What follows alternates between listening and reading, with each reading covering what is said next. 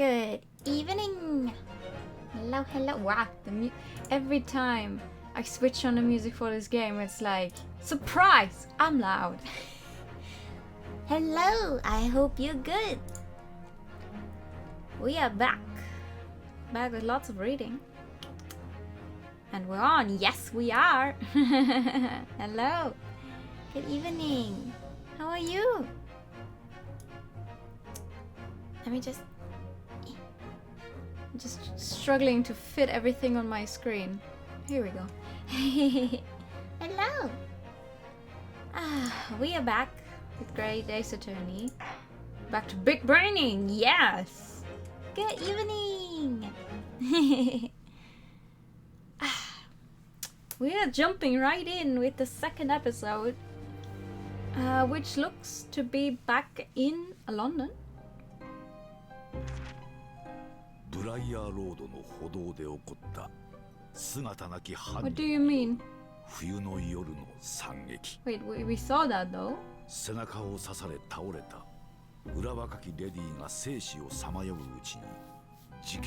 Oh no, they're just being like, oh, this is what happened the last time.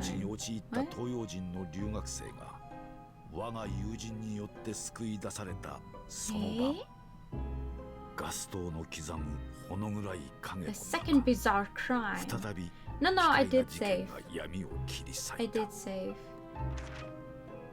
I just stopped right here last time. Ooh, sensational headlines. Haunted Department of Death. The Dread Demon of Cold. Ooh, that doesn't sound nice. It's a recap, apparently. Kind of. Because, I mean, it looks to be connected to another case in the first game. Ooh, I really like how they write the stuff in these scenes in the background with the how do you call that? You know, the font being the way it is. It's nice. My name is Inosuke Naruhodo. I'm a fledgling lawyer just starting out on my journey. We know that. 6 months ago, I arrived as a visiting student of law, having made the long voyage across the sea from the Empire of Japan to here, London, England. Yeah. And on the way, in quite extraordinary circumstances, I made the acquaintance of a world-famous detective. True, and now you live in the attic. Currently, I reside in the attic of the detective's own lodgings, from where I run my legal consultancy of sorts. I've successfully defended a number of clients in Britain's highest court, the Old Bailey. But since a particularly grueling and unforgettable legal battle 4 months ago now, I haven't returned to the courtroom. And true, I lost my right to return? Wait, what? What the fuck happened in those 4? But that epic trial was just one small part of an epic tale, a tale which was now about to waken from slumber. Thanks to a letter that arrived this morning from my homeland. Oh, what is going on? Are you hungry?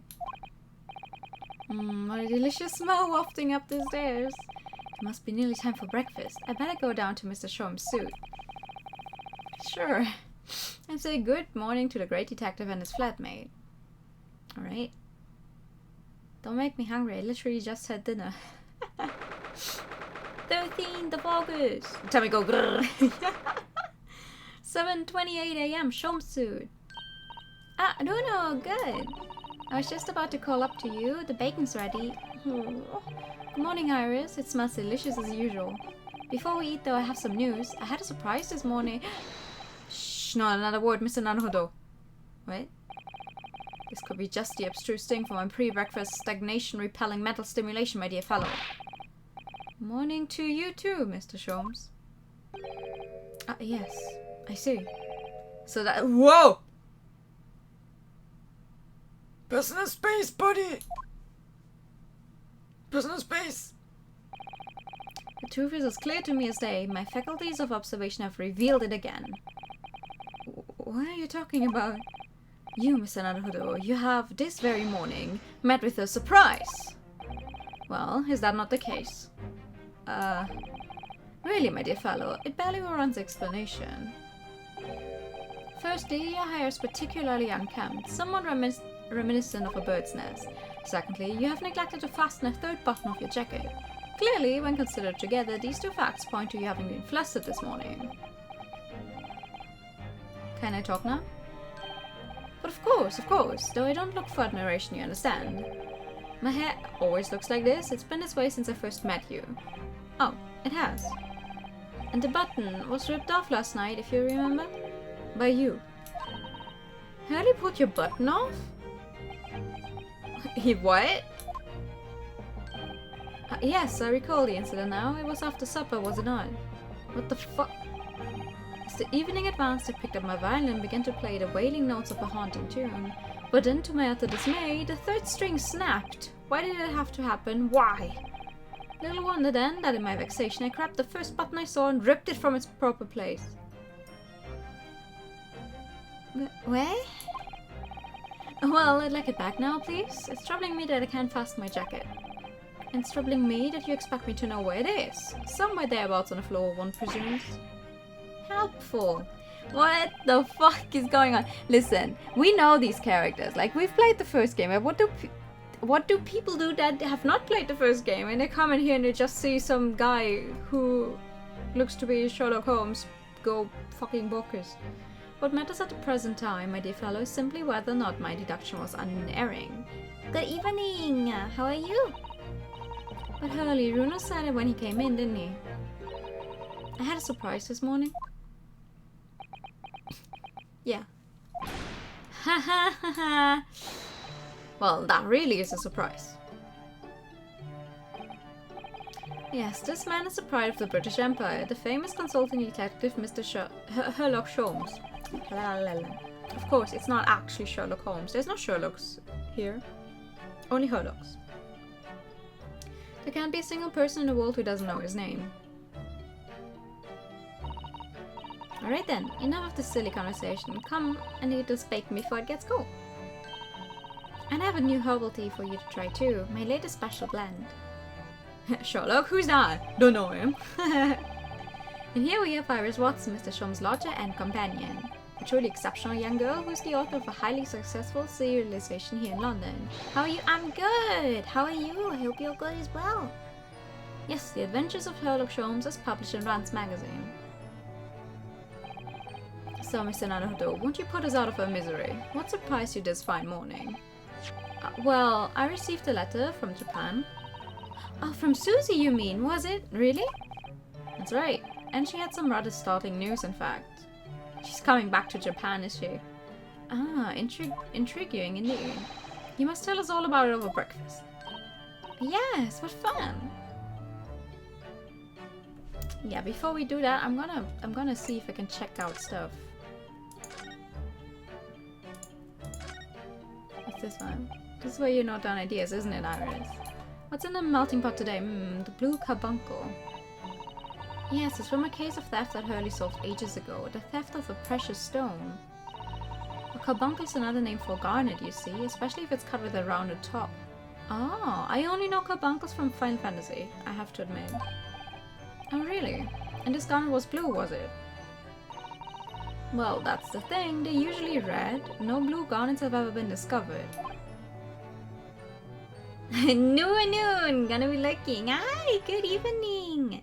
I hope you're good. Oh. So who knows what a stolen gemstone actually was? That's the real mystery of the case. A proper Sherlock Holmes conundrum, huh? Because I found out that apparently there's lots of things you can investigate in the background that, and apparently this is one of them, the blackboard changes or something. And I've never, I have not looked at it once in the first game, and I'm very sorry. I'm so sorry about that. It's the same with, Oh, wait, I wanted to talk to... Why am I proceeding? I just wanted to... Wait, what? Oh, no, it just does that, okay. Another thing is with the spade. The office spade. Now that the citizen's gone, the shovelers aren't represented to correct me. Maybe I'll have to do it myself. That's not a spade, Naruto-san, it's a shovel. Apparently there's like several of these you can get over the course of both games, like if you check all those spades or shovels, whatever you wish to call them now. In the same way that the ones with Phoenix Wright has the ladder, step ladder arguments. So now I'm really sad that I missed out on these so far. And also, they're tied to achievements. Otherwise I wouldn't have even known about this. It's like, oh, that's a bunch of achievements I'm never going to get! Ha! Unless I play through the game again. Alrighty. So what's the news?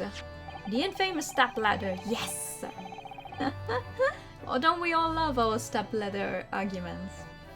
I mean, they even put the step ladder thingy into the Professor Layton and Phoenix Wright Ace Attorney crossover. That was fun. This is the letter that arrived from Japan this morning by international post. Oh, how lovely. Look at Susie's beautiful writing. I wish I could read it. And how's your judicial assistant faring, may I ask? She's very well, thank you. In fact, according to what she's written, she actually appeared as a lawyer at the Japanese Supreme Court and won a case. Really? Oh, isn't she wonderful? Oh, I cut above your good self, my dear fellow. I've won cases too, you know. True. Apparently Mr. Natsume appeared in a trial as a witness. Natsume. No, I don't recall that name. Of course you do. We helped the man twice, and we're probably going to help him a third time. You know, in those two cases that took place on Briar Road 6 months ago. Ah, the mustache-twitchy man with the somewhat feline eyes and a mustache. He didn't have two mustaches, Hurley. No, that he didn't. Yes, I could forget those two cases. They made a very deep impression on me. Although I must confess, the details are a little hazy now. Pikachu, okay. Pikachu. Pika Pika. Pikachu. I'm a little too high up. Here we go. No.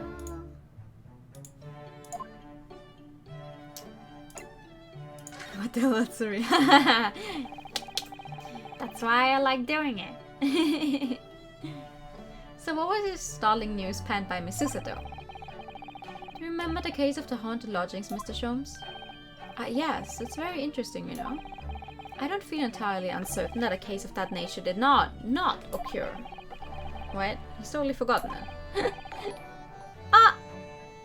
Hello, good evening. Thank you so much for the raid. Hi. Oi.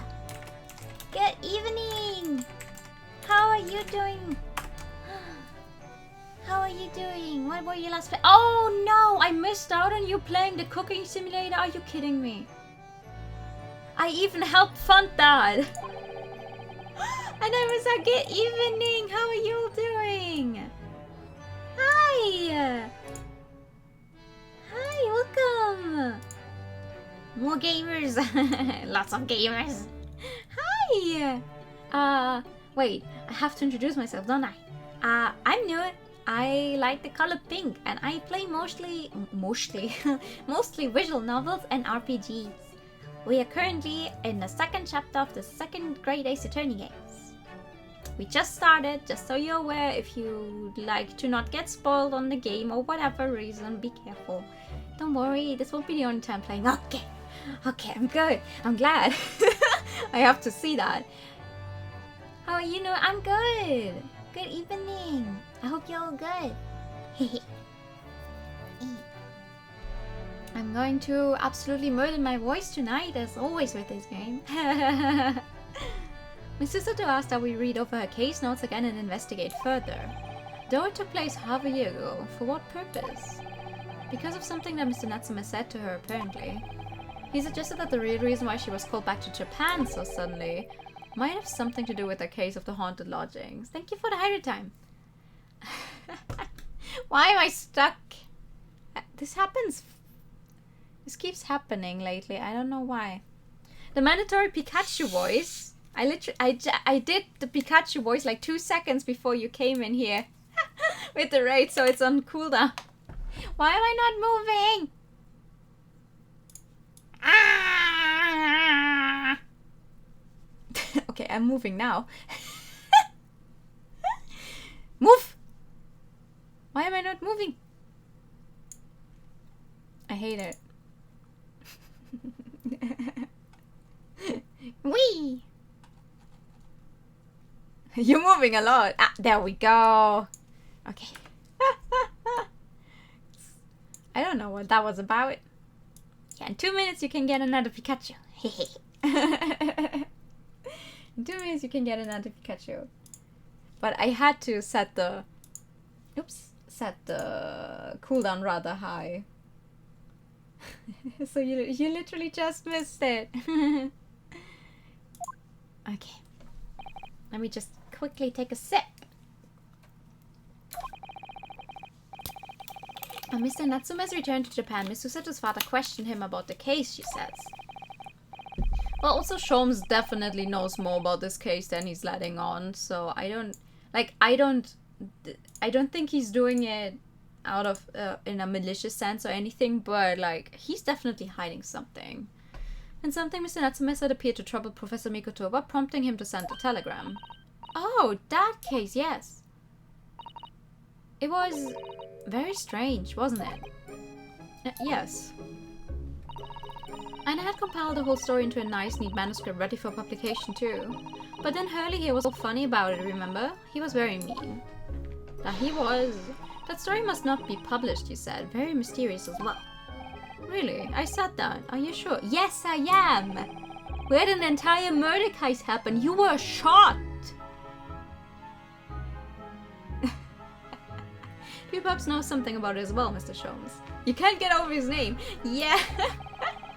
I love it. About why Miss Susato was suddenly told 4 mouths ago? Wait, what? Okay, here we go. Pikachu. Pika Pika. Pikachu. 4 mouths ago, what the fuck? That's a typo. A typo in my Capcom game, how dare they?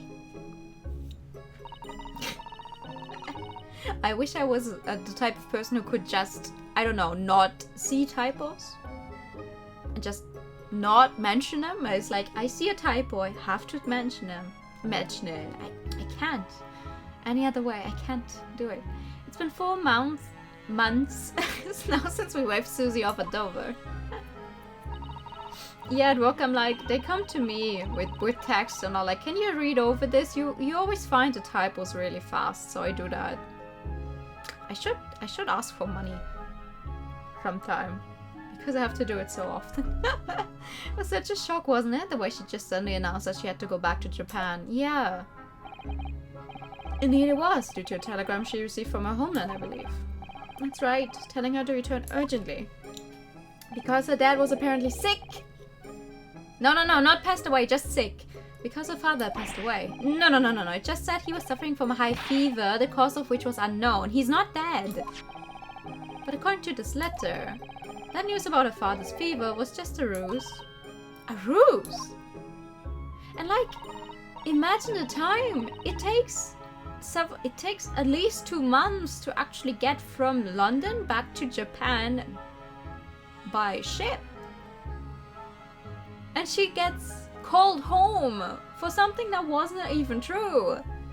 So Susie's daddy lied to her so that she'd make the voyage back home. Why would he do that? I have to admit, I have absolutely no idea. But she believes it's almost certainly related to the case of the haunted lodgings.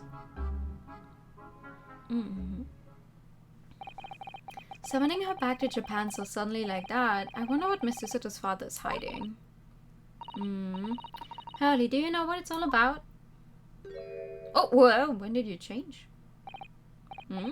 Oh, well, who can say? What? But you said... Please, I have engagements, my dear fellow. My calendar is quite surprisingly full today. And a stringent analysis of the matter would be excessive, I feel, even if I were quite at leisure. So, mind the fault in my absence, won't you, Iris? I will, Hurley, don't worry. See you later. Proofreading is a job. That's true, that's true.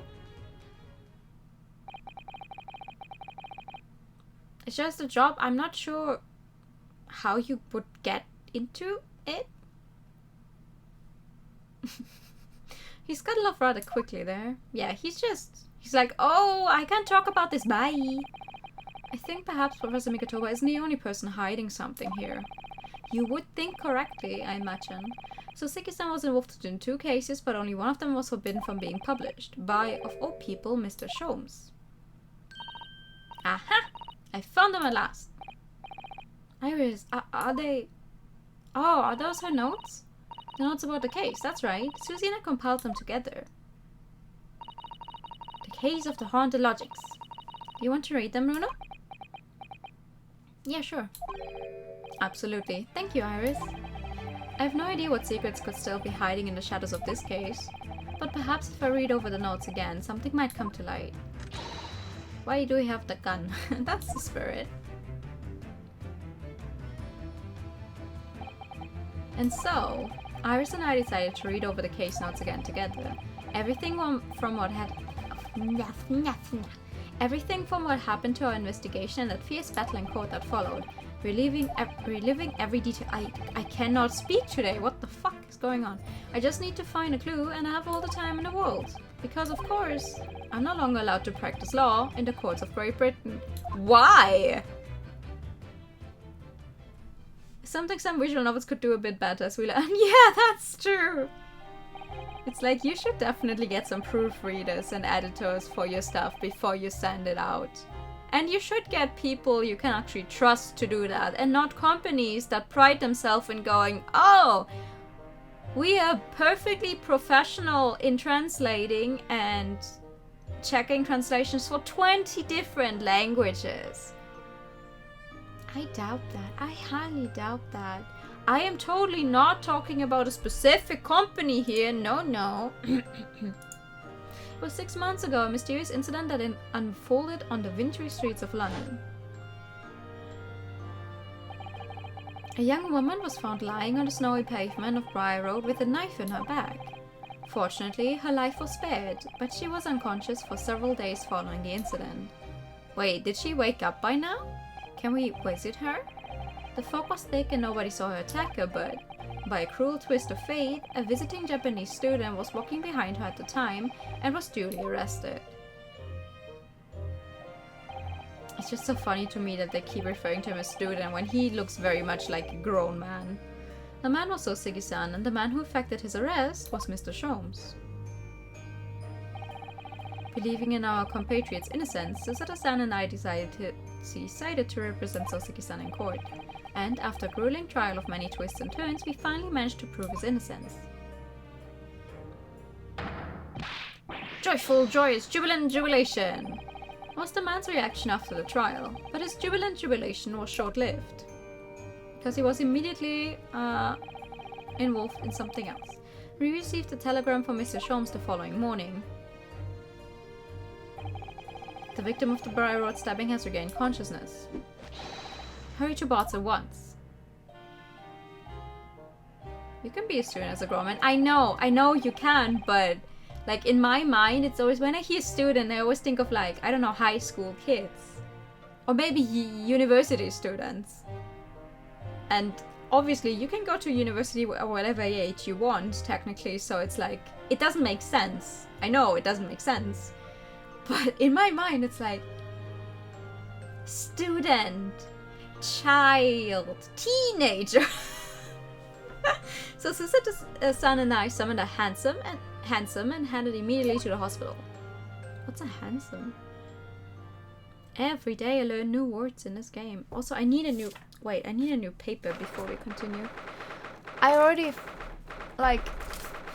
finished writing on this one piece, you know, when I take notes while playing the games, and it's completely full. I need a new one. Whoop. There we go. 21st of February, 5:30 a.m. St. Bartholomew's Hospital Recovery Ward. Oh, is this going to be like Is the entire second one just going back to this? There you are at last. Good morning, Mr. Sholmes. Good morning. I think not. What? It's not a good morning? You're late! What on earth took you so long? Your telegram only arrived at 5 o'clock, Mr. Sholmes, and it's a 20-minute ride to the hospital. That's right, it's 5:30 now. I think we made very good time. The time is utterly irrelevant. The fact is I've been waiting for what has felt like an eternity. That's not my problem. This looks like an art student's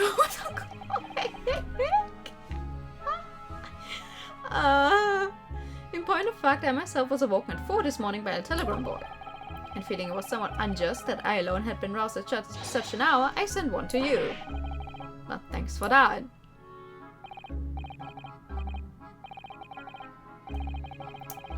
Anyway, you're here now, so the victim is over there. She's only just regained consciousness. Oh, there she is! You should introduce yourselves, and I shall observe from here. Okay. So that's the lady who was found on a snow-covered pavement with a knife in her bag. Her name is... Ah, yes, here we are. Miss Green. Yeah, I can see that. I can see that she's green.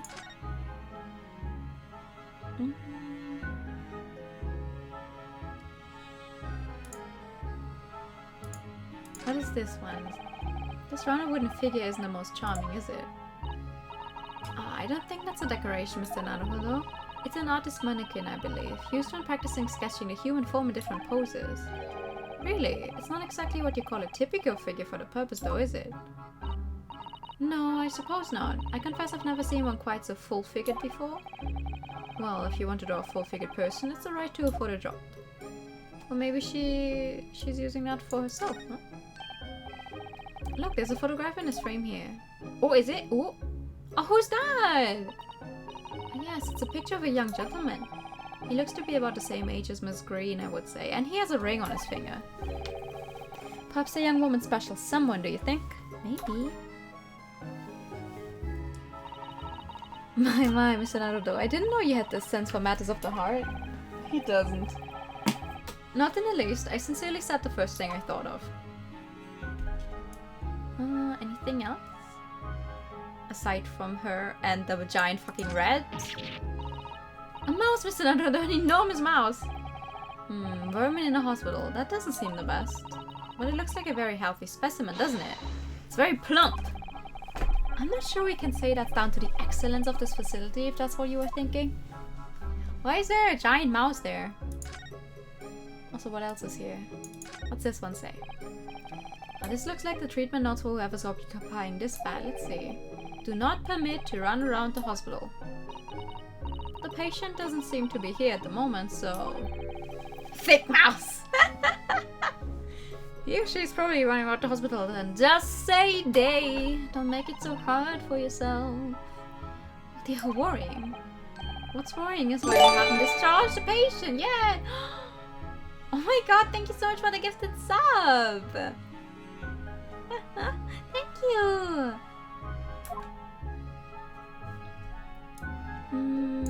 What's in here? There are all sorts of medicines in this cabinet. Look, I'm not sure if it's safe leaving them in reach of everyone like this. Yes, you're right. I can't imagine if you were peckish, you might try a whole bottle or two. Well, at least there seems to be a little lock to secure the cabinet doors. I love new emotes. Yay! I don't imagine that would stop you if you were hungry. I worry that you'd break the lock. Hunger doesn't turn me into a criminal, you know, Mr. Soto. Oh! It doesn't? It doesn't? Okay. What does it say on her paper? This looks like the patient's treatment notes. Let's see. Do not feed. Do not feed? What is this place? A zoo? You know, I seem to remember seeing an almost identical sign in our local park. For the pigeons, yes. This is a person. Poor woman. I hope she hasn't read this. Oh my god. Do not feed? Feed? Okay, let's actually talk to her. Good morning.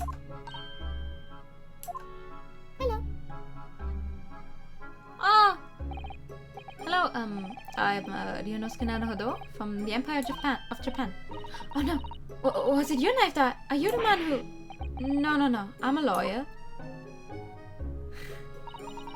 And I'm Susato Mikotowa. Pleased to meet you. Oh no, what was it your knife then? Are you the one? No, I assure you, I'm Mr. Naruhodo's judicial assistant. We heard that you regained consciousness and wanted to come to give you our best wishes. Best wishes? For me? Thank you.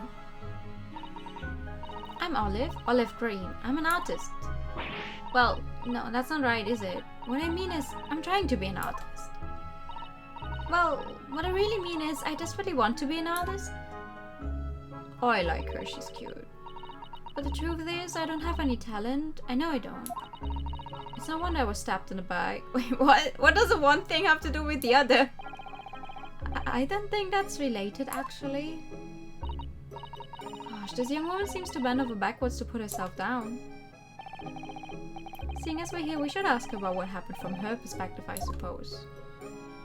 Oh yeah, let's do that. To suddenly be struck in the back by a blade as you were walking along the pavement. What a terrible experience you had, Miss Green. It was so cold that day, and the fog was so thick, I couldn't see a thing. Olive Green is a name. Any other colors running around? Oh yeah, definitely. This is very much an Ace Attorney game. We're probably going to meet a Sapphire Blue sometime or something, or Ruby Red, or I don't actually know any other names off the top of my head. But like, I think they would all very much fit into the universe. That was 4 days ago now, I think. Is that right? Yes, that's right. I'm afraid you've been comatose all that time. But the case has been solved, hasn't it? Well, they've been here in hospital, I mean. Indeed it has, my dear madam. Spectacularly by none other than I, Herlock Sholmes. That's not true. Mr. Sholmes, as you well know, it was Mr. Naruhodo's hard-working court that solved the case. Are you yet to hear what happened, Miss Green? Yes, I'm afraid so. A gentleman from the police force is supposed to be coming to fill me in shortly. Oh, I see. Me coming around seems to have made everyone frantically busy. I'm so sorry. I should never have regained consciousness! It was selfish of me! Ma'am! Ma'am! Please! Oh no, we're also relieved that you're on the mend, Miss Green. Really, we are. You are actually one of the only survivors we've ever, had in court? Kind of? With that kind of attitude, maybe her surname should be blue, not green. Aww. So, you're an artist, are you, Miss Green? Oh no, I couldn't possibly claim that. I'm a fledgling artist at best. I mean, I'm a student of art, really, at the Thorndike Academy of Fine Arts. The what now? An Academy of Fine Arts. Great Britain's such a wonderful country. Tell me, Miss Green, do you live hereabouts? Oh no, actually, I don't deserve it, but I have a little flat on Brixton Road. I'm sure she actually lives there. I see, how very interesting. Oh no, is it? Brixton is some 10 stops away on the underground from here. And Thorndike Academy is a mere 3-minute walk from Brixton Town Centre. Does that matter, Mr. Sholmes? Perhaps not, but Briar Road is a far less what the fuck is that? Salubrious part of town by comparison, well then my dose of inferior means. Including the maleficent Mr. Moustache. That's not his name. Inferior means. I suppose Osage-san does fit the bill. You guys are so mean. It struck me as somewhat that out of the ordinary for a young fine art student to be walking in such a district. That's all. Oh? Maybe she was buying... wait, what? What's this? She suddenly clamped up. Mr. Sholmes, you should be ashamed of yourself, prying into a young maiden's private affairs. Oh dear me, do forgive me. If you don't mind... I'm being discharged shortly, so I need to pack up my things. Oh, yes, of course. We won't keep you. Thank you so much, Miss Green.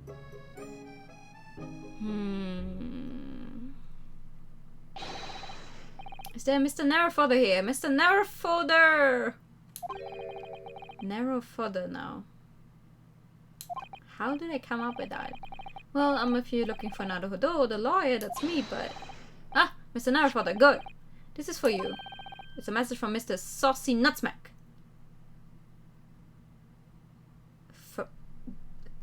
Soseki Natsume? Mr. Natsume, send a message to me. But why would a policeman be delivering a message from Mr. Natsume? Exactly. What's going on? I had to think for a second who the fuck they could mean with Saucy Nutsmack. What's a Scotland Yard constable doing playing delivery boy at this time in the morning? What are you waiting for? Let me see that. It's not for you, it's for me. Well, this is most unexpected. Is something wrong, Mr. Sholmes? Is something wrong, Mr. Sholmes, he says. Have you not seen this note? No, you literally ripped it from my hands. Oh, would I? Would seem that London's criminals have no intention of letting a great detective rest. A new case calls, a case of murder, no less. We must depart at once. Murder? Murder? Call a cab, time is of these sets. But the trouble is, we've yet to read Mr. Natsume's note. I was thinking we ought to pay him a visit in his lodgings once we did. That will be entirely convenient. Convenient? What do you mean? It's all here in the note, my dear fellows. Let me see it then. The murder we must investigate took place at Mr. Moustache's lodgings. Wait, what?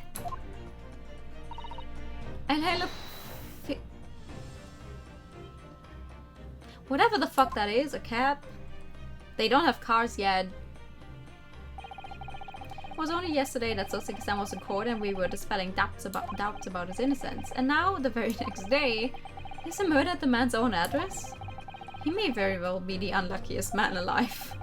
Or so it seemed to us at the time, but we were soon to discover it was worse than we thought. Oh, great! That's lovely. I like going from bad to worse. Ha! Ha ha! 21st of February, 7:18 AM, Mr. Natsume's lodgings. Ground floor. Oh! It's the funny guy we only met like once. What on earth? The gentleman is deceased without question. He's dead. Local student Mr. Naruhodo Esquire. Mr. Natsume. Oh, why is this happening? Why to me? I've only just got out of court yesterday. I was finally home after 2 days of misery. And then I wake up the next day to this. No early bird should catch the worm like this. Woeful, warm without wiggle. Wiggle. Wiggle, wiggle. I see you in high spirits again this morning, Mr. Moustache. Ah! Not the horrible hell-log Sholmes. Shoo! Shove off! Show yourself to the door. I never invited you. Mr. Sholmes came here with us. I'm quite sure he'd be able to help you, Mr. Natsume. Yeah, I don't think they're on good terms, though. I'm entirely at your disposal, Mr. Moustache. What can I do for you? I feel it. Oh, hi. Here they are, already. The busybodies. Oh, I want chips. I want chips. Every time I see him, I'm like, fuck, I want chips. Inspector Gregson, what a pleasant surprise.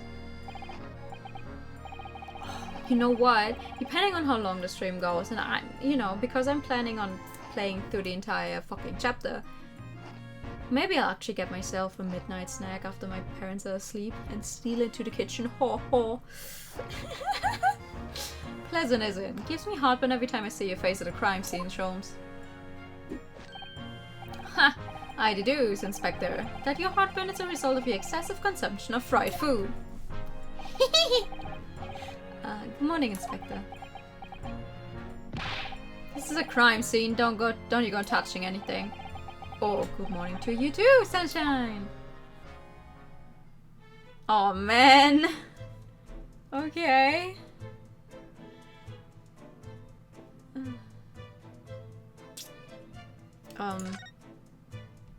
Can you tell me about the fucking crime?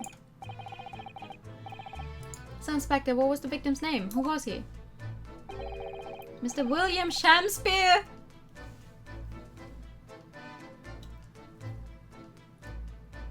His name was what?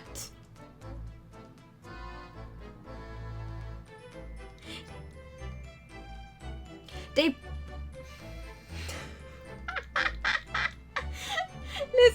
Listen. They have to change Sherlock Holmes to Sherlock Sholmes. They have to change Watson to Wilson. They keep Soseki Natsume. And now they give this guy the name William Shakespeare?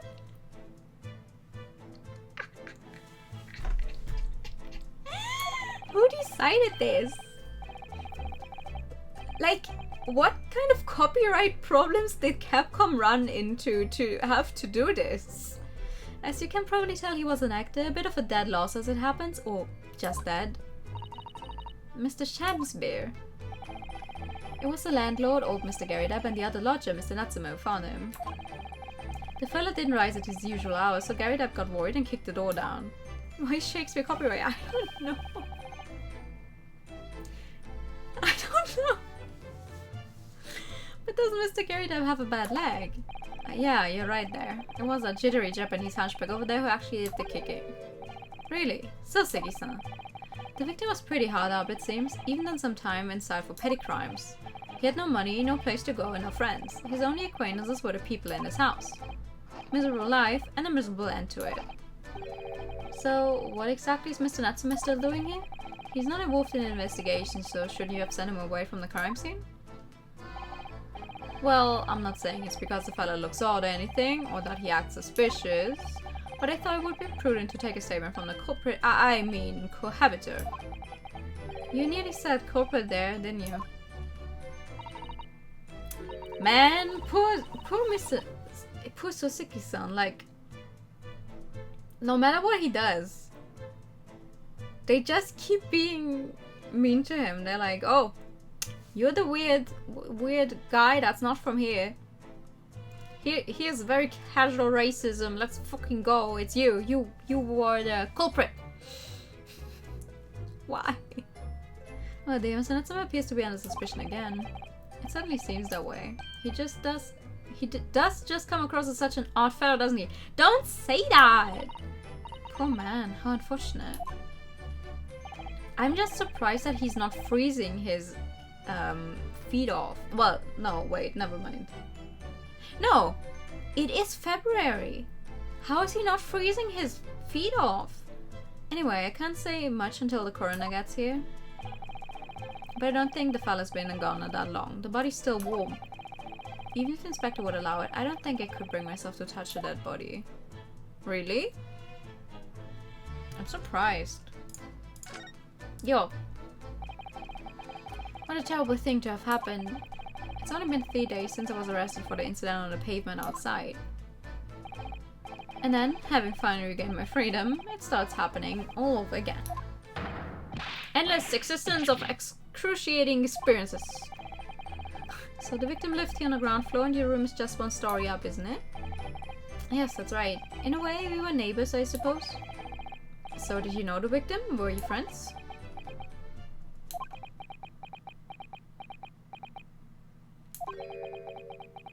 Is that a no? What's the matter with Soseki-san now? It was an innocent enough question, wasn't it? Why does he seem so shaken by it? Well, I suppose he wasn't a complete stranger. But did he ever invite me to his room? No, never. On my honor, I swear it. What an extreme reaction. You're probably wishing you'd never asked now, aren't you, Mr. Naruhodo? When we found him here, I felt wretched, which is why I sent word asking you to come. To the inspector over there. Ah, that's... What? Sholmes, what the fuck are you doing? Mr. Sholmes, what are you doing? Ha! You need only observe to know it, my dear fellow. Investigating, naturally. There's nothing natural about that pose. Mr. Sholmes, have you made some miraculous discovery? I wonder if Susato will ever, like, take off her goggles of admiration for the guy, seeing him act, you know, the way he does in real life. Patience, my dear madame, patience. We've not been here in this room 5 minutes. So far, all I've managed to deduce is what actually happened. My goodness! But isn't that everything we need to know, Mr. Sholmes? Now did you propose the idea? I believe one could indeed see it that way. At the present time, I've managed to draw 2 incontrovertible conclusions.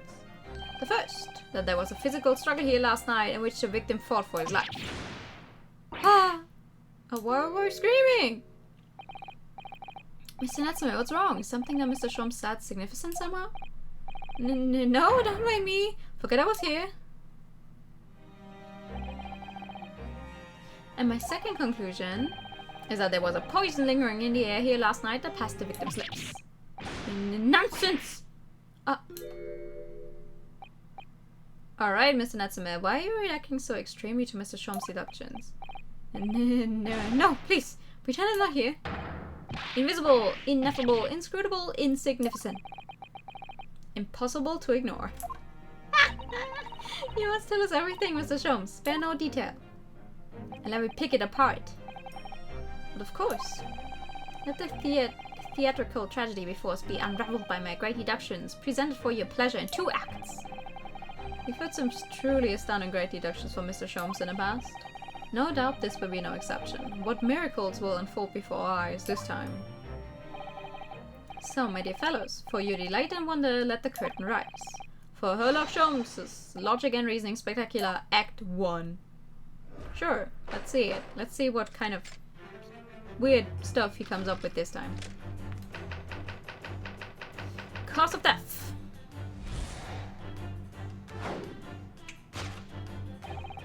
Careful observation of the victim reveals to us the events that transpired in this disconsolate room last night. Form at the mouth of the deceased clearly indicates the use of poison. Next to the victim, we notice a large dining plate which contains, you will observe, 1/2 of a sizable bar of soap. Meaningful, indubitable. Wait, that's soap? Why is the soap set so purposefully upon the dish? Like the victim's last supper, in fact, yes. Why would he eat soap? Could it be that the man was about to eat it? Of course, the fork reveals the answer. It appears that the young man's appetite was his undoing. Taking up arms in the form of his cutlery, the victim engaged in a deadly battle for his life. Yet the struggle against his hunger was in vain, for in the end he couldn't resist devouring the slippery feast. But Lonnon's foul soap is besmirched by foul poison. Yes, the victim's life was claimed by poison that tainted the contents of the plate. But soap and the leather about the young man's mouth are too perfectly matched to ignore. No, I don't think so. The cause of that was clearly intoxication due to excessive ingestion of foul soap. Though personally I have a greater interest in the taste of foul candle wax, of course. What? Every other word that comes out of this man's mouth is just making me lose my mind. Suicide or murder? Murder. The cause of death identified, we proceed to Act 2, where we ponder the next question. Was it suicide or murder? The audience will recall that death occurred during the victim's last supper. Did the man dine and die alone? Does single teacup suggest the answer? To draw a conclusion on such meager evidence would be foolish, however, certainly. The careful criminal could have absconded with his own cup to cover his tracks. Well, allow me to lift the veil of doubt, my dear fellow. Oh, what? Why is he... Indeed, what reveals the answer, of course, is the broken lock. Though forced open now, at the time of the incident, this door was locked. And the sole key was in the victim's pocket. In other words, when the victim consumed the poison, he must have been alone. alone with his inferior soap from whence wafted an inferior scent. That doesn't even make sense. And with that acrid aroma lingering in the air, the victim at his end, in tragic solitude. We can take comfort only in the fact that his soul was well cleansed on its way to the hereafter. Ha ha ha ha.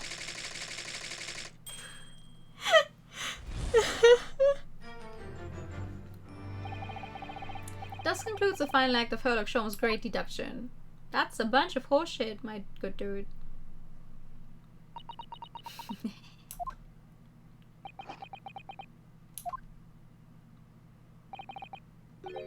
There's just one thing, Mr. Sholmes. You're disposed to identifying just one thing, aren't you, Mr. Naruto? Pray, what concerns you? Well, no matter how hungry he was, do you really think the man would have eaten soap? It's quite apparent that this man had barely a penny to his name. It is a curious thing, but to one so destitute, soap can suddenly appear quite irresistibly appetizing. How extraordinary. Wouldn't he have rather eaten snow than soup, though, if he actually, you know, was that hungry and didn't have anything else to eat? In truth, I have tried a little soap myself in the past. You've eaten it, you mean? My dear fellow, it was some time ago now. My postulation was that it would cleanse my gut. I don't think that's how it works. And did it? As I writhed in agony on the floor and spilled the contents of my stomach, yes, I believe it did. The experience taught me a valuable lesson. Soap is quite poisonous. It has an unpleasant taste and leads to great discomfort. In summary, I cannot recommend it. Did any of you guys ever lick the Switch games? Believe me, I wouldn't eat it even if you did. There's something that troubles me as well, actually. What's that? It's Mr. Natsume. Ah! Why is he so scared? I couldn't help noticing him shuddering and quivering out of the corner of my eye. Almost as if Mr. Sholmes' deductions touched a nerve somehow. Nonsense! Well, that clenched teeth episode didn't last. I think, judging by Mr. Natsume's reaction, the great detective's deductions may need some gentle corrections in order to reach the actual truth. Yeah, we're good at that.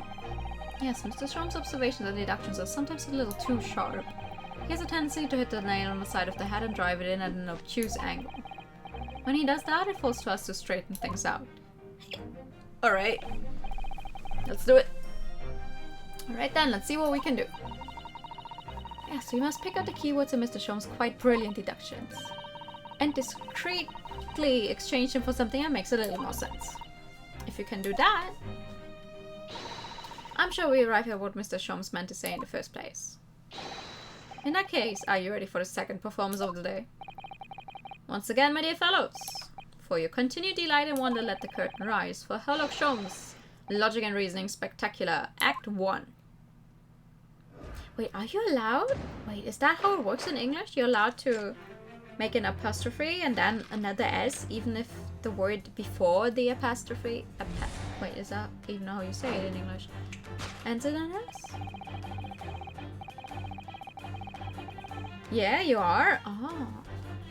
Interesting. Careful observation of the victim reveals this thing. I think it's called an Oxford comma. No, the Oxford comma is if you write a comma in front of an... like if you make a list of things and you write a comma in front of an end. That's the Oxford comma, which is like if I were to say my I don't know. It's like you have three different people, right? And what they do. So it's like, oh, my mom, comma, a baker, and a lawyer, blah blah blah blah blah. So if you don't write the comma in front of the and lawyer, it could be read as my mom, a baker and lawyer. So the mom is a baker and lawyer. But if you would write the comma in front of the end, it could be my mom, a baker, and a lawyer. So 3 different people do whatever you continue the sentence as. That's the Oxford comma from all I know.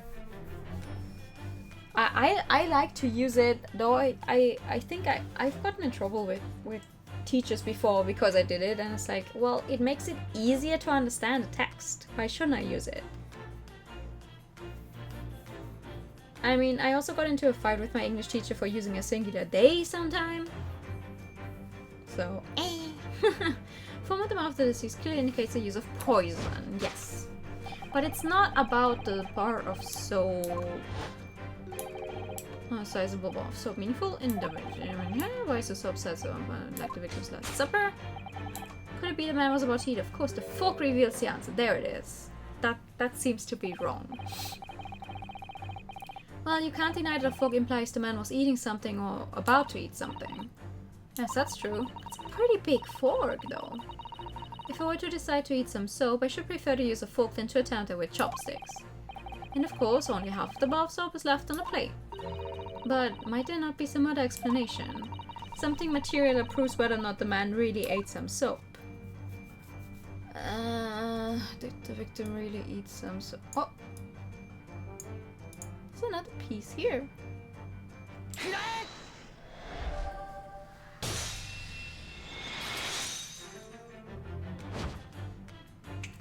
Snap! Could it be that the man was about to eat it? Of course. The other piece of soap reveals the answer. It being the other half of the soap on the table, in short, the victim was not eating soap at all. But it's obvious, really, for no depths of hunger could drive any man to attempt to eat soap. Even I, with my unquenchable thirst for practical knowledge, took only a single bite. But that begs the question of how the man was poisoned, because there's no sign of any food on the table.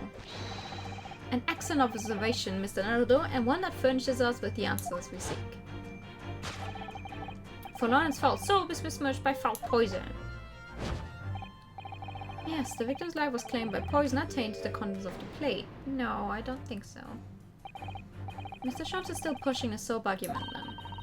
Perhaps he's suggesting the man licked the soap rather than ate it. If soap alone is that poisonous, I don't think I want to be washing my hands with it. But there are no signs of any food in this room at all. But, you know, you could drink poison though. Of course, food isn't the only thing that passes people's lips, is it?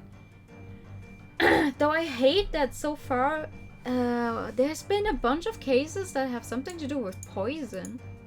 That's a little weird to me. The teacup.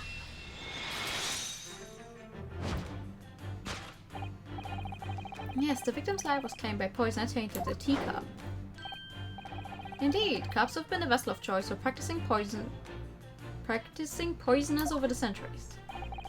And it would appear that this victim drank every last drop. There's no sign of food anywhere in the room. Which leads us to the immutable conclusion. The cause of death was clearly intoxication due to the ingestion of poison contained in this teacup. There we go, fixed it. He did not lick soup. Soup? What? Soap! Hello, brain? Are you there? I would like to use you. Cause of death identified. Huh? Was it suicide or murder? The Last Supper?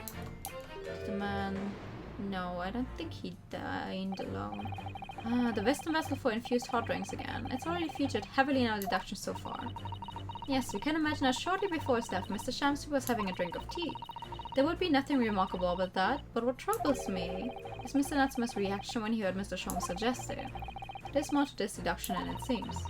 We must closely examine the scene of the crime again for some clues. Wait, but there's one cup here, and he has another one in his hand. Why would he have 2 cups when he's drinking alone? That doesn't make sense. Did the man dine and dine alone? The set the teacup suggests the answer. Yes, there were 2 teacups in his room all along. Huh. In other words, this is a strong indication that at the victim's last supper. And there was a guest present. Whose silhouette was that? At the very least, we can say now with certainty that somebody else was in his room last night taking tea with the victim. What are you talking about?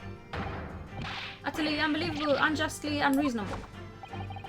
To draw a conclusion on such meager evidence would be foolish, however, certainly. In which case, what more can we deduce about this possible guest at the table?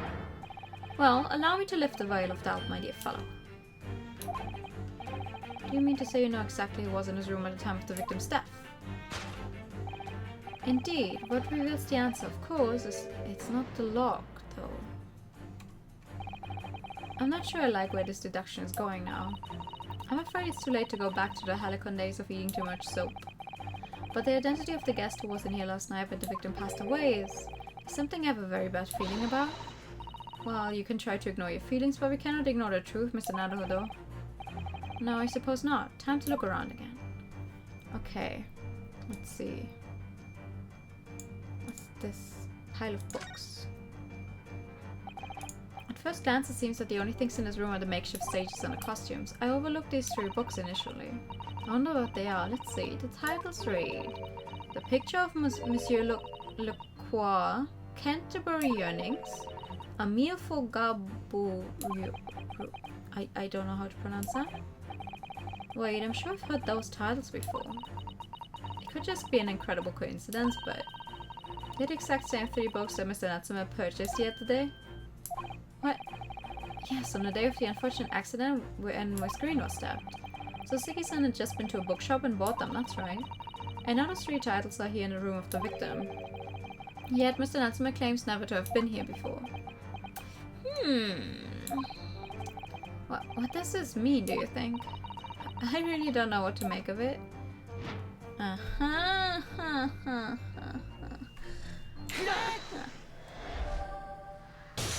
Ding!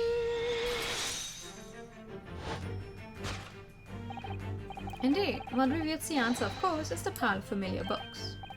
Quite so. It's no mere coincidence that these 3 titles are here in this room. It's a link to the truth. Uh-oh. Mr. Natsume, you purchased these books 4 days ago at a second-hand bookshop. That's just a coincidence. In that case, you will be able to bring the same 3 titles from your own room, will you not? This very moment. No, never. Non-negotiable. Negotiable. If you can't bring your own copies here, it proves that these 3 books are in fact yours.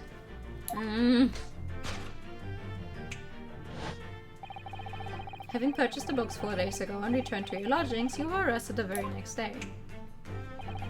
So you could conceivably have brought the books here in the evening, but you never mentioned that.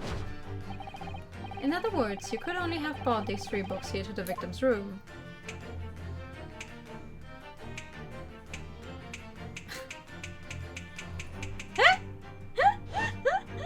I like that, he just keeps moving. Last night, having returned to your lodgings after the trial concluded at the Old Bailey.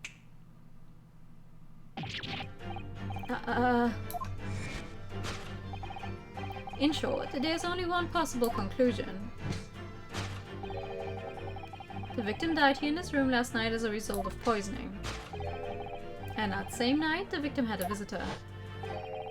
And that visitor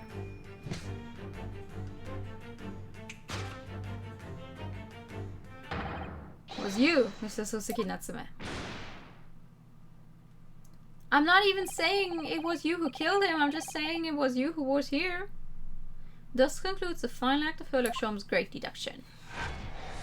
That's unfortunate for him, though. It's like, imagine you just get out of court and you immediately are stuck in a murder case again. That has to suck. Yay!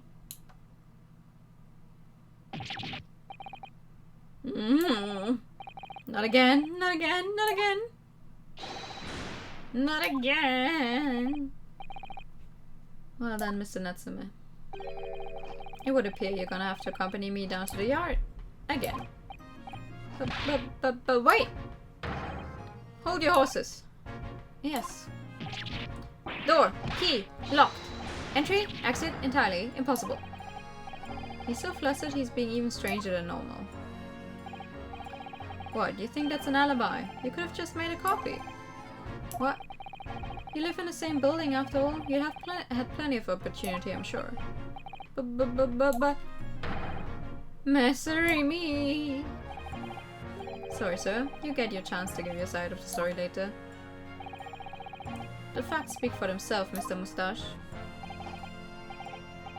You horrible Harlock Sholmes! He really has found himself an arch rival now, hasn't he? Come on now, no dilly-dallying. Outside, there's a carriage waiting. Poor dude! Look him soon, Mr. Nanahudu Esquire. I never imagined I'd be in this position again, but... You have to help me, please!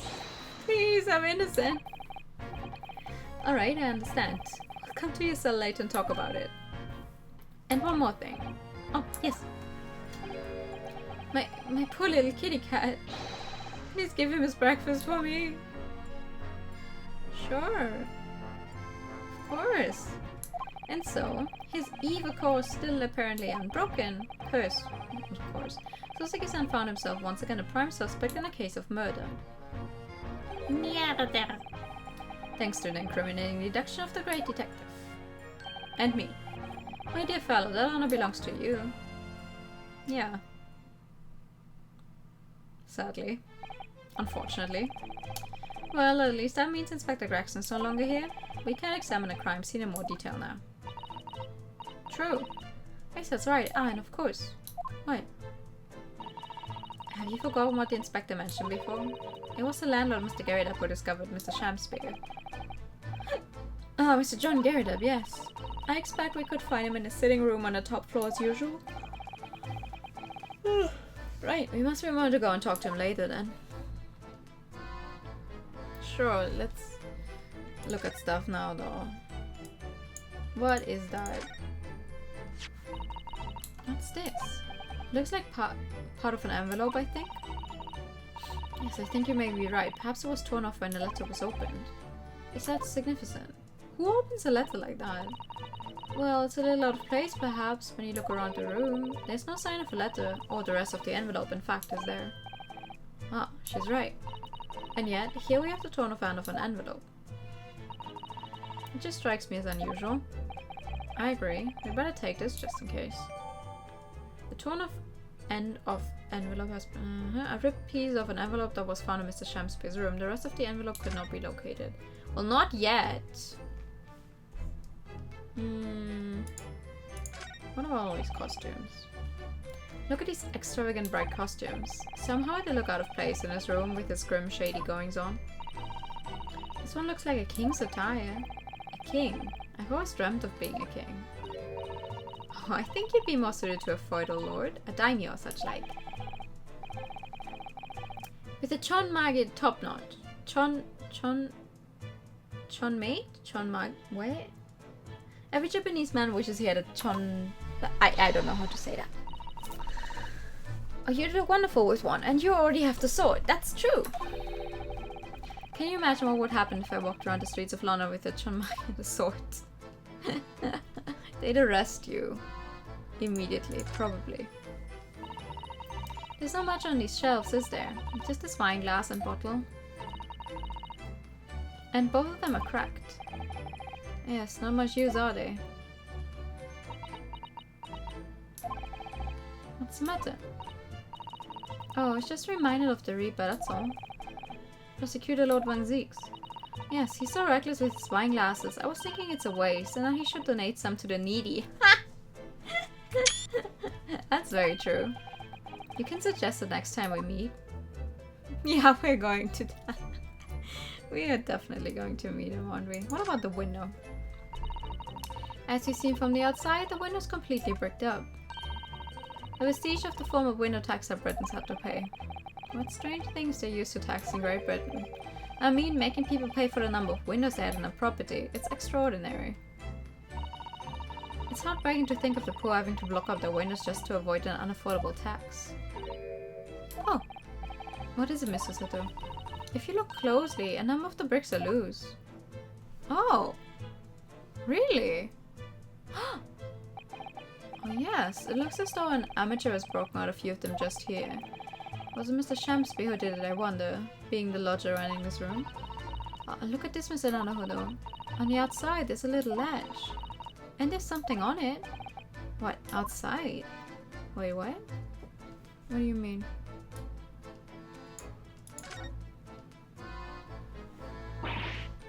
Brr, it's so cold outside. You can feel it through this gap. It did snow all last night. It would be cold.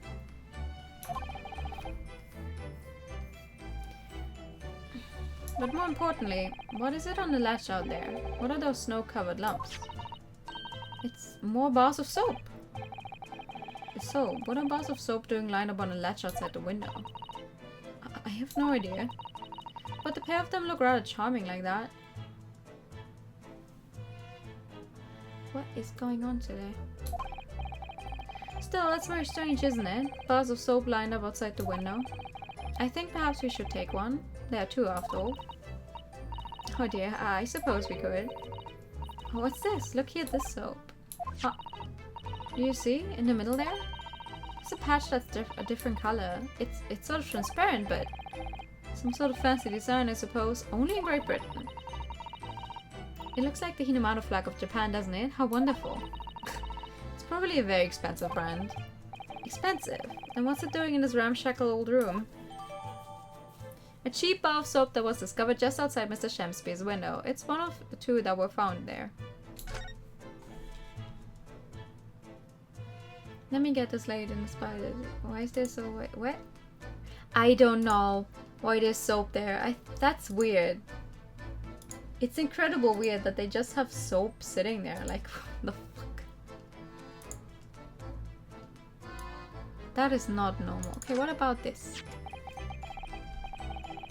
And here we have another disproportionately large machine. This looks like a meter of some kind. Why am I getting stuck today? Hello?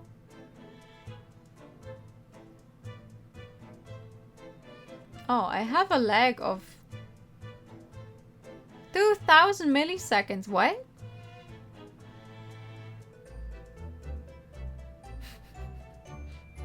Hold on.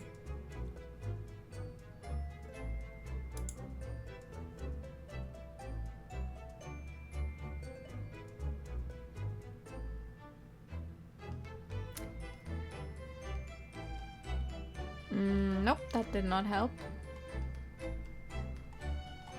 At all. Just come back, so assuming the guy on the table. Yeah, the guy on the table is dead. That he is. Just a second. I really don't get what's wrong tonight. I'm just trying to play a game.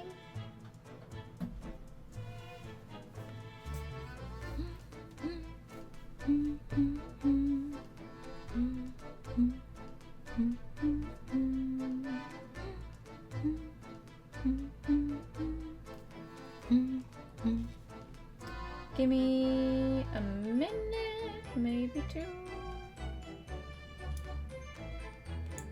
Because this is annoying me a little.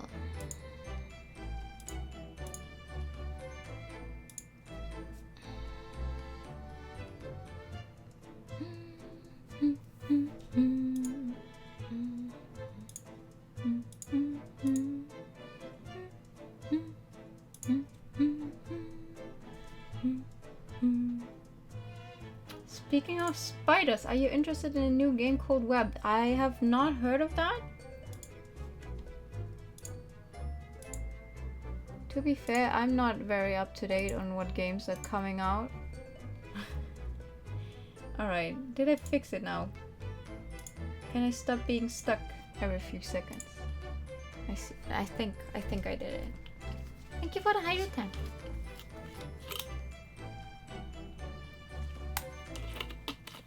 Oh wait, I'm really small now. Let's change that and then we can finally continue. Here we go.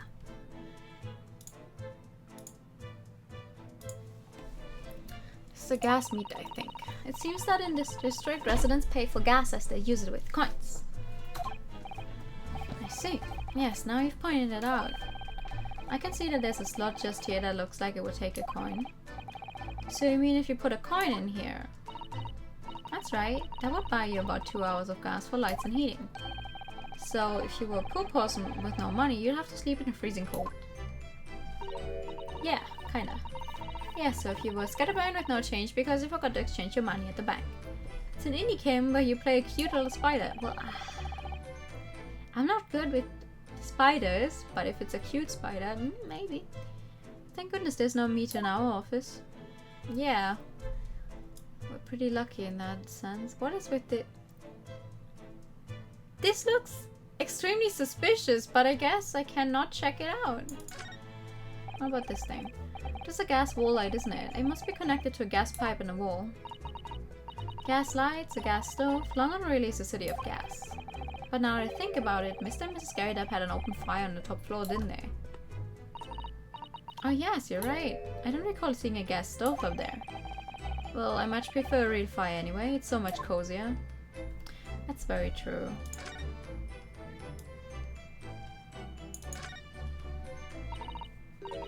This is some sort of makeshift stage, I think, isn't it? Where does the audience sit, though, for the nightly Shakespeare performances? Actors aspiring to the great stage must practice the art, Mr. Nanodo, with or without an audience. In fact, on a related note, perhaps you should set up a mock bench for the defense in your office. What? Then you could practice your art every single day. Think about it, if you promise to don a beard and play the role of the judge. Well, if that would help you achieve your goal. This I have to see. She would do it. She would actually do it because she's a good friend. Okay, have I checked out everything? I have checked everything except for... No, I think I have checked everything. No, the teacup. We haven't checked the teacup. One of the teacups that Mr. Shamsby and his guest drank from last night. But don't go drinking from them, Mr. Nanodo. There's bitter poison inside. I'm not planning on drinking any, don't worry. Anyway, the cups are both empty. That's true. So one was Mr. Shamsby's, and the other must be the cup that Mr. Natsume was drinking from. But Suzuki-san wasn't poisoned, of course. Perhaps you should take these so we can examine them in more detail later. Teacups used by Mr. Shamsby, Mr. Natsume. The one with the green line around the rim was Mr. Natsume. Yeah, the guy drank tea, but apparently was poisoned. We don't know who did it yet, though. I wouldn't trust gas pipes in a room that looks so broken down. That's... yeah, absolutely. And then you have these windows completely closed as well. Looks like you're having a good snoop around, eh? Sup? Inspector Gregson, back so soon. After I threw that little Japanese fella in the clink, I went and reported this to the investigation division. In 5 minutes' time, this place will be cordoned off by the yard. Oh, I see. Well, we'd better be leaving then. Poor Mr. Natsume must be feeling very low being back in the cell again so soon. I'm sure we should probably go and...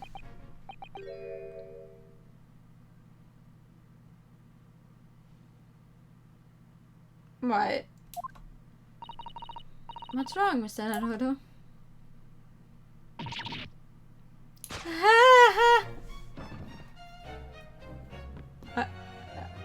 Are you okay? Oh, without brief candle, life's but a walking shadow, poor player. The struts and frets his hour upon the stage, and then is he heard no more. Now, how sounded the next part? Might has come back from the dead. It's a tale told by an idiot full of sound and fury, signifying nothing. Indeed, oh happy day. I've never... What the fuck? What? Walking Dead!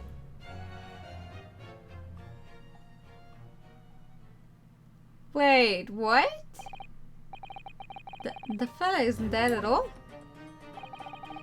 What's that nonsense he was saying, though? Shakespeare. I think, yes, it was from William Shakespeare's Macbeth. Soliloquy from Act 5, Scene 5. Shakespeare. I've never read Shakespeare. Neither in the German, especially not in English. I don't. So was that the victim, Mr. William Shakespeare, came back to life. If the man had indeed been poisoned, it transpired that it hadn't killed him.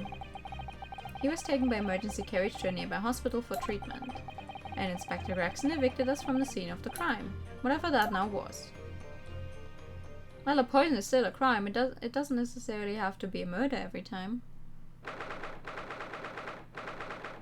21st of February, Briar Road. Whatever do you think will happen now? Good question. What a strange situation for Mr. Natsume, arrested for murder, but then the victim comes back to life. I think perhaps the victim was never dead in the first place. It seems very likely that Mr. Shakespeare did consume poisons we deduced, but was it an accident, attempted suicide, or attempted murder?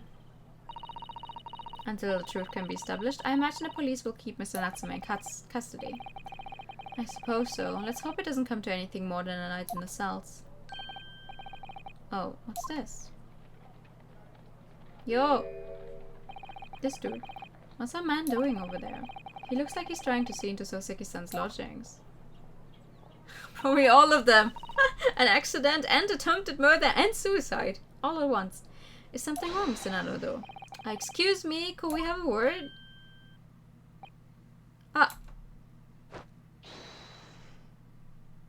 What? He just ran off. What the fuck? I feel sure that I've seen that man somewhere before. Where was it? I do too, but I don't remember. How unfortunate.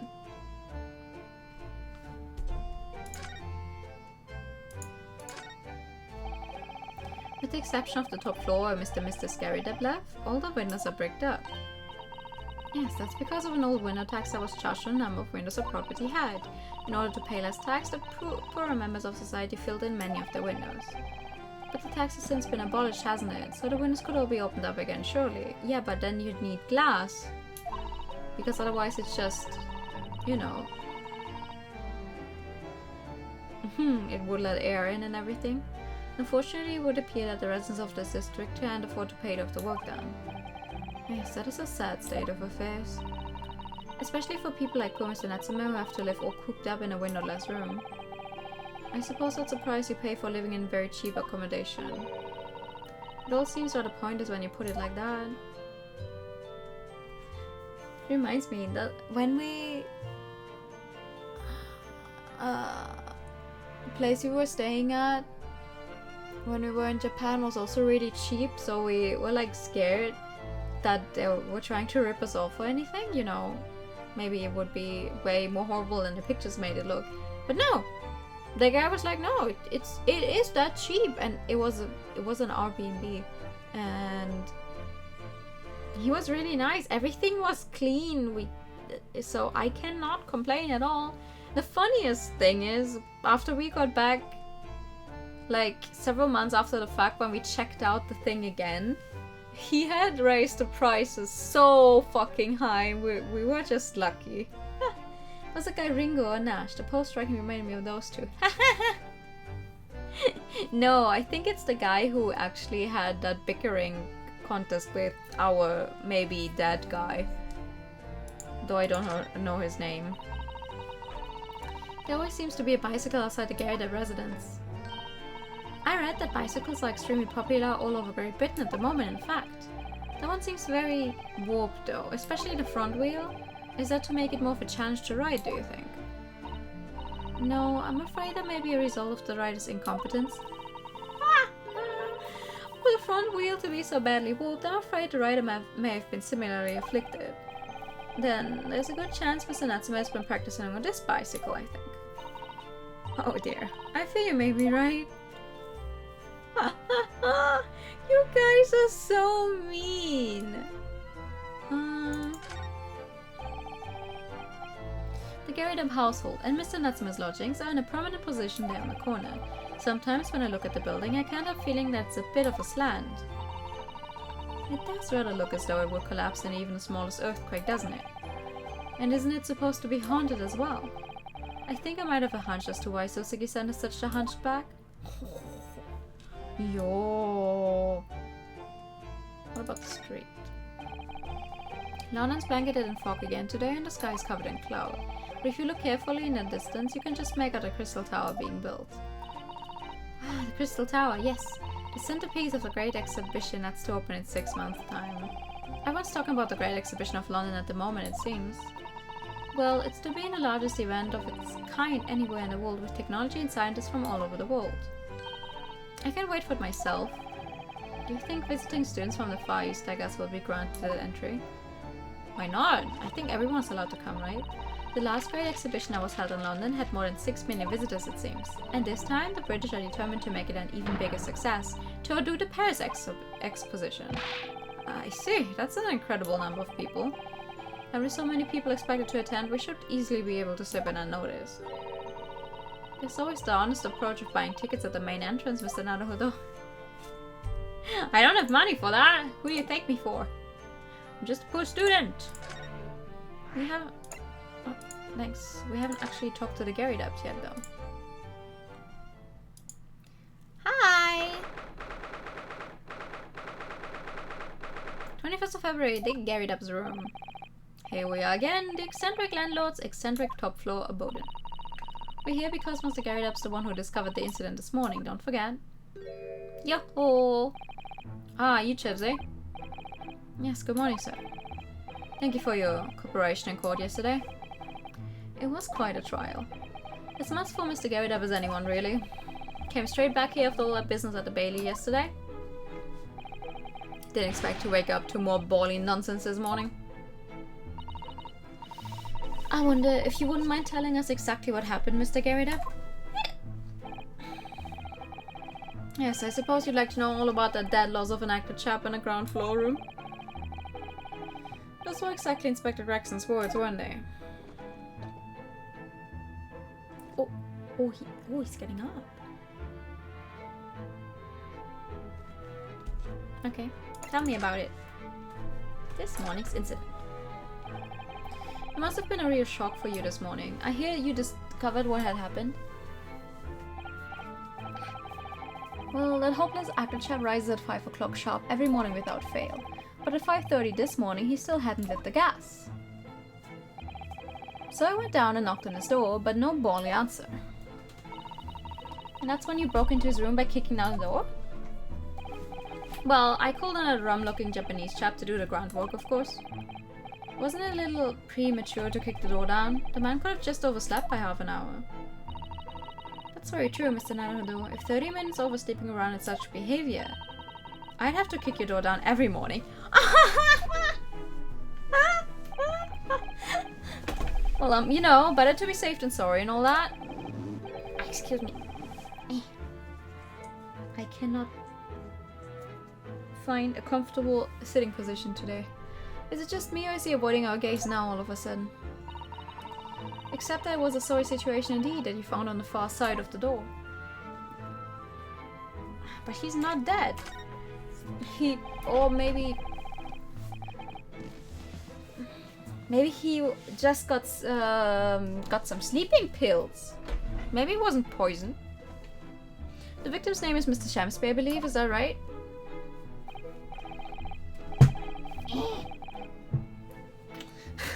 Yes, William Shamsby. I took the ground floor room 3 months ago now. Well, that's a while. And how would you describe him?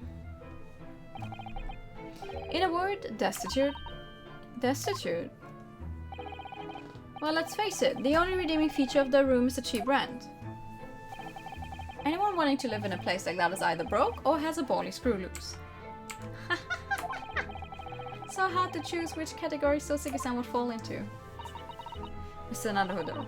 That's a little rude. He was doing research as well. Research? Into what? Shakespeare, of course. Shakespeare. Read a few plays of the old bard myself, you know. Romeo and Hamlet and all that. Yes, William Shakespeare is England's most highly regarded classical playwright and author. He's known as Sao in Japanese, as you know, and many of his works have already been translated. It seems incredible that Shakespeare was shortened to Sao, though. Someone was too heavy-handed there. There were a lot of costumes in the victim's room, actually, weren't there? Of course, Mr. Natsume is a scholar of English literature as well. I imagine he and Mr. Shamsui would have had much in common. Shakespeare interpretation disagreement leads to shocking murder. Let's hope it's not that. Naruhodo, really? How rude! I'm just thinking that! Are you reading my thoughts? Stop reading them! After Mr. Natsume's trial yesterday, you came straight back here, I believe, didn't you? Did you notice anything strange between then and this morning? Well, now, it must have been about 6 in the evening by the time I got home. Snow was coming down rather heavily, as I remember, and it was completely dark already. That field actor chap was out at the time. Mr. Garrett noticed there was no light from this room or something, I suppose. Couldn't summon the energy for anything much, so I just sat in front of the fire up here. It was after 8 before Shamspeare got back. And the chap was up until past 1 in the morning, I'll have you know. Suppose he met his end sometime after that. I was asleep by then, so I'm rather in the dark here. Well, thank you. That was very illuminating. That does give us some kind of time frame at least. To an extent. Is everything alright, Mr. Sato? Well, I was just thinking it's a little strange, that's all. Mr. Garridab, you were up here in your room all evening, if I've understood correctly? Not a big fan of stairs, not with this blasted leg. Then, how is it that you seem to know? The precise movements of your tenant on the ground floor, I mean? Ah! That's a very good point. I can't imagine that you could hear noise from the ground floor all the way up here. Does this old man like to spy on his tenants, is that it? I say, I know what you're thinking, it's a bally outrage. I'm ex-military, don't you know? I don't go around spying on my tenants, why would I?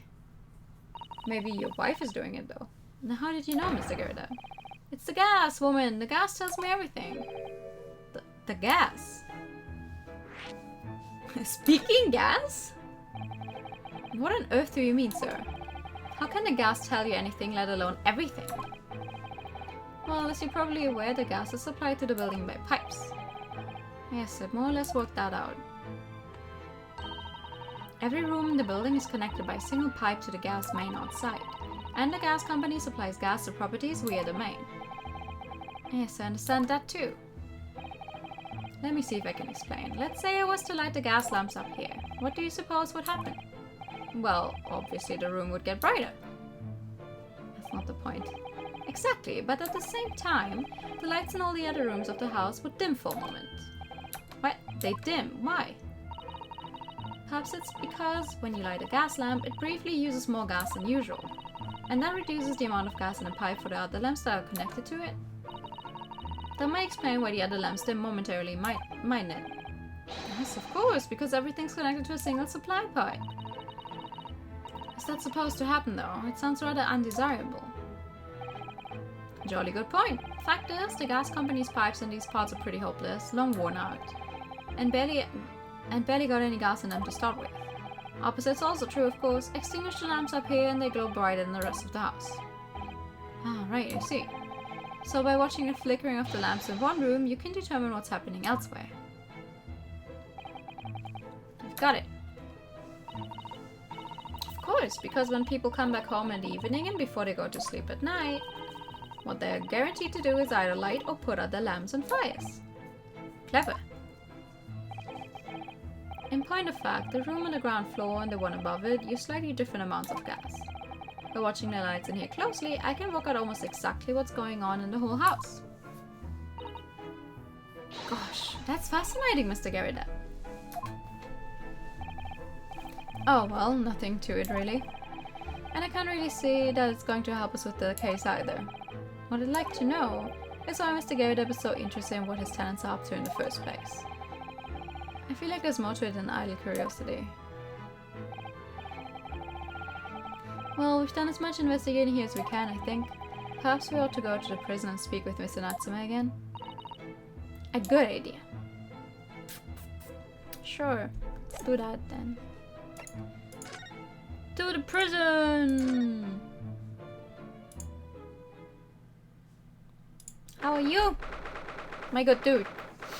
21st of February, local prison cell 9. Look, Mr. Naruhodo. Mr. Natsume, have the police finished questioning you now? Look, monsieur, Mr. Naruhodo is quiet. Yes? What is he? Tell me. Is he a ghost? Is he here to haunt me? Let me guess. You're talking about Mr. Sholmes? He actually calls himself a great detective, Mr. Natsume, not a ghost. But his diabolic deductions, they're not of this world. They've left me... cursed! I'm cursed, I tell you. Well, that sort of hurts. Credit where credit is due, Mr. Naruhodo. You were heavily involved in the deduction too. Yes, moving on. We have some wonderful news. Oh. The victim that we all thought was dead has come back to life again. Now, in the absolutely worst case, you could only be tried for attempted murder. That's great, isn't it, Mr. Natsume? It's terrible. Oh, I'm stuck in a cell, suffering for some silly, wrong end of the stick.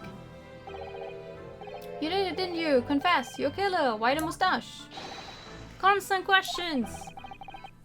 Sorry to hear that. That selfish shyster. What?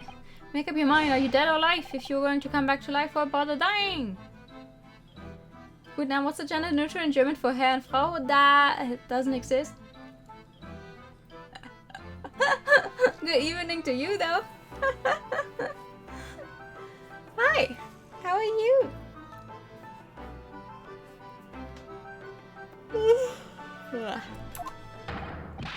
You're gonna make it up on the spot. You do that. Wickily wishy-washy William. Well, it seems likely that Mr. Shamster was never actually dead in the first place. Sir, okay. Yes, that might make sense. And I'm pleased that he's alive, of course. Our lively debate last night was much fun. I'd be sad to think it was our last. Oh? Oops. Mr. Natsume, does this mean that you did see the victim last night? Guten Abend, Sie nur jetzt. I'm good, how are you? You met with Mr. Shamsford, didn't you? I'm not saying another word. I demand to have a lawyer present. Who do you think I am? Please, Mr. Natsume, we need to hear your side of the story. Thank you for the posture check. Sweaty. Aww.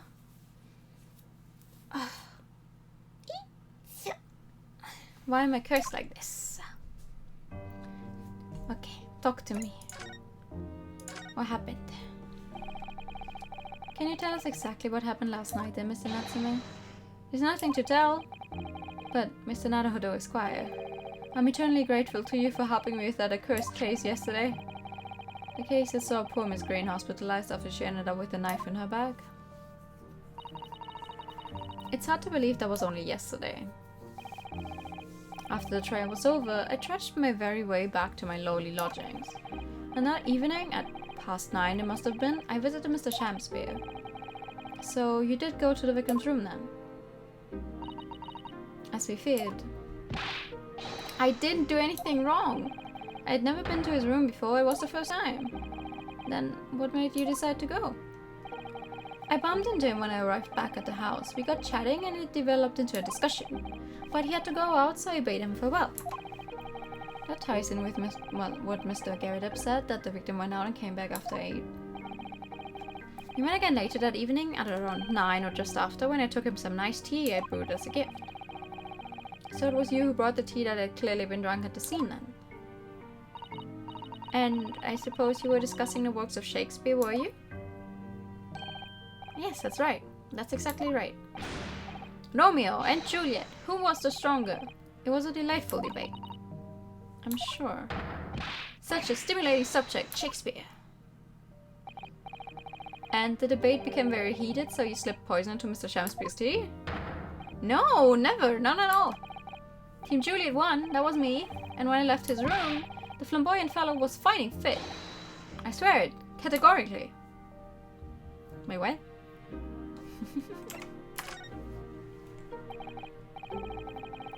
Oh, he was fighting fit, so he was alive. breathing, in good condition. I was like, wait, what was he fighting? Mr. Natsume, you often say the same thing about yourself, I've noticed. That you have a cursed existence. I'm sure I've mentioned this to you before, but I've been here in Great Britain for a year now, and in that time I've learned that it's no place for me. It can be very trying to live in a foreign land and adapt to the ways of another culture. There are foreigners everywhere I look, and they all stare at me, they all laugh. That's the impression I get whenever I go out. It makes me scared to leave my room. He told us that the first time we met him as well. Which is why I've become a recluse. But even in my room I find no respite for my fears. I've moved more times than I can remember, and then 1 week ago I moved into Briar Road. Why? I mean, why did you choose that place? It doesn't seem very comfortable. Because the rent is cheap. I have so little money it spoke to me. The rent? Obviously there's a reason why it's cheap. Because the room is cursed. Cursed? Cursed how? The previous occupant, the man who lived there before I took the room, died there. What? He was only a young man, but one morning he was found dead and no one could explain why. Surely no one would want to live in a room with a history like that. I didn't. When the letting agent recommended the place, I wavered. But I want books, and books cost money. A horrible history is a small price to pay. That's me. I also want books. And books cost money. When I realized it would mean I could buy more books, I signed a lease like Lightning. Brave, or blinkered. But after I moved in, I soon came to realize what I'd done. I realized how horrible that room's history really was. Gosh, was it really so awful? What did happen? Or who was the guy who died? What happened to him? How did the room's horrible history affect you, Mr. Natsume? What happened? At first, it was just a feeling. The feeling of beady eyes boring into my back, watching me. Do you think that might just have been your mind playing tricks on you? No. My mind doesn't know any tricks. It was someone else. It's been one long nightmare ever since I was given the keys to the place. A nightmare? You've been having bad dreams, you mean? All the souls who died in that room lean over me in my sleep and try to strangle me. That really is horrible. Are you sure it's not the cat sleeping on your chest or something? And now I come to think of it, it happened again last night too. The very same night that Mr. Shamsui was writhing in agony from the poison in his body, I was on the verge of being suffocated silently by those miserable spirits in my room. You simply must move out of the room as soon as possible. Yes, you're right, I know it, and that's why. I'm already searching for the next room with a history to call home. I think perhaps you should try to avoid accommodation with any kind of history at all. Ah, that sucks. That sounds horrible. Otherwise, I'm scared that you yourself may become history. Suzuto-san knows how to make the man listen. She's good at what she does. It's not bad, but there's some red spots. Aww. Yeah, no, I don't think using sober is a good idea. Of course, Mr. Lord of the Man is worried about the curse of my room as well. You mean Mr. Garrett? Yes, he knows that if people keep dying there, he'll never be able to rent it out again. Well, that's true. I, for one, wouldn't go near the place. Ah, perhaps that may explain why the landlord pays so much attention to the gas lamps and his tenants' movements. You mean because he's worried about their well-being? He does seem to have an unusually keen interest in the amount of gas in the pipes. There must be a reason why he keeps such close tabs on the occupants of his let rooms. What do you mean he pays so much attention to the gas lamps? Oh dear, no, it's nothing to do with you, Mr. Natsume. Please, forget I said anything. Oh, now you're talking about me behind my back as well. What's important is that Mr. Shamsby isn't in fact dead at all. Once he's come around and he's able to tell us what happened, we'll be able to get you released. Yes, please. Oh, I do hope you're right. Ahem. Excuse me. Inspector Gregson. I couldn't help overhearing what you just said, and on that note, I have some good news and some bad news. Oh. What do you want first? The bad news. Always, every time, the bad news comes first. When hope is all you have, hold on to it. That's my guiding principle. Right, well, in that case, the good news it is. Bruh. Huh? Sorry, but it's just a lot easier to explain everything that way. Why did you even ask then? And why did you ask me my preference? As you might have heard, the victim, Mr. Shamsby, was just unconscious. He's come round now. Yes, we saw it happen in all its terrifying glory. He's still being treated by the doctors, but we've managed to get a written statement from him already. Oh, isn't that wonderful, Mr. Natsume? Oh, thank goodness, it's all over then. I can leave the somber cell. No, you can't. Sorry, no, that's not on the cards. What? Why ever not, Inspector? Mr. Shamsby has implicated someone as being responsible for what happened last night. Implicated someone? Oh dear. You don't mean... I'm sorry to say I do, yes. He's pointed the finger at you, Mr. Natsume. Why? By sweet poison did he seek it to end my life. That wicked caitiff, Soseki Natsume? No! So I'm afraid you'll be appearing in court as planned. You'll be wanting to make the necessary preparations. No! The poor guy. He was literally just in court like yesterday. And so once again, Soseki-san found himself having to take the dog in the Old Bailey. Whether his room was haunted or whether he was just terribly unlucky, I knew I had no choice. The following day, I would represent him in court and do my utmost to break the curse that blighted him.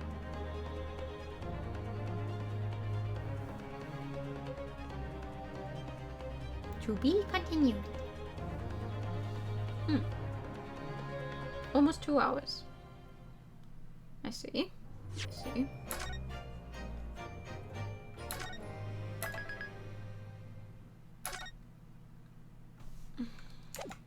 Let's see how far we can get then.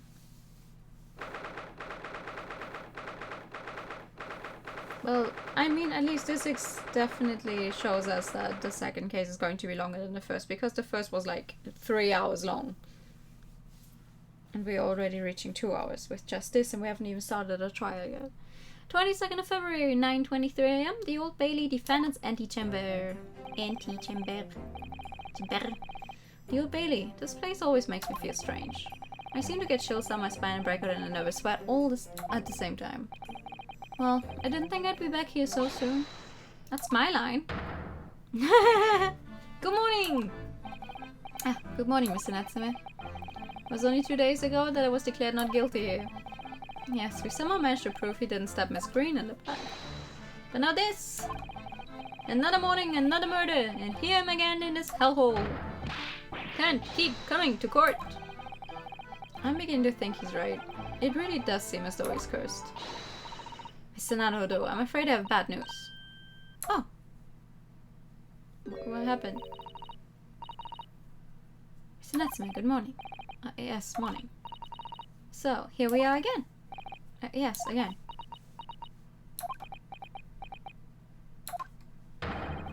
Judicial Assistant Miss Mikoto by Squires, what's the bad news? Oh dear, you heard, did you? If you come and shouting at the top of your voice, people can't help hearing what you say. Oh, I'm so sorry. You've done nothing wrong, Mr. Sato. Now, what is it? Well, it seems that the prosecution in today's trial will be led by Lord Barok Van Zieks. Wow, what a surprise! I never would have imagined that. Van Zieks. Oh, no. How many glasses is he going to throw today? The so-called Reaper of the Bailey, the most legendary prosecutor in the land. In the trial 2 days ago, he pursued Soseki-san and I relentlessly. Of course, by the skin of our teeth. We managed to pull through, but still. Perhaps Mr. Natsume's acquittal in the last trial wasn't the end of the matter. After all, yes, I know what you're thinking. The legend of the Reaper that says, nothing can save a person in the dock when Lord Van Zieks is the prosecutor. Oh no. Oh my god, he's shaking. That even if the person is found not guilty, the accused will meet a mysterious end one way or another. And we've experienced it firsthand. Well, we know he survived because we've already seen him in the first case in this game. Which was later than what we're doing right now. A man who we successfully defended met the most terrifying end of this acquittal right here in the Old Bailey.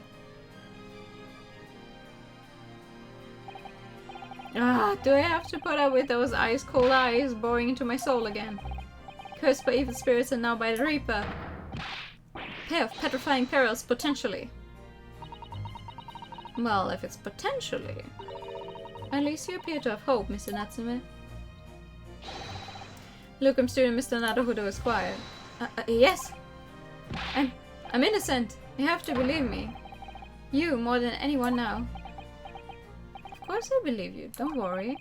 I'll be your steadfast ally every step of the way in this battle. I promise. And this promises to be a hard battle, I fear.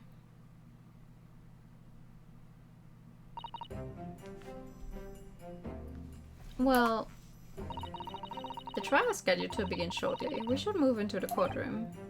Let's go! Oh yes, I forgot to say. I'm afraid he won't be able to make it. Mr. Shams, I mean. That's probably for the best. Oh, if he were here, I might be tempted to rely on his help. And that could be seen as a weakness. If Lord Van Zieks were to notice, he'd prey on it mercilessly. At least that's my gut feeling. Mr. Naruhodo. You're right. Yes, you're so right. Oh, well said, locum student Mr. Naruhodo Esquire. Well said. I swear on the sword on my side, and on the spirit of Kazuma that it harbors. I'll show him what a Japanese lawyer can do. I'll set you free, with honor. Yes! Yes! I swear on me mum!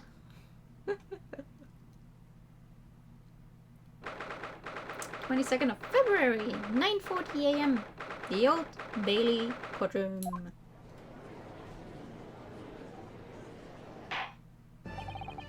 In the name of Her Majesty the Queen, I hereby declare this court to be in session. I now call upon the counsels for the prosecution and defense to declare their willingness to proceed. Prosecution is ready. The defense is ready, my lord. Readiness for the trial, my learned Nipponese friend, is not what the defense needs. What you need is readiness for your inevitable defeat. You know, I'm kind of not scared of him anymore because, like, every time we've seen him in court so far, we have definitely defeated him. So, like, where is my inevitable defeat? It's not just in my imagination, it's really there. Lord Van Zieks has such an animosity towards us Japanese for some reason. It was some time ago now that he first became known as the Reaper of the Bailey, I believe. These past few years he hasn't appeared in court at all. Yet now he's back in the courtroom, though for some reason only when I'm defending. This Reaper, with his curious disdain for us Japanese, is a prosecutor shrouded in mystery. He's just fucking racist. For some reason.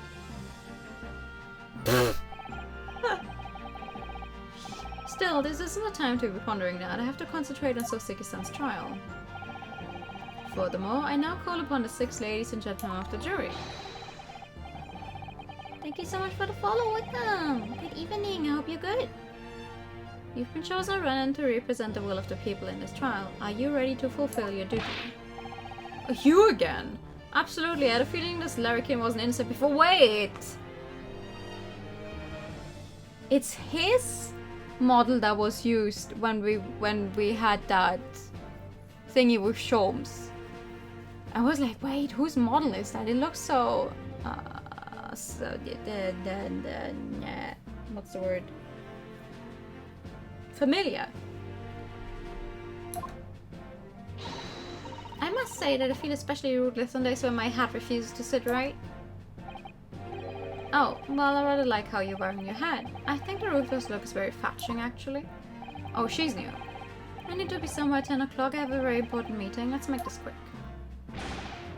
I couldn't agree more. I need to take home 5 bob tonight or the missus will go through the roof. Oh, may the Lord show us all the light here and lead his flock to a righteous verdict. Nice. Okay, it's just one person we haven't seen yet in the jury.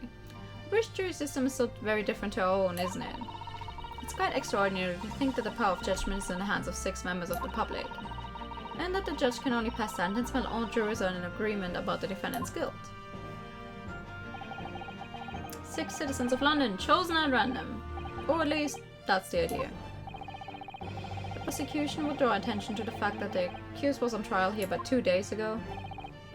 Accordingly, where possible, the same jurors have been asked to return for duty today. Oh, okay. Okay, I get. In that case, it does make sense. Very well, let us commence the trial. Lord Van Zieks, your opening statement, please. Ladies and gentlemen of the jury, it is not the intent of the prosecution to cast doubt over your past decisions. However, the innocent verdict afforded to this eccentric Nipponese before has had dire consequences. Did the accused repent for his wrongdoing in that affair? Far from it. Instead, he used his freedom to perpetrate a most blood-curdling crime, namely that of the attempted murder of his neighboring lodger, an innocent Englishman. To explain the circumstances of the crime, the prosecution calls its first witness to the stand. Sure, let's get fucking started. The detective responsible for investigating the scene and the accused himself. I'm gonna drink, though.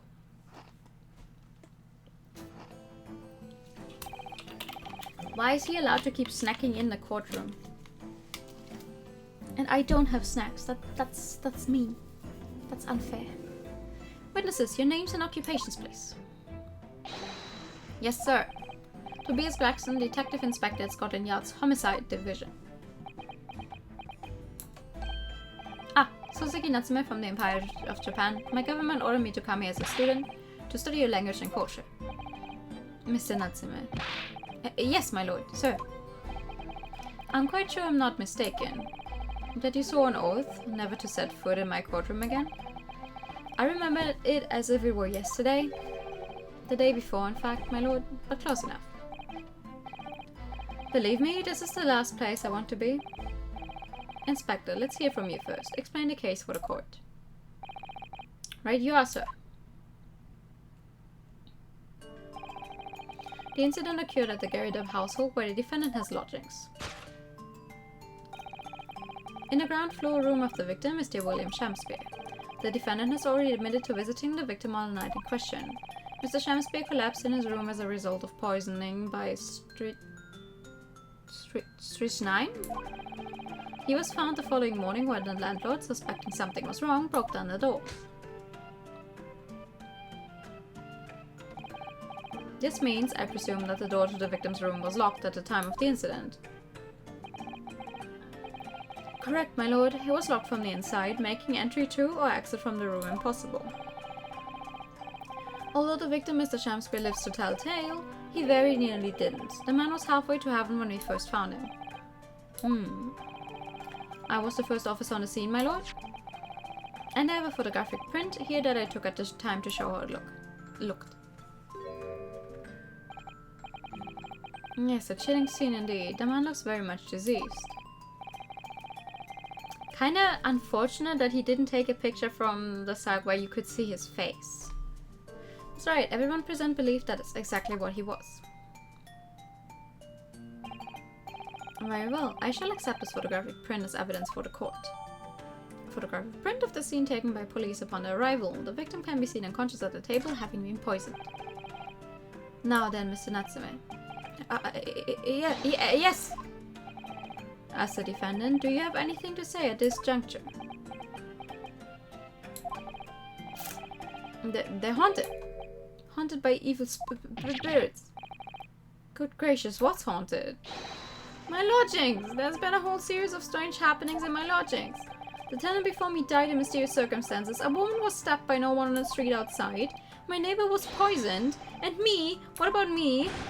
I've nearly been killed countless times. Killed, Mr. Natsume? How? Even on that fateful night it happened. When I returned from Mr. Shamspeare's room, I lit my gas stove and climbed into bed, but before long, the stove went out and somebody tried to kill— Wait. You think maybe they have a gas leak? And because they're in these closed windows, they're breathing in the gas? And that's why he feels like he's suffocating every night? You must always extinguish all fires before retiring for the night, Mr. Natsume. But it's so cold! My runny nose would freeze! The point is, I didn't poison my neighbor. Why am I being accused of this? Why is my existence so cursed? Thank you, witnesses. I believe I have a reasonably clear picture of events. If I could raise one more point, my lord. One more conclusive point. Conclusive? Go on. Fortunately, the victim, Mr. Shamsby, has regained consciousness after his ordeal, and he is named the true culprit. The poison consumed by the victim was administered in a cup of tea that he drank on the night in question. Tea, my lord, that was brought to the victim's room by the accused. The accused? Wait, but like... He drank the tea himself as well. So the poison would have had to be in the cup, no? You set your mind to try to overcome your fear of spiders? Oh no! What did you do? Did you take it outside? Spiders in the bathroom are always like such a... Not nice. I know that they don't mean harm, but it's always so... It is hard to get them outside. Yes, that's the crux of this whole case. If Soseki-san is innocent, then why has the victim accused him? Well, Mr. Natsume, what have you to say to this accusation? That evening, yes, I did take some freshly brewed tea with me when I visited Mr. Shamsby's room as a gift. The public water pump outside always freezes at night, so I bought bottled water especially to make it. And this is the result! Never will I touch tea again! Never! The public pump was frozen, you say? That's not information we've heard before. Sure, that's new info. That will do, thank you. Now, according to our laws, the defense must have the opportunity to cross-examine witnesses at least once. Therefore, I call upon these witnesses now for formal testimony. I presume the prosecution has no objection. I took a glass and some paper and threw it out, but the paper was just fitting over the glass. Oh! But you did it! I'm proud of you, you did it! I always ask literally everyone else to take care of spiders because I cannot deal with them. I know that they don't mean harm, but I'm just like... I'm just gonna leave. None whatsoever, my lord. Good. Then you will give your account of events on the night in question to the court now. Yes, my lord!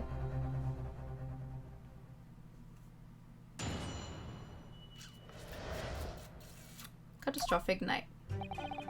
It was around 9 o'clock that evening when I visited my neighbor and I took some tea with me as a gift.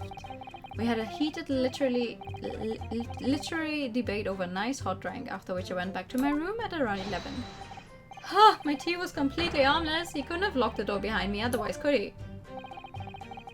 Strychnine? Strychnine? Strychnine. Takes some time to have an effect on the body. People don't keel over immediately after taking it. The victim would have been perfectly able to lock the door after his guest left. The argument still stands. Well, that doesn't sound good. Yes, I see. It all seems relatively straightforward.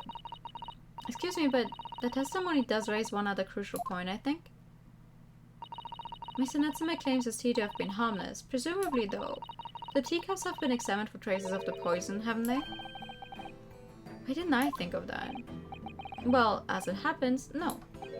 We haven't been able to. Did I hear you correctly, Inspector? Scotland Yard has failed to examine the suspect's substance. How could you have overlooked something so important? Isn't that the first thing you should have done? My learned Nipponese friend is falsely incensed.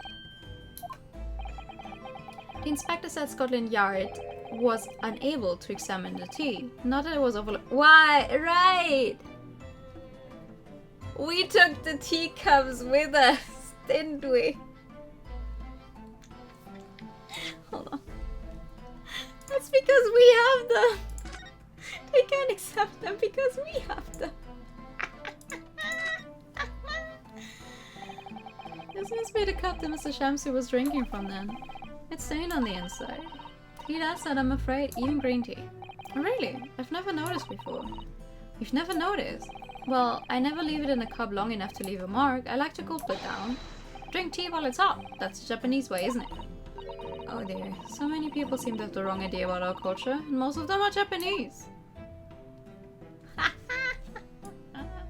What about this one then? This is a teacup from which Mr. Natsume was drinking. Yes, unlike the other one, the inside of the cup is completely clean. I suppose he must have drank the contents before the tea had a chance to leave a mark. I always gulp it down too. Sorry, Mr. Nanono. Well, if you just sip it little by little, it goes cold. Clearly, I shall have to instruct you in a proper way to take tea. There's no tea ring on the inside of Mr. Natsume's cup. Okay, that's an update. Oh, took even more stuff from the crime scene, I think. Yeah, right, we took those soap thingies as well. Unable? Why? It's simple enough. There was none left. Not a drop. Someone must have been very thirsty indeed. With current scientific techniques, it's not possible to test for poison under such circumstances. We only need a drop, but a one drop does actually have to exist, funnily enough. The lack of examination notwithstanding, it appears nothing other than the tea passed the victim's lips on the night in question. I see, thank you. The matter is clear.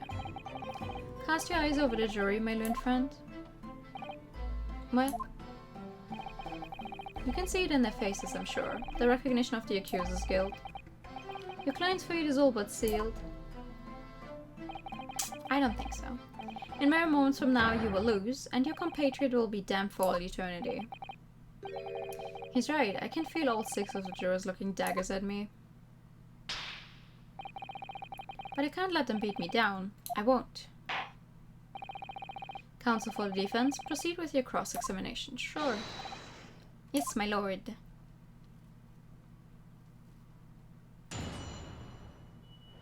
Da-da-da. From blaming others to tamper with crime scenes to tampering with them ourselves. I don't know what you mean. I would never tamper with a crime scene. How long does it take for symptoms to appear then? According to the coroner I was speaking to at the yard, about 30 minutes after the poison is consumed. Then the victim suffers violent convulsions, cramping and stiffness, and eventually dies from asphyxiation. So there's a 30-minute interval between when the poison is ingested and the onset of symptoms. There seem to be a lot of different types of poison in the world, that's for sure. Oh dear, death by poisoning again. It's always so awful. 30 minutes is a long time. That's true. Certainly long enough for the victim to have locked the door behind the accused after he left.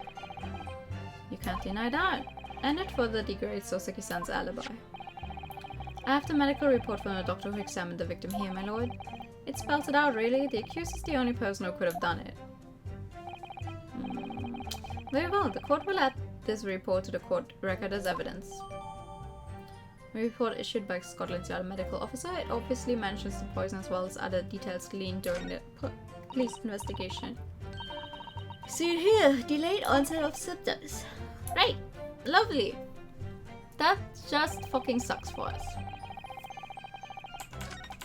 Anyway, go back.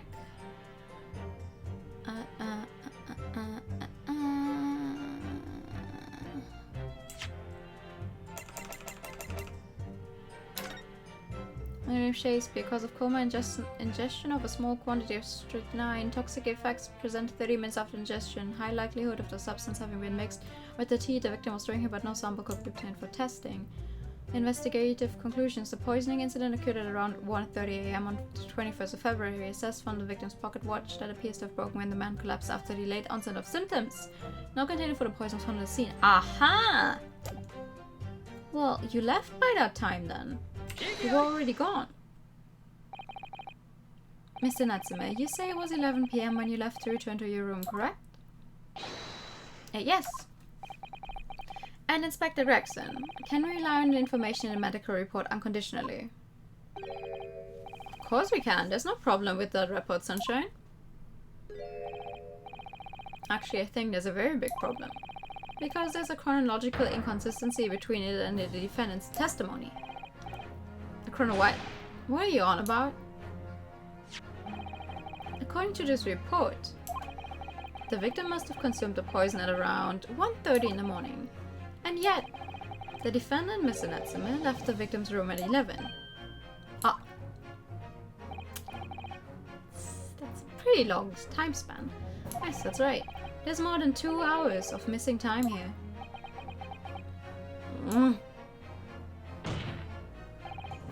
In other words, if there was poison in the tea that Mr. Natsume brought to the victim's room, how could the victim have fallen ill to it 2.5 full hours after the defendant left? They're both at the same animation. The defense's argument is entirely reasonable. How do you respond, Lord Van Zix? Ah, with his first glass of the day. That's how he responds. I see.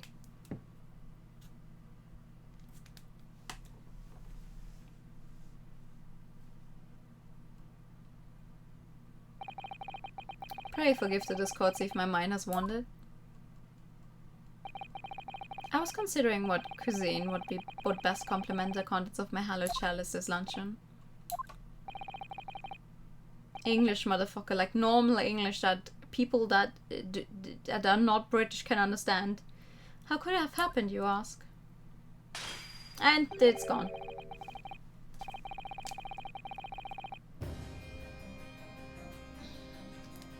I do hate to shatter illusions, but my Japanese friend appears to be chasing a phantom idea. A phantom? Is it so hard to imagine that the victim drank his tea after the accused had left? For example, at the time stated in the medical report. Yes, at around 1:30. Japanese guy said an English word that the Englishman didn't understand. Mr. Natsume brought the tea with him to drink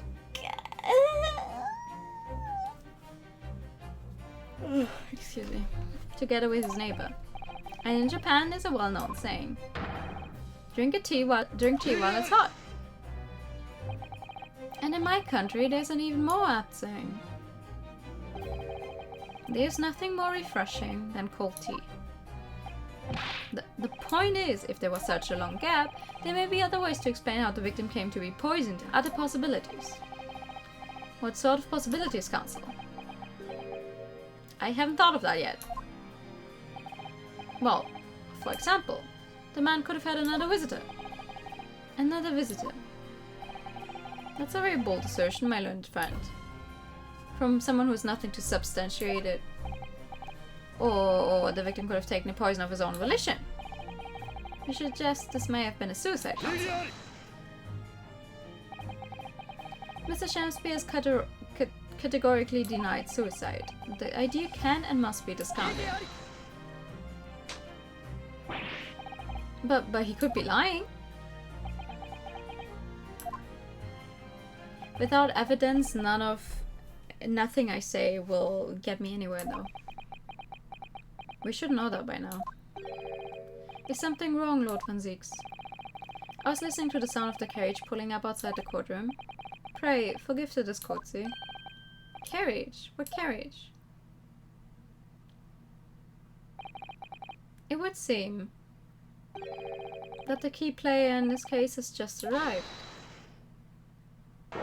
Wait, who said hold it?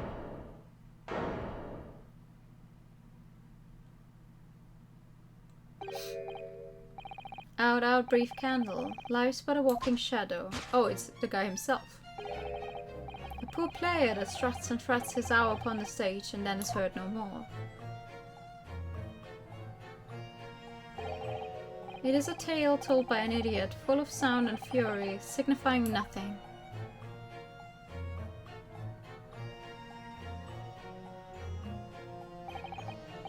Who, sir, are you?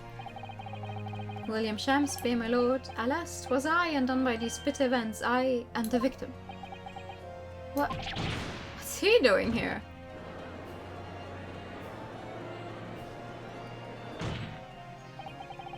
The prosecution seeks to call this gentleman to the stand. With his testimony, my learned friend's futile resistance will be utterly crushed. You're calling him as a witness? Very well, counsel. I grant your request with interest. I'm curious to discover what the court shall hear from the victim himself. Yeah, normally you don't really get the chance to have a victim talk, no? Happy am I, Shamspeare, to regale thee with my tale of woe, my lord. But, I still have my own tale to tell, my own tale of war's woe. I can regale the court with the tale of my perfect innocence in perfect English. That will do, Mr. Natsume. Let the court now hear from the victim. Okay. Wait, you knew what? Alright. So that's Mr. Shamspeare. But who's that other man beside him? Yes, I think if we should have, we've caught a glimpse of the man before. State your names and occupations for the court, please, witnesses. A writer of words so sweet they do scent the breeze, an inventor of ideas so profound they compose the earth. The unrivaled poet, the unmatched scribe, William Shakespeare. What a great bard to be recalled to life anew. Lo, what a magnificent man. Good fellows, I am he who ponders such a miracle, William Shakespeare. The name is Metaman. Adrian B. Metaman. Metaman? I work for the Altamont Gas Company, East End Branch Office. You can't find a compilation of Von Zieg's breaking stuff? What? Really? I'd imagine someone would have made one, no? I remember now, it was yesterday on Briar Road. Oh yes, she's right, it's him. He has a very distinct face shape.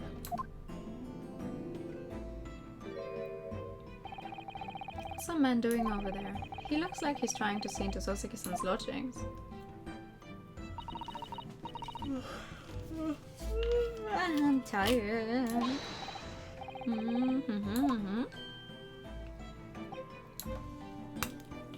And then he just ran away. He looks like a bee. Yes, he spotted her outside Mr. Garrett's house that morning. And he's a gas company employee. What does he have to do with this case? So, Mr. William Shakespeare, you're the victim in this miserable affair, correct? Oh heaven, oh hell, do you command me to remember? That sweet poison that didst cross me and cross mine innocent lips. I subpoenaed him for the trial, with his doctor's permission, naturally. I hate that word. Just say you called him. Hearing the testimony of the aggrieved will remove any room for doubt from the jurors' minds, I'm sure. Behold, you have only to rearrange the letters of my name to see that me is a seraph, an angel indeed. Thus be a noble of mind, sweet of nature, and verily honest of heart, as all heavenly angels be. Because there's no less contrived meaning in your name? No, not at all. The jurors seem to be very moved by this man, I'm afraid. They're actually taking the seraph anagram idea seriously. Thank you, witnesses. Witness, for your illuminating introductions. But my lord, what's the man next to Mr. Shamspeare doing here? The gas man, I mean. Oh, what? Me? Well now, allow me to enlighten my learned friend. You recall, I presume, your earlier impertinence, when you suggested that the victim had another visitor to his room on the night in question, and moreover, that the victim is a compulsive liar. What? No, I didn't quite say that. This young chin-stroker is here to controvert your wild claims conclusively. Is that not so, Mr. Metaman? No, actually, you would... The way it's written, I would pronounce it German, so Metaman? But I don't think a guy living in London would, you know... Hang on, no, I'm just here... I hereby call for your formal testimonies. You will tell the court as ludicrously as possible what happened on the night in question. One may smile and be a villain. Yes, it doth pain me, but let the truth be spoken, the truth of the wintry night of my discontent. Okay. Speak then. The wintry night of my discontent. The snow lay about, my neighbour did cometh in the evening, bearing a gift of tea. But merry, bitter was his drink, and when he left, I did fall prostrate on my table. 'Twas the tea alone that passed my lips that late hour, and naught else. I was outside this bloke's window in the freezing cold all night, keeping an eye on his room. No one else visited his room but that short little round-backed eastern fellow. Why were you outside the entire night? Oh. Wait, what did you say? You were keeping an eye on Mr. Shamspeare's room all night? That's right. course, the blog's window's all but blocked up, isn't it? But there's a little gap in the bricks where you can see into the room. So I spent the night trying to keep my teeth from chattering as I peered in through that. The question is, why? Well now, that's because he's on my list. What a piece of work is a man. Wherefore would stone not stare in wonderment? What are you talking about? This buzzing busybody hath not part in this play. I pray thee, pay him no heed. Make no more ado about his tedious words. What you say about me? Calm yourself. This court is concerned with what happened on the night in question. Nothing more. Indeed, that is so. And, as the testimony you have just heard clearly reveals, there was no one other than the accused present at the time who could have carried out this crime. Are you kidding me? This guy just said that he was outside someone else's room the entire night and kept looking in through the window, and you're going like, oh, but it's not important why he would do that. He was just there.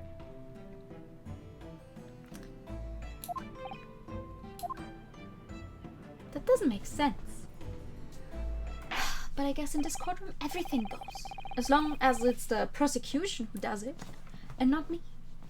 Well, I believe this may be the final testimony of the trial. Now, counsel, the defense may proceed with the cross-examination. Yes, my lord.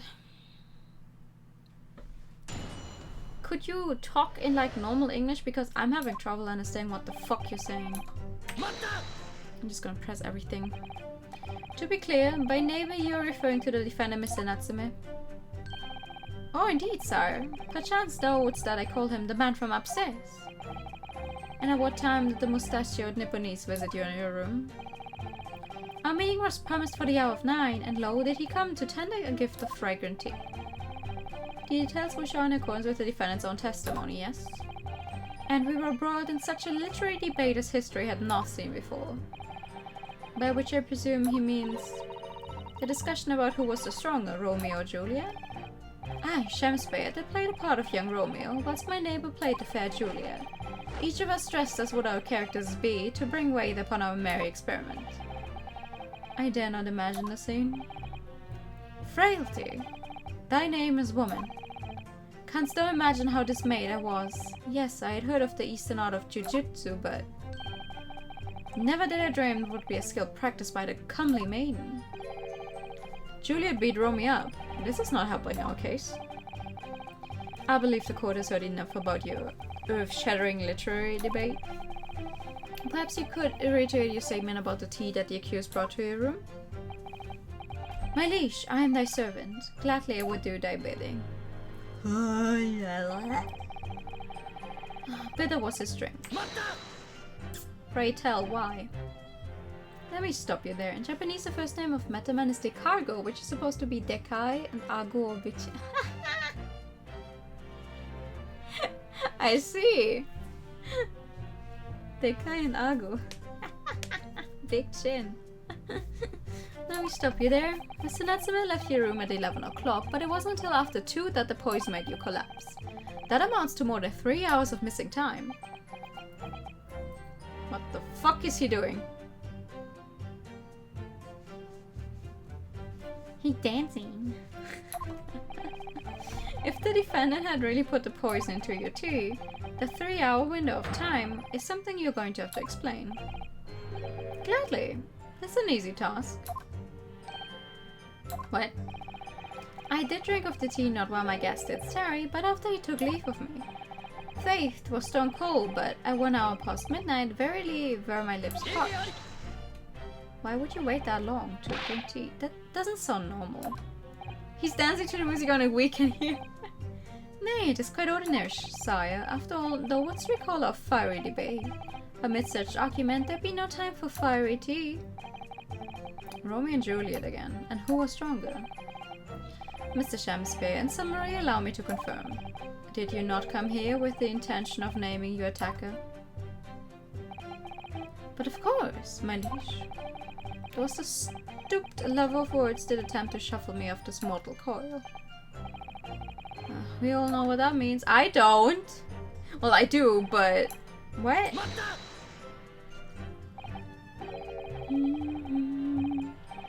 So you didn't have any kind of evening meal, dinner, supper?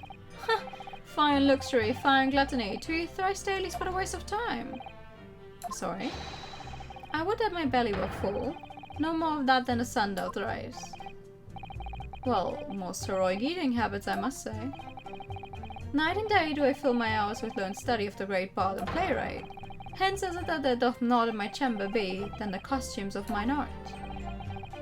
That would appear to be the case, as even a rodent was found starved to death in your room. When I think of it, it's not just food that was conspicuously missing from that room, is it? I don't recall seeing a single play or script anywhere. For I have devoured them all. You've eaten them? Every word be within my skull. Didst thou imagine otherwise? Right, that wasn't misleading at all.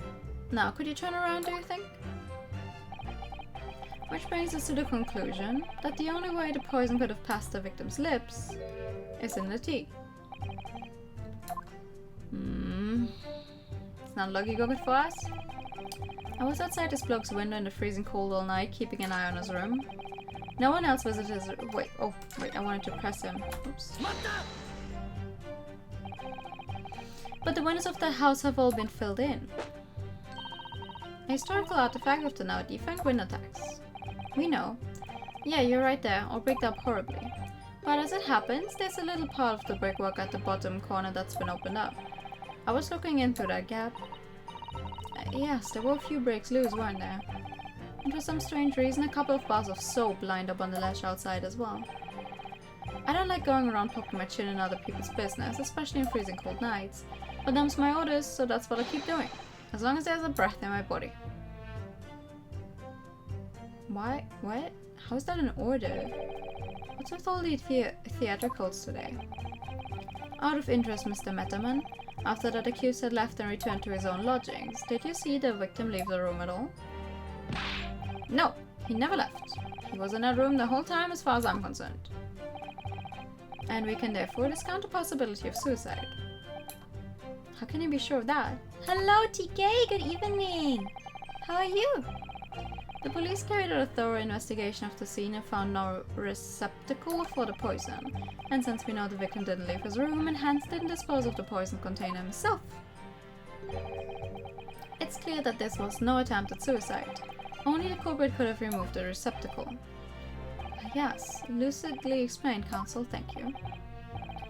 It really was. You can't argue with the logic. Okay. Press that one.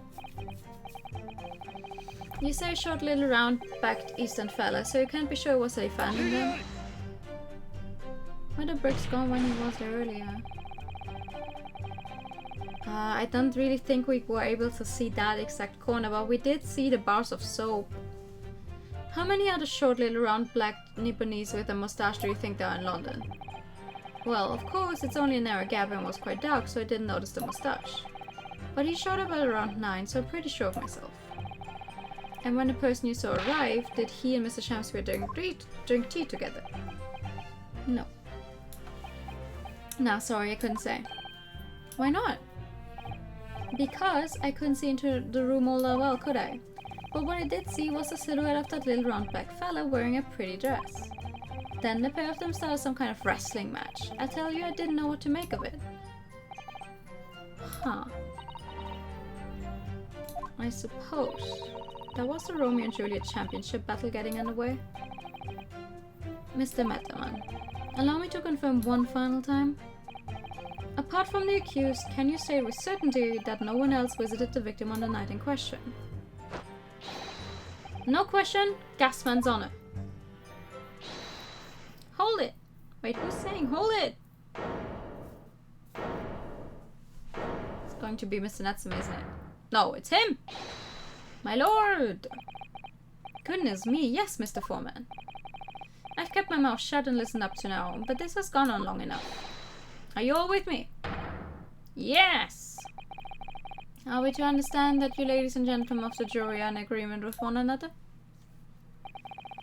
That you've reached an unanimous decision? Wouldn't it have to be an? Oh, you know what? I give up on speaking. To right, we have. Are you all with me? Yes! Wait, no. The defense is in the middle of a cross-examination. To be honest, I was holding out a bit of hope for you, young man. Especially after you identified those few hours that followed the accused leaving the victim's room. Yes, those few missing hours, as you put it. But in the end, what difference do they make? None as far as I can see. And since that's now apparent, there's really no reason to delay your decision any longer. Like I was saying before, if I don't take 5 bob home with me tonight, the missus will blow her top. What's that? Sorry, I didn't quite catch what you said. Still same old. Well, let the court be apprised of your decision. Ladies and gentlemen of the jury, you will state your leanings as to the defendant's culpability. Yuzai. Yuzai. Yuzai. Yuzai. Dum dum dum dum dum dum.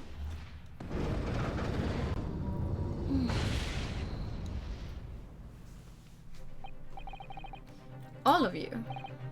Well, it would appear that the jury is indeed anonymous. Oh my god! That's his second glass. So, this time at least it seems justice will be done. All's well that ends well, as they say. This calls for a toast, I feel. To the guilty being punished.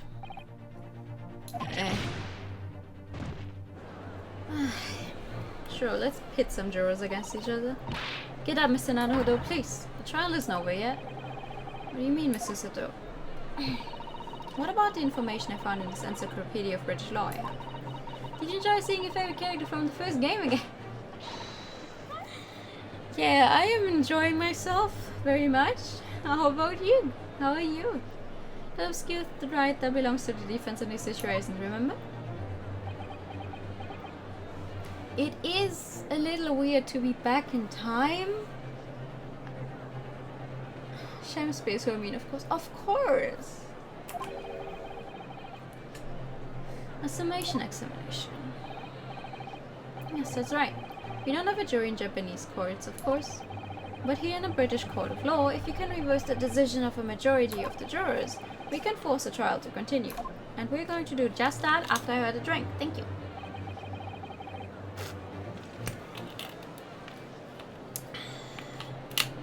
This trial can end now. And it won't. I'm going to make it. Somehow. Whatever it takes, I just can't let that happen. The defense moves to invoke its right to a summation examination, my lord. Why am I not surprised at my learned Japanese friend's inability to admit defeat? You choose to cling desperately to some archaic rule you barely comprehend instead of accepting the truth. Certainly not. The defense counsel in recent times has exercised the right to a summation examination. Because they all know that once a jury's mind is set, it cannot be altered. We have been at each other's throat how many times, Van Zieks? And for some reason, it has always worked out in my favor. Doesn't that sound weird to you? Sometimes a lot of awkwardness because of time displacement and the notorious stuff. Yeah, there has been worse. There has been worse, definitely. It's not that bad. Nevertheless, the right remains and must be upheld. Defense counsel's request is granted. It's just worse because now we know that for some reason Naruhodo is barred from, acting as a lawyer in Britain, and we don't know why. We just got the information that he's barred sometime when Susato-san wasn't there, but we don't know why. You do know why? Wait, is it because we got a guy off the hook who was clearly guilty? The defense counsel's request is granted. This court will proceed with a summation examination outlined in the Encyclopedia of British Law. Thank you, my lord. Are you and your fellows prepared, Mr. Foreman? Believe me, my lord, we know all about this young lad's tenacity. And we're ready for it. Very well. Do you remember how I'll accept the consequence for the stuff after the trial in the last game? Kind of, not really. I was like more busy with the fact after we played the first case in this game that Susato's father is clearly hiding some stuff, and also the judge is fucking ripped for some reason. So I pretty much forgot everything else, yeah. In that case, ladies and gentlemen of the jury, I hereby call upon each of you to state the grounds upon which you find the defendant guilty of the crime for which he stands accused. Sure. Dun, dun, dun, dun, dun. The juror's contention. The victim may not be well off, but he's a noble man, and straight up, there's no reason to doubt the man. Well, I do declare the good gentleman has no reason to lie. In fact, I think he's rather splendid. Just look at the accused by comparison. He's Japanese, stoops all the while, and has a mustache. Very fishy. Okay, I can understand he stoops and he has a mustache, but like... You're just being racist. Because you're saying, oh, he's Japanese, of course he's lying. There's no evidence to suggest that the gangling actor is a fraudsman, for now at least. I really don't care, like, I just need this trial to end quickly. 3 hours of missing time is nothing when you reach my age, you know? Nothing at all. Wow, you guys. I knew it. Every single one of them seems completely convinced. It would seem not all the jurors have come to the conclusion that Mr. Shamspe is a fine, upstanding, and honest citizen. If you ask me, they've all been bewitched by his strange theatrical movements. Rip Judge exists new. What did we do again?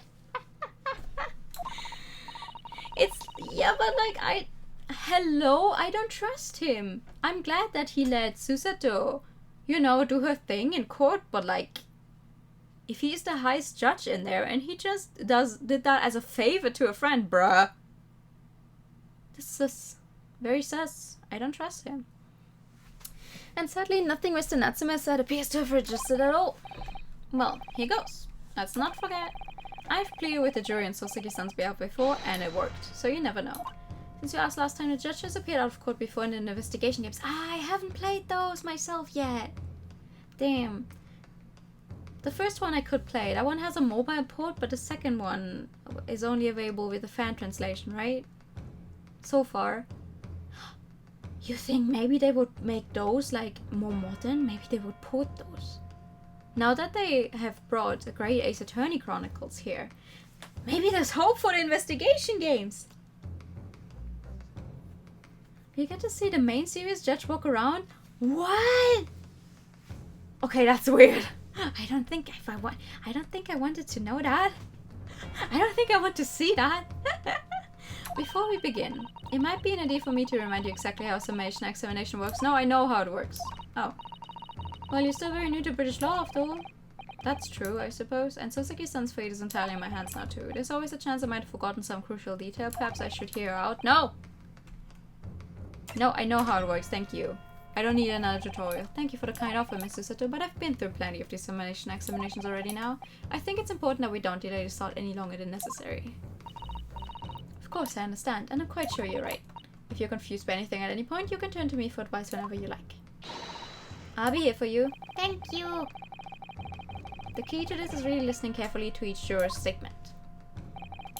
Finding two that are contradictory and pitting the corresponding jurors against each other. Bruh! Didn't I just say I don't need the tutorial? Without further ado, please, counsel, proceed with the summation examination. Yes. Yes, my lord. Oh. Let's fucking go. His face. Shamspe's face in the back just looks so weird. Like, fucking... You can't see my cursor, but like... Ah. Ah.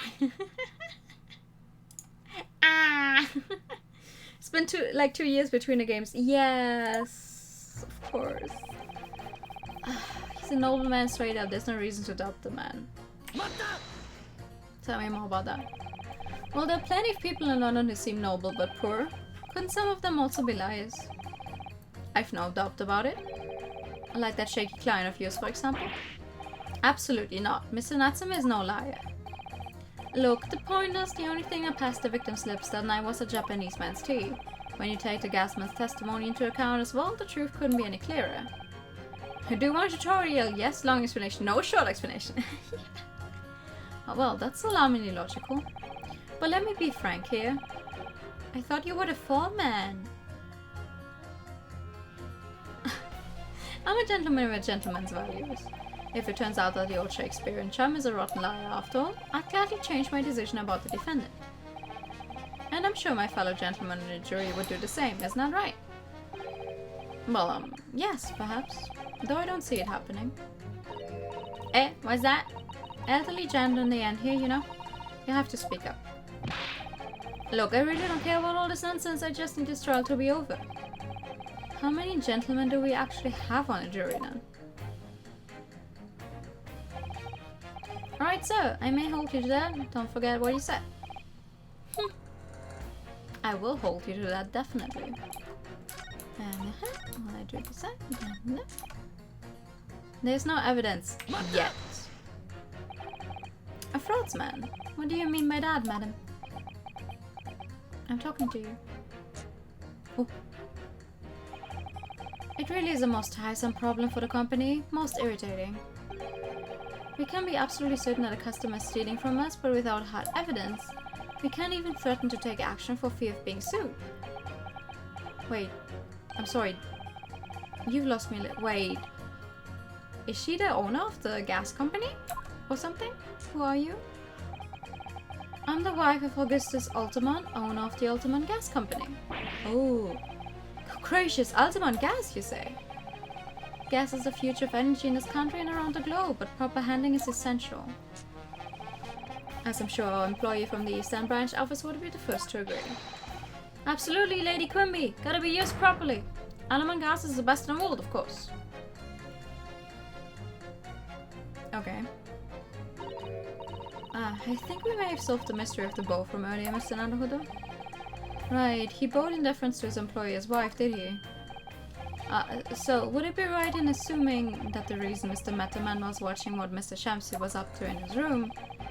I'm afraid that there's no end to the lengths the population of the East End will go in order to steal our gas. So I really have no choice when a company identifies somebody as a possible fraudsman. But to dispatch a worker to watch the suspect day and night, we're very thorough in our investigations. So you mean Mr. Shamspears?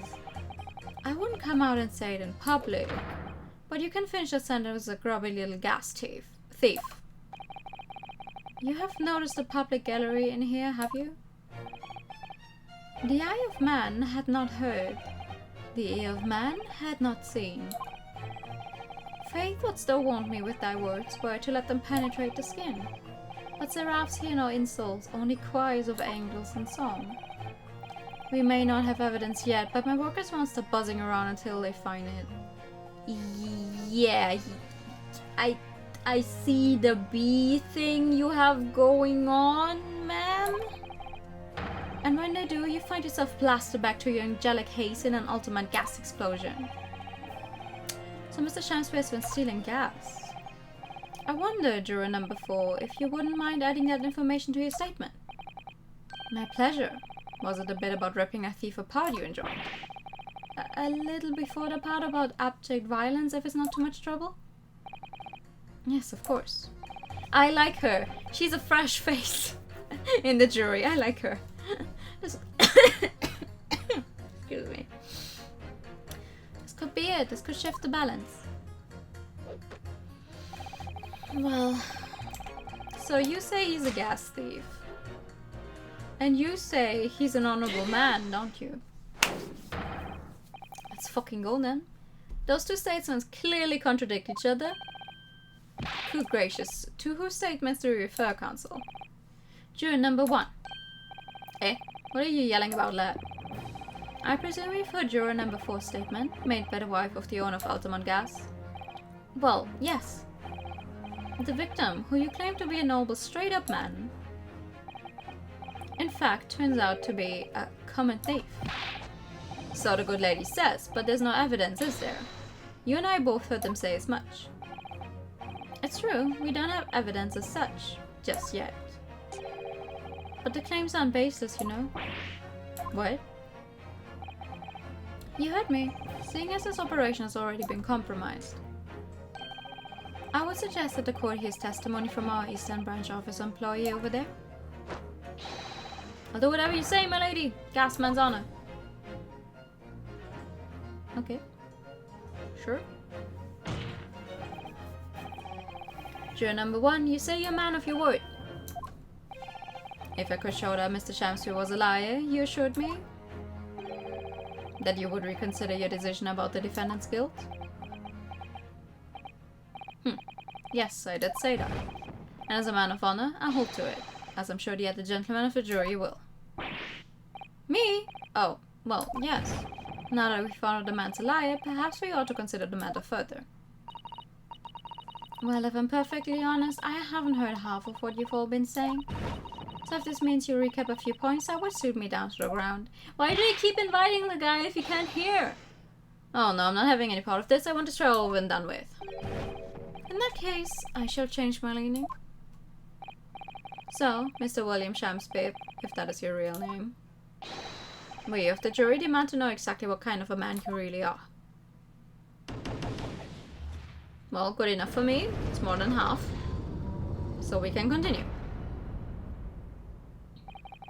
That's 4 jurors. 4 for not guilty. Yes, Mr. Naruhodo. Victory! It's like, he's surprised it actually worked. Order! Well, this is quite extraordinary, I must say. As a result of the defense summation examination, the jury's leaning has changed. Now only 2 jurors say guilty, whilst 4 say not guilty. I therefore declare this court to be in a state of disaccord, and order the trial to continue. Ooh. Throw it! Throw it! Throw it! There we fucking go! That's his second glass. He's thrown. You have spoiled the bouquet, Mr. Shamspeare. The ladies and gentlemen of the jury now find they are unable to trust you, the victim. But you gods will give us some fools to make us man. So God mend me, I do swear. This gasman speaketh that which concerns him most. Naught but gas, nothing but thin air. Aye, it burneth bright a while, but it hath no substance, and it doth reek foul. Oi, what do you say? Do I take it, Mr. Shamspeare, that you deny the allegations of gas thievery? Most heartily, my lord. Hast thou forgot? I am as a seraph, an angel. Noble of mind, sweet of nature, and verily, honest of heart. You're annoying is what you are. You flower him out the pompous beanpole just because I haven't got the evidence yet. Mr. Shamspeare, if, in fact, you are not noble of mind, sweet of nature, or honest of heart, if you're a liar, then your testimony should have no sway in this courtroom. It is my considered opinion that at the present time not a possible culprit of this crime has been identified. All testimony heard by the court thus far heavily implicates the defendant. In short, it would not be unreasonable at this stage for me to rule on the case. Oh no, I think you should see more gas. Yeah. However, in light of the fact that the jury has expressed concern about the fidelity of this witness, I believe it would be inappropriate for this court not to pursue the point further. Yes! I assure you, my lord, that would be a waste of the court's time. The gas in this case are unrelated. Juror number 4. Yes. Didn't you say before that although you had no hard evidence to prove this man has been stealing gas, you have strong grounds for suspecting him? That's right, we do. Don't we, Walker? I think it's kind of sad that she just called some worker and she doesn't know his name. Absolutely, Lady Quimby. Gasman's honor. Lady Quimby! Queen Bee! And he's a work...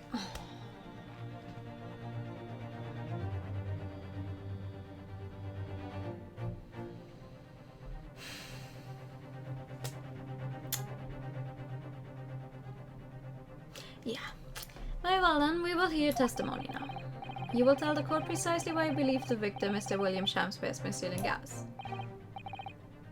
His name is upon a drone bee? It is. Wait, oh my god, I didn't read what he said. What did he say? Yes, my lord, it will be a pleasure on the Gallman last name, I swear. If I may, my lord. Go ahead, madam. This broker's testimony may have a significant bearing on the good name of my husband's company. Therefore, I should like to take the stand alongside him in a supervisory role, if you wouldn't mind. Oh, yeah, sweet as honey, yeah! Very well, it's an exception. I shall honor your request. How is it a pun on drone bee? Thank you, my lord. You will wait till the boss gives you an earful. It's gonna sting, you mark my words. So you will both testify before the court. Adron B. Oh. Adron B. But what's his last name to do with it?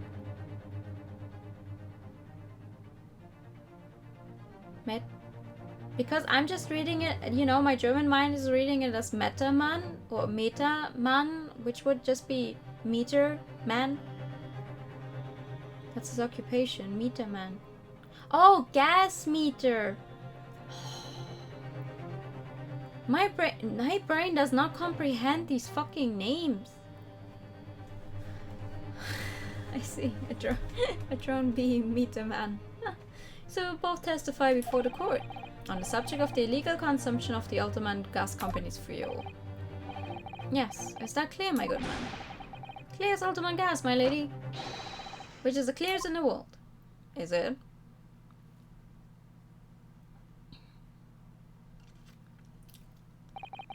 Do you think the gas has gone to his head, Mr. Soto?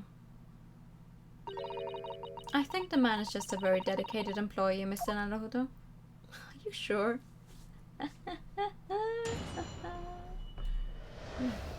Alright. I'm proud to be the company's East End branch investigator and meter money collection agent. Ultimate gas meters accept penny bits, each coin giving customers about 2 hours of gorgeous gas. And yet, the meter in Mr. Shakespeare's room didn't have a single coin in it. The meter doesn't appear to have been tampered with though, and the collection agent has the only key. Somehow, he's using all the flaming gas he wants without paying a penny. If that's not thieving, what is? Oh, interesting. That's what above soaps are for! He just makes his own coins! That's what the red point on the ah! Pray forgive the discourtesy. The irrelevance of this testimony caused me to turn my head. Wait! That's a new glass. Number 3. What do you mean by that remark, Lord Van Zix? Did the mustachioed Nepalese poison a gangling excuse for an actor, didn't he? That is all that should concern this court. And yet, now we must listen to this. Abhorrence. And there it goes. Clearly, what separates the vast British Empire and your eastern island nation is more than geographical distance. But this could turn out to be crucial testimony. The cross-examination must go ahead. Oh my god, that's the entire fucking bottle. Okay, sure. Do what you will. Lord Van Zix appears to be in a violent mood. Yes, he does. An attempted poisoning and an incident of gas theft with no supporting evidence. It's true that they would appear completely unrelated at first glance. But I wonder, the truth tends to be buried in the most unusual places. And the first step in uncovering it will be to establish just who and what this man really is. Alright. Okay. Right.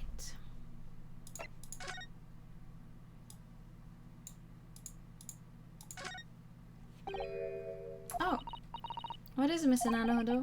This bar of soap. When we first found it, I could have sworn there was some sort of round disc in its depression, just here, a reddish one. Yes, you're right. I remember it too. But now the depression is completely empty. Where could the disc have gone? The little reddish medallion from the center has mysteriously vanished. I wonder why.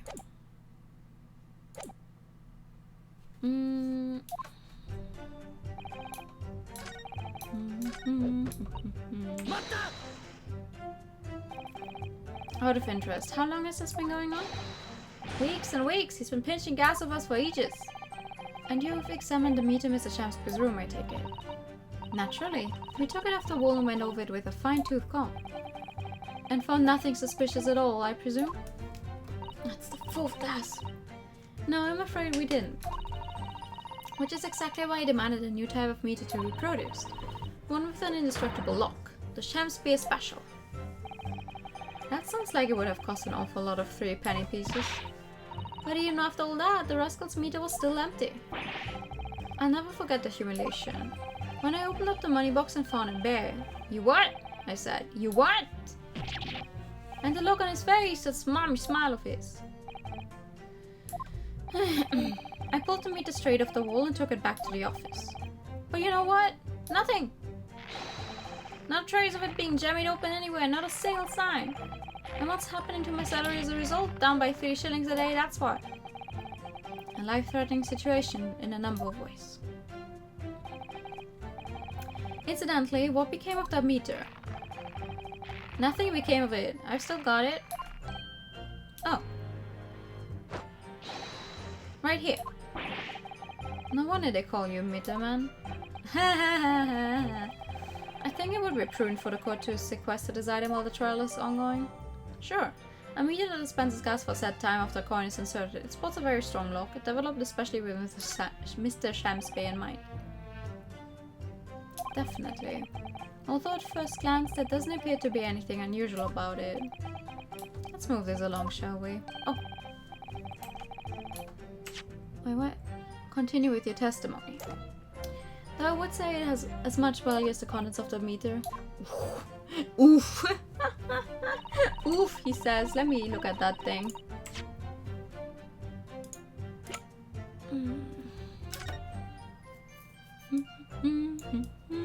Ah. What's this? Oh, what's that? Have you spotted something, Mr. Naruto? Just here, there's a little hole. Do you see? Goodness, you're right. I wouldn't have noticed. It's not a very neat hole, is it? Not professionally made, I'd say. So you think it might have been opened up by Mr. Shamsby? Possibly. It seems the people at Alderman Gas must have missed it. Well, it certainly seems to go all the way through to the inside. Yes, but there's no way a coin could fit through there. That's true, but even so, it seems more than a little suspicious. Hey, there's a tiny hole in its space. Okay.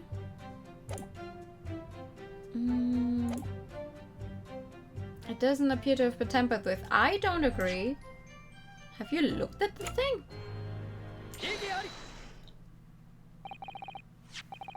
Lady Altamont, I'm afraid to say that this meter clearly does show signs of having been tampered with. What? Get away. I've been over and over that thing. I'm telling you, there's nothing wrong with it. In that case, what do you have to say about the small hole that's been made at the base of the coin box? Hole? What? You're right, you're quite right. There's a little hole there. The meters aren't supposed to have that. Not the others do. In other words, we can assume that Mr. Shamsby secretly opened up this hole himself. Yes, I wouldn't be at all surprised. But why?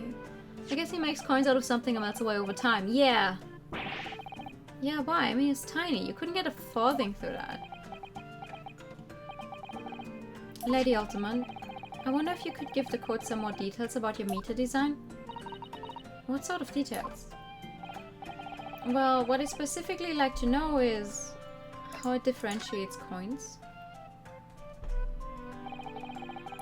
How does the meter tell the difference between different coins? What do you mean? Well, for example, if someone were to put in a 1 penny coin, that wouldn't work presumably, would it? No, of course not. So, well, how does the meter know that the coin has been fed as a true penny bit? Ah, I see what you're getting at now. The meter tells coins apart by their shape and size, which includes their thickness. A true penny bit is about 3/4 of an inch in diameter, you see, and a coin just won't fit. I see. It's clearly been very well thought out. The witness will amend a formal testimony with that information in case it is pertinent. pertinent. As you wish, my lord. Well, let's see how big our funny indent is. Here then. Look at this bar of soap. There's a circular depression on the side about 2 centimeters across. Or 3/4 of an inch. Ah, do you think? We did find the soap at the scene, didn't we? Yes, there were 2 bars on that little ledge just outside the window, so we took this one. But I'm sure that when we first found it, there was some sort of reddish medallion in the middle there. I remember it clearly. Yes, but there's no sign of it now. Where could it have gone?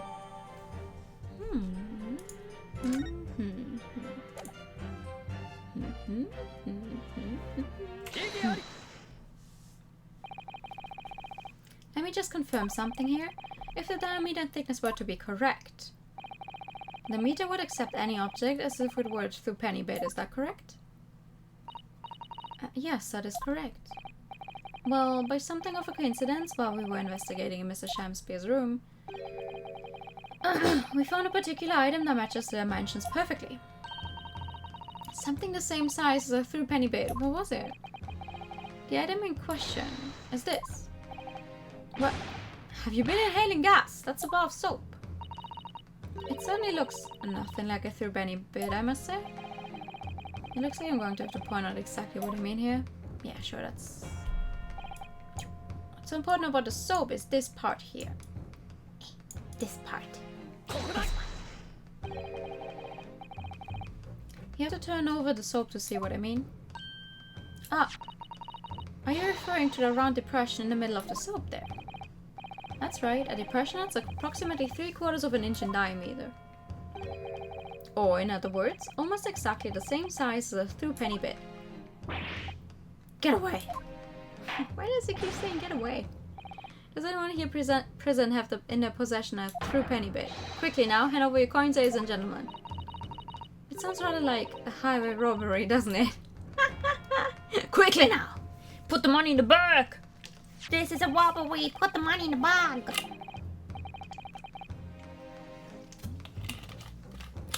Thanks to a kind member of the public in the gallery, I have here through penny bit. Now to see if it fits. My word, it couldn't be more snug. Yes, as I suspected. This, without a doubt, is a vital clue to explain how the Alman Gas Company is being defrauded. Well, I don't believe it. Oh yeah. Yeah, her outfit. There it goes. Outfit is very bee-like. So your assertion amounts to what? That some inferior bar of soap has a tentative connection to the theft of gas. Yes. The depression in the soap was clearly made by a through penny bit. I must concur at least that pushing a coin with some force into a poor quality bar of soap such as this is a remarkable simple way of replicating the coin's shape. And then you could use, well, some melted wax or something to pour into the mold. You could make fake coins in no time.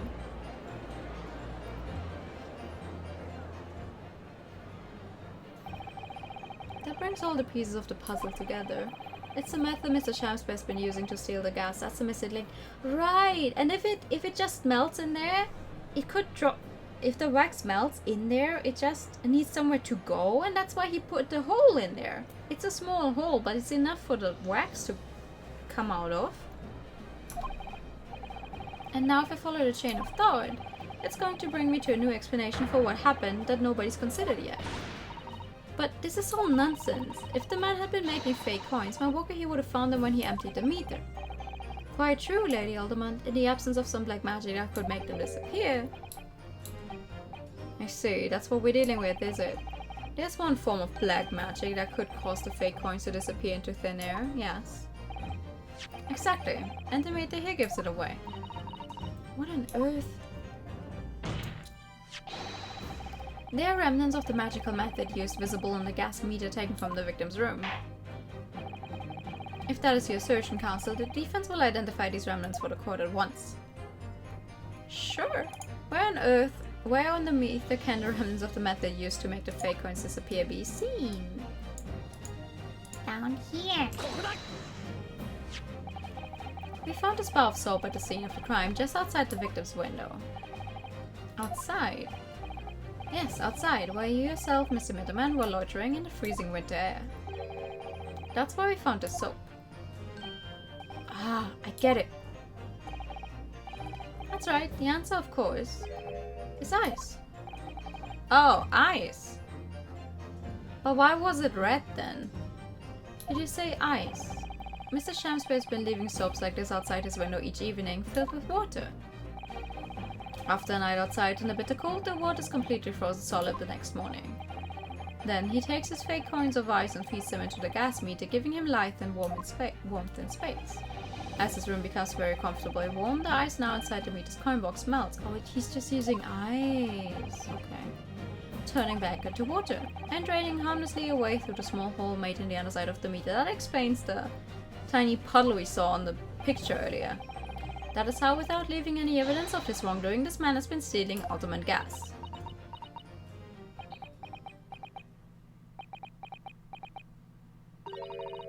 Yeah, just like that. So simply. Is he trying to make us look like idiots? He's been fooling us over some bars of soap and some water? That's right, madam. I don't believe it. It can't be true. Do you have any idea how much money we spent to develop that new meter? And now you have the audacity to suggest that a bit of soap and some water can render it totally useless? I'm fairly sure I didn't design it. Evidence. Sorry. I want evidence. If you're going to stand there and tell me our meters are rubbish, I want to see proof. She's very good at enforcing accountability, isn't she?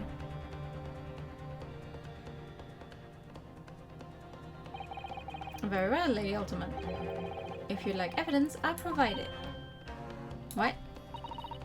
Mr. Naruhodo, are you saying you do actually have the evidence to support this theory? Yes, I do. I did notice a trace of something that bothered me a little at the time. I have a feeling that the theory we'd come up with now could explain it. The piece of evidence that substantiates the theory about how Mr. Shamspeare is stealing gas can be seen in the crime scene photograph.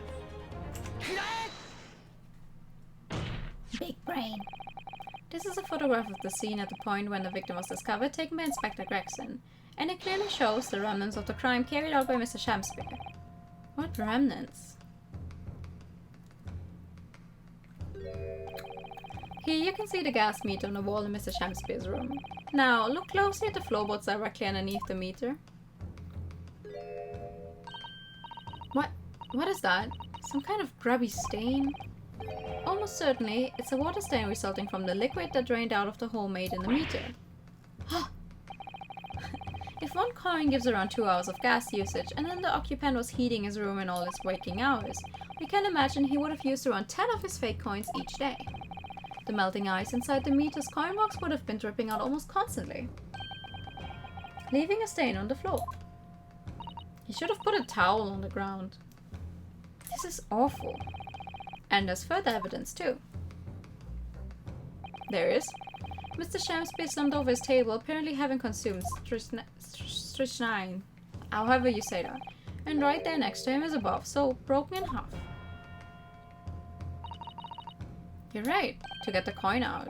It would appear to me then, counsel. But the man was eating a soap, was he?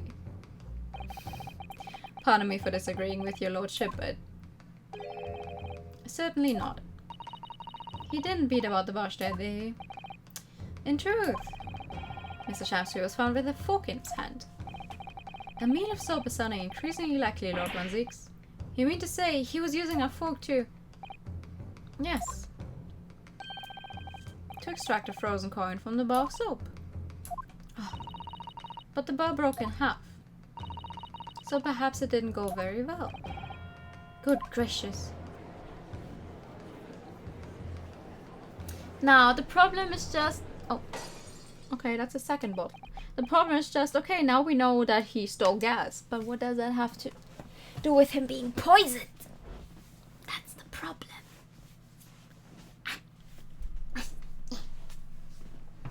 I need a different chair sometime, I swear. Because this one keeps not staying in the place I want it to stay. It keeps moving. Lord Van Zieks. I was throwing my hand up in despair and happened to catch my hallowed bottle on the way. Pray forgive my maladroit mistake. What is the meaning of this counsel? Allow me to pose my learned friend a question. What exactly did you establish with your most recent cross-examination? Well, that Mr. William Shamsby is a liar and a thief. In other words, that his testimony is unreliable. That's it, that's exactly it. Very well, let us assume that man is a liar. Now, allow me to pose another question. What possible difference does that make? Well, we know that suicide can be discounted. Scotland Yard's investigation revealed no sign of another vessel that contained poison.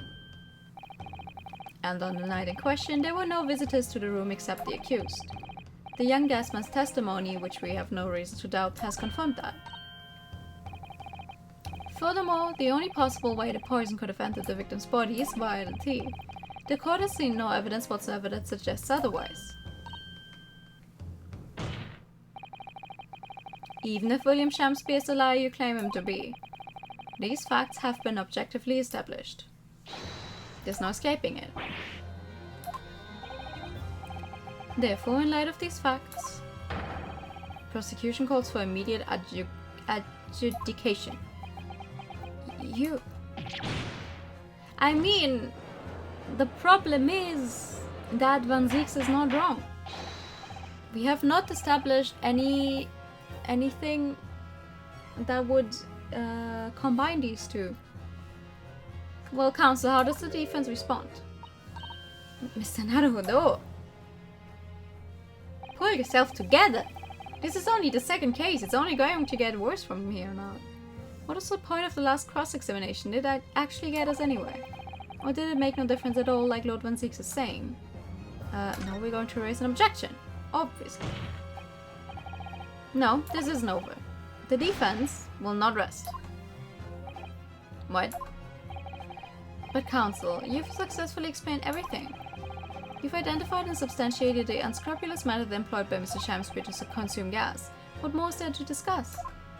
It's not the second case to him. Lord Van Zieks just highlighted 3 facts in order to make this point.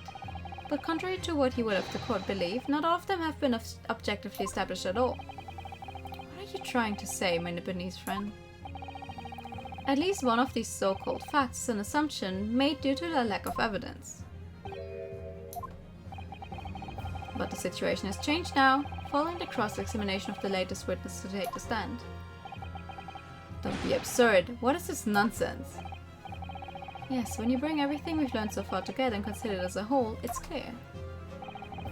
There's a question that we now need to reconsider, namely, was the poison in the tea? We've all been led to believe that the Listen, how do you say that? How do you pronounce a type of poison?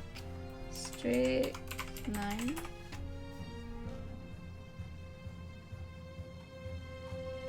I want to know how you pronounce it. The FBI agent monitoring me is probably going like, what the fuck? Strychnine. Strychnine! Of course! Of course! It's pronounced strychnine! Of course! I should have known that!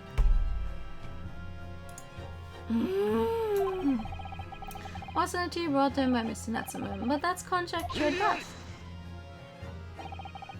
The victim has testified that nothing else passed his lips that night. There's no other possibility. And since there was no trace of the tea left at the scene, it couldn't be tested for traces of the poison. No, it could have been in the bar of soap. He had trouble getting the fake coin out of there. Maybe he bit into the soap to get it out? As I said, the situation has changed. Because in fact, some of Mr. Netzeman's tea was left at the scene. And a particular piece of evidence proved it.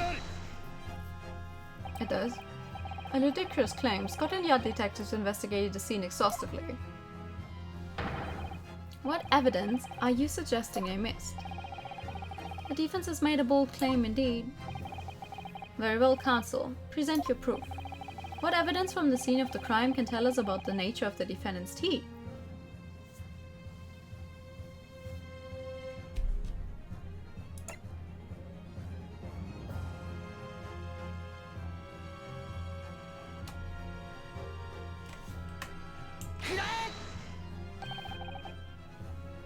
Good gracious. The soap again. The same bar the victim used to fashion his coins of ice. Why is the music not stopping? Yes, that's right, my lord. It's just come back. It's just come back to me. Something about when we first found this bar of soap at the scene yesterday. It's more bars of soap. What are bars of soap doing lined up on a ledge outside the window? I'm quite certain that when we originally stumbled upon the bars of soap, there was actually a frozen coin in each bar. So you discovered the gas thief's coin factory. Fascinating. In a way, yes, but there's more. The coins we found in the soap at the time weren't normal ice. There was something strange about them, you mean? Exactly. Something very obviously strange. They were red. They were red. Oh, wow! The ice was red. No. You mean... That's right. It's obvious to me now. The fake coins in the soap were made from frozen tea. Ah. I would remind the court of a statement made by Mr. Natsume earlier in this trial. And that's why he didn't drink it? He froze the tea? I did take some freshly brewed tea with me when I visited Mr. Shakespeare's room as a gift. The public water pump outside always freezes at night, so I bought bottled water especially to make it. And this is the result. Never will I touch tea again. Never. Yes, I believe there had been a snowfall that day. It was particularly cold. Sadly, on such occasions, the poorly constructed water mains in the eastern are prone to freezing. So on the night in question, Mr. Shakespeare, having no running water to use, was forced to use the tea brought by Mr. Natsume in order to make his fake coins. Oh! Interesting. There were 2 bars of soap on the window ledge when my judicial assistant and I investigated the scene. That's right, and we only borrowed one of them. Which means that even as we speak, some of the defendant's tea is still present at the scene of the crime. Frozen solid in a bar of soap outside Mr. Shakespeare's window. I mean, hopefully. Extraordinary. Earlier today, Inspector Gregson informed the court that if even one drop of the tea remained, Scotland Yard would be able to analyze it for poison. You presented the evidence but sound so surprised. Yeah, because it's like... I did not actually make the connection that the coins were red because it was tea. I was like, yeah. Yeah. It's like the only thing we have. The bar of soap. Because they're somewhere outside. Because you heard me say it. My thing was like, okay, maybe he tried to break it out of the soap. And someone put the poison into the ice from outside.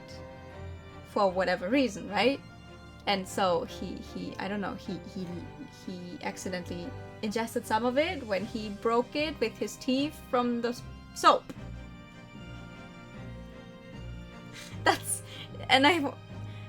It's like, on one hand, yes, Ace Attorney is wild sometimes, but on the other hand, I'm like, I don't think they would make it this extreme? Like, who would accidentally, like, I don't know, lick a bar of soap? I'm trying to get a piece of ice out of it. So his thing with oh yeah, he just used the tea because the pipe was frozen. I was not thinking of the pipe being frozen at all. So he used the tea to make them, that's why they're red. I did not go there. That's why I'm so surprised. Even though I presented the evidence. Like, my thinking was completely different, but I was right in the end. As such, we are now in a position to prove or disprove what has until now been mere conjecture. By finding out for sure whether or not Mr. Natsume's tea actually contains strychnine. Wait, what? How do you say it? I already closed the tab, I think. Numbers. Strychnine. Strychnine? Strychnine. Strychnine. Strychnine. Strychnine. Mwah! You smart Nipponese. That's what I'm here for. My lord, we cannot do the defendant the injustice of passing judgment now. The police should be dispatched to recover the remaining bar of soap from the scene at once, and the defense requests a thorough analysis of the frozen tea embedded in it to determine whether or not it contains any poison. Well, if it contains a poison, we're fucked. I leave! Instruct the police to attend the scene at once. Oh, thank you for the hydrate tank. Yes, my lord, understood. Woo! Let's go!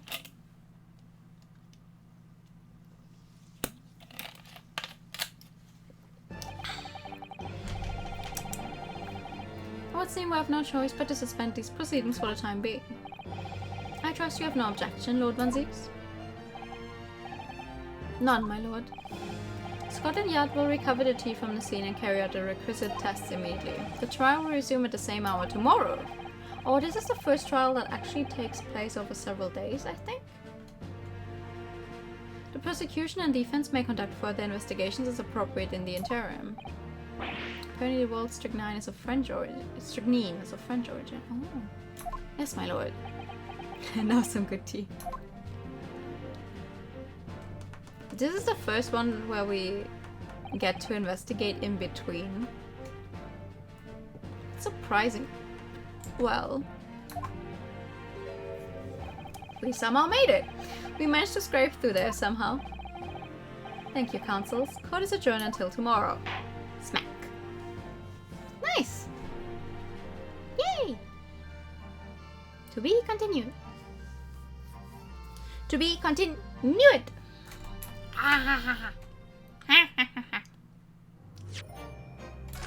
Yes, I would like to save my current progress, thank you. The question is just...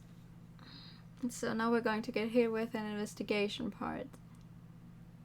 Again, we're probably going to have like 2 more pieces in a trial or something. Chronicles had a very unusual structure for it. I kind of prefer to myself, but having multiple investigation probably gives more freedom.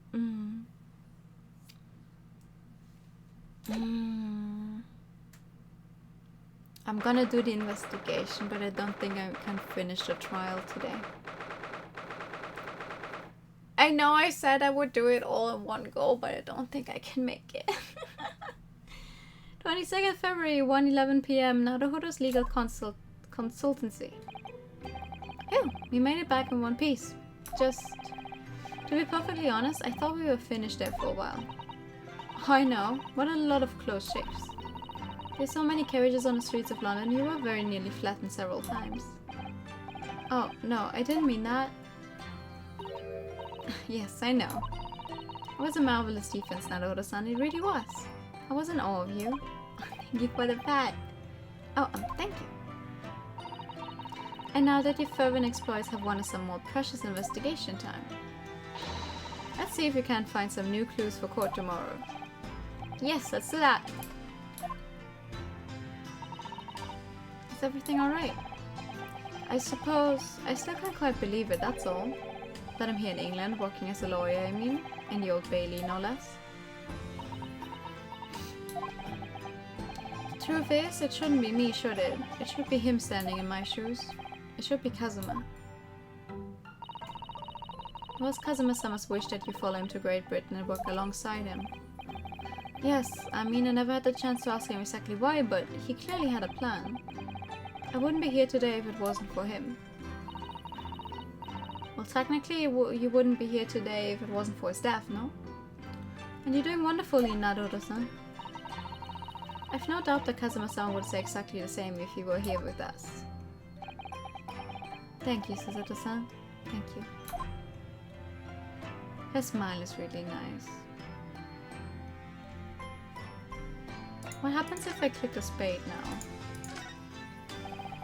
Perhaps we should put the spade away somewhere. That's not a spade, Naruto-san, it's a shovel. No, this is the one we've seen before. No, shovels are for digging. That's for scooping up loose material. It's a spade. No, spades are for digging. That's for scooping up loose material. It's a shovel.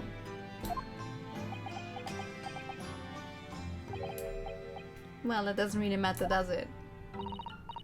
You're so right, Naruto-san. We mustn't quarrel over such trifles. On reflection, then, I think I'll leave the spade where it is. Yes, I think that's for the best. You may need a shovel when we're walking in the garden. It's so cute. To be fair, the way it's drawn, it really could be either. Because it's like, it looks pretty deep, so I'm... But like... I think I would call it a spade, not a shovel. Good thing I'm not part of this game. It was quite a shock earlier today, wasn't it? When the victim himself turned up in court and took the stand. I know. Not only that, but then finding out that he's actually a barefaced gas thief as well. Yes, that was certainly a surprise to us all. For a while it seemed as though everyone had quite forgotten about Soseki-san poisoning your tea. Careful of your phrasing, Suzuto-san. He didn't poison anything. And there's more to this Mr. Shamsby than we yet know, I'm sure of it. Mr. Shamsby certainly wasn't the noble, upstanding man everyone thought he was at first. What's become of him, actually? I was told that he'd be returning to the hospital ward where he was receiving treatment. Oh, which one is that? Let me see. Ah yes, he's at St. Bartholomew's, or Bart's as Londoners call it. We know the place, don't we? That's where Miss Green is staying. Yes, we visited Miss Green there yesterday. It's the same hospital to which he was taken. Ah yes, after Soseki-san stabbed her in the back. Do be careful your phrasing, Naruto-san. He didn't stab anyone. Perhaps we both owe Soseki-san an apology. St. Bartholomew's. Yes, we should probably visit the hospital later. That sounds like a good idea. So we know that Soseki-san took tea to the victim on the night in question. But as he isn't the culprit, then obviously... Yes, the poison surely wasn't in the tea. But if that's the case, how on earth did the poison get into Mr. Shamsby's body? I'm sure we find a clue at the scene. There must be something in Mr. Shamsby's room that will help solve the mystery. Well, naturally, Scotland Yard detectives have been over the place already. But it couldn't hurt for us to have another look around, I think. Definitely. And I'm desperate to know the outcome of the investigation into the tea left in the bowl of soap. Well, if you run into Inspector Gregson, we could ask him about that. Alright. Kazuma Sogi, the best friend I ever had, and a lawyer with such promise. Boyfriend. He really saved my bacon in a horrible incident just before we left Japan. I can still picture him now, looking so fierce and determined in court. And then after the trial, the crazy idea he came up with. As a stowaway. Yes, you can fit inside my trunk if you curl up small enough, I'm sure. No one will know. They're gonna know. Well, how would they know? They're gonna know. Kazuma, won't you tell me why? Why go to these lengths so that I can accompany you to the Great Britain? Well, it's been on my mind ever since we got through that trial. Thank you for the faster chat. Then you really ought to go into law, be a defense lawyer.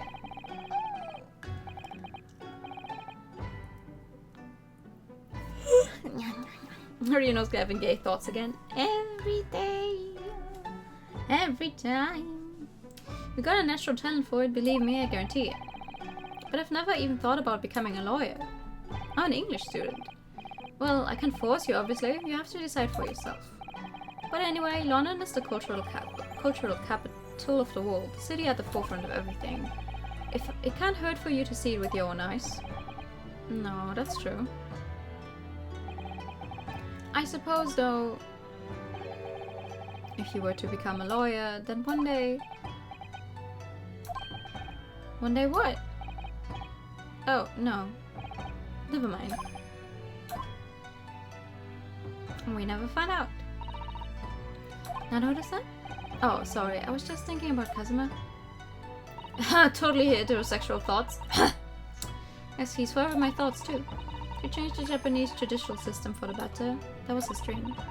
And that's why he so desperately wanted to come to Great Britain to study, of course.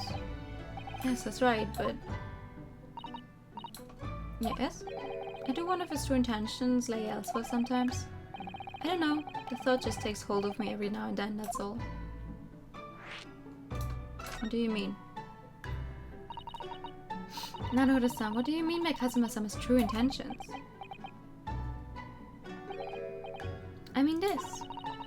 His katana. I never expected to inherit his sword after Kazuma passed away, of course. Sword. No, I know, it was because I asked you to take it. When I have it at my side in court, I feel as though it gives me courage. Yes.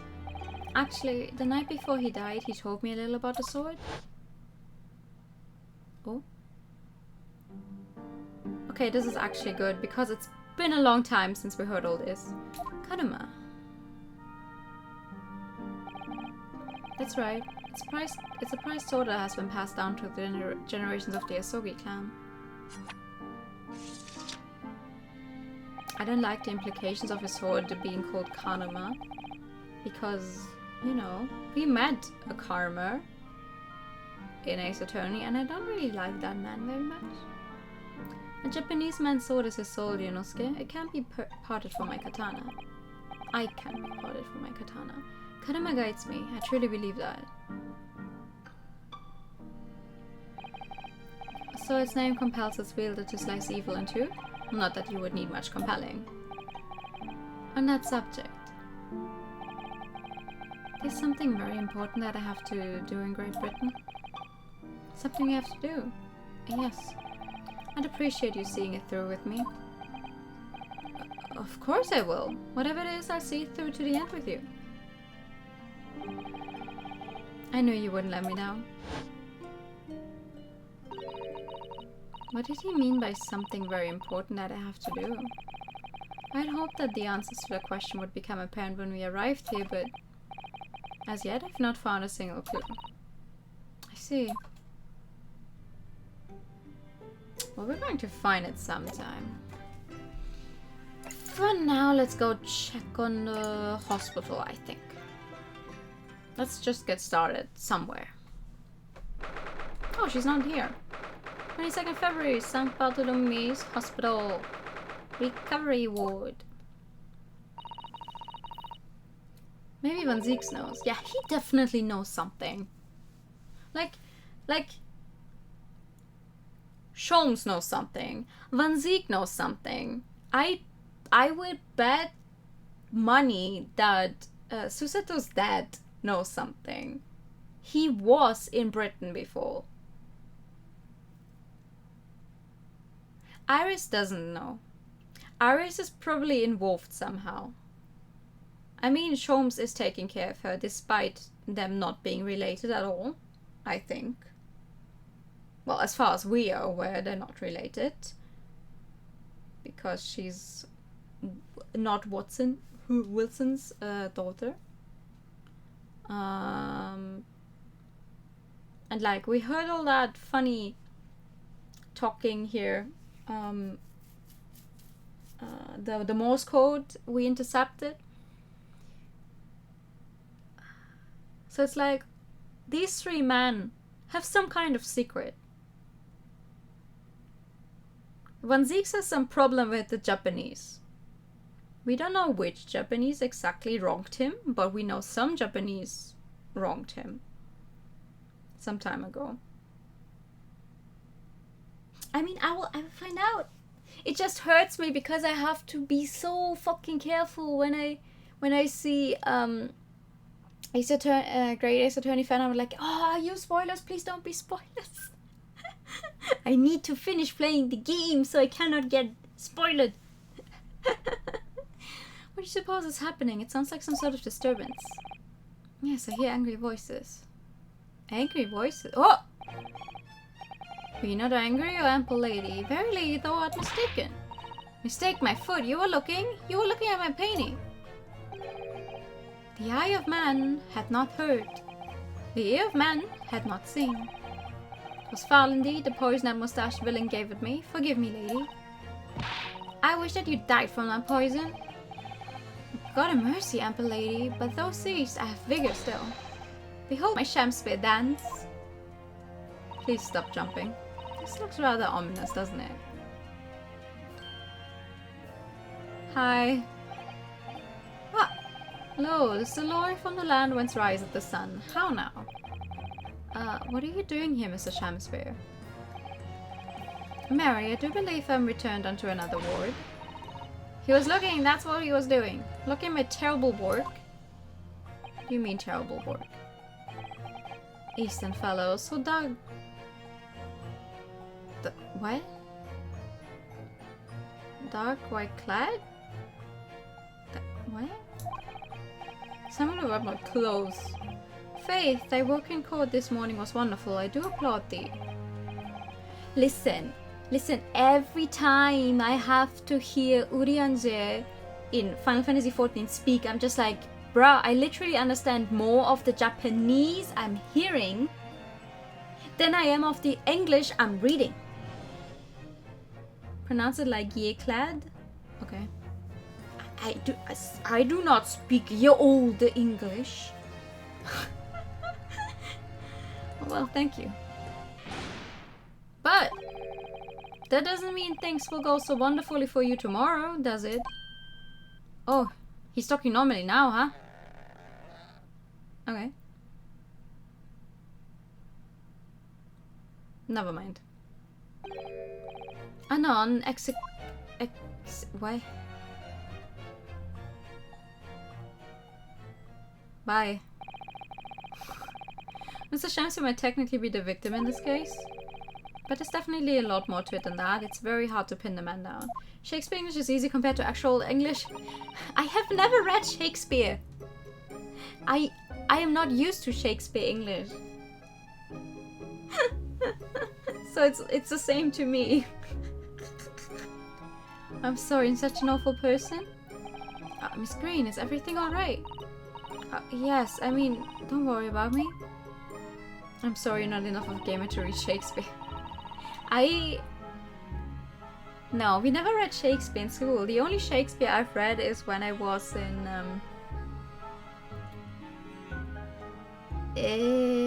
theater in like 5th grade or 6th grade, when we did put on a play of Shakespeare. I forget every fucking time which one it was. I talked about this before, right? Midsummer Night's Dream. That is the most I've ever had to do with Shakespeare. And that was a version, so it could be performed by children. So yeah. Thank you for the pat. They're about to discharge me, so I must get ready to leave now. Oh, I see. We're delighted that you'll soon be well enough to go home, Miss Green. Oh dear, you're too kind. I don't deserve it. Why not? I really like her. Why are you so... I want to talk to you. So, are you feeling more like yourself today, Miss Green? I am, thank you. I mean, people do recover from ordeals like this, don't they? Even people like me. Well, yes, it really was an ordeal, wasn't it? You were stabbed. As far as I was concerned, I was just walking along in the snow one evening minding my own business. And then, completely out of the blue, I was struck in the back by a knife and collapsed unconscious for days. Of course, when I finally woke up again yesterday, the whole business had been cleared up already. What a terrible week it's been for you. Oh no, I'm sure I'm very lucky, really. I look back on this fondly. Really? Anyway, I must be getting my things together now, so I'm ready to be discharged. Oh yes, of course. Sorry to take up your time when you're obviously busy. Okay. We'll see you some other time then.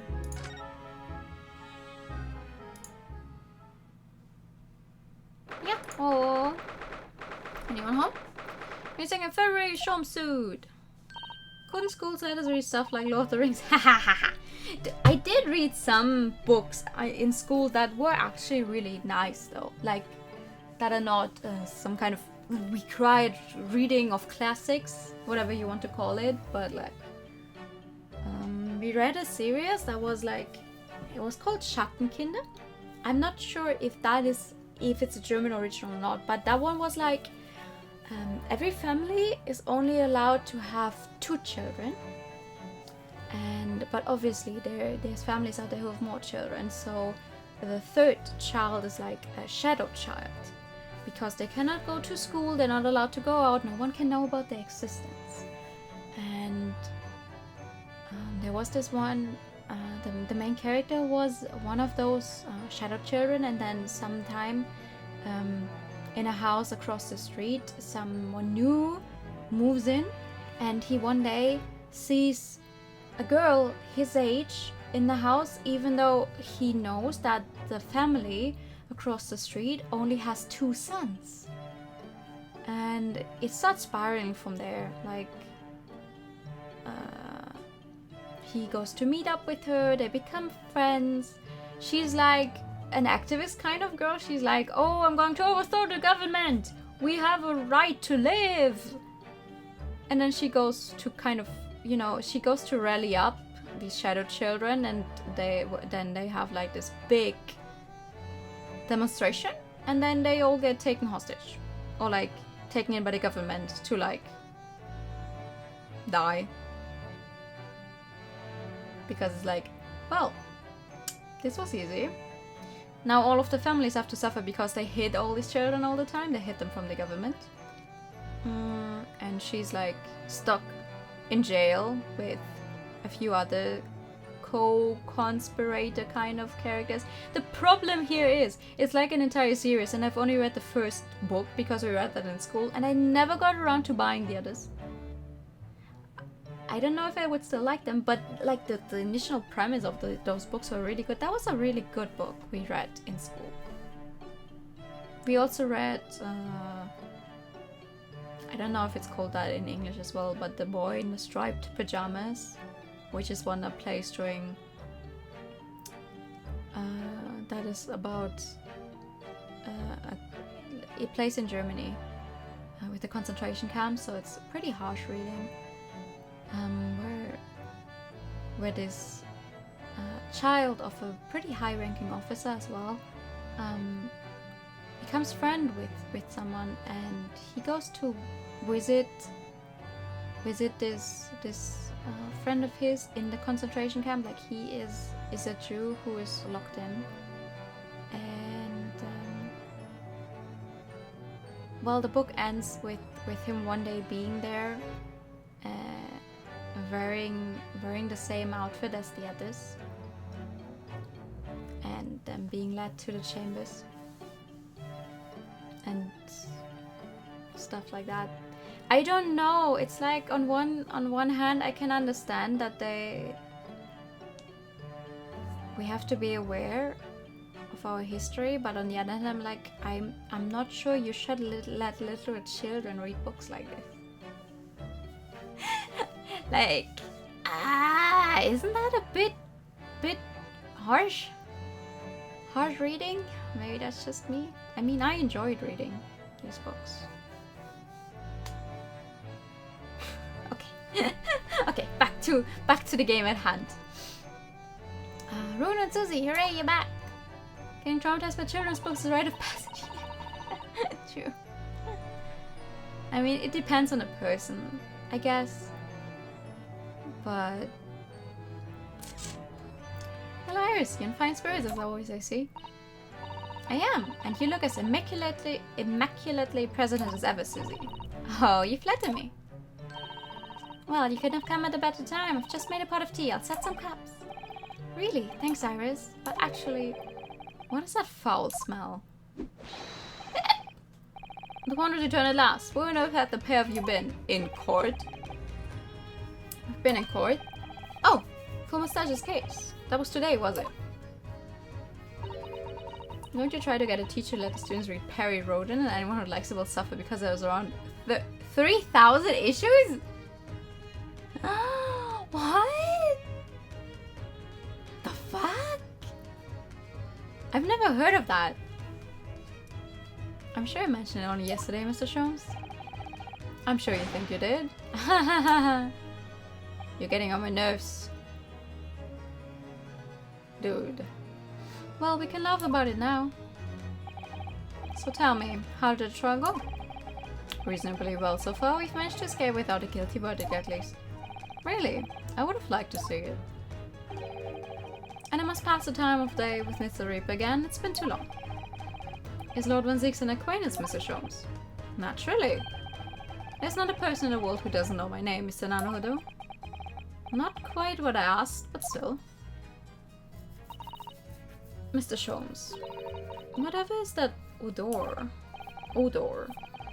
Yes, what is it? It's faint, but absolutely awful. Indeed, that's the scent of victory, my dear fellows. Victory in science. Oh god, what did he do? Oh dear.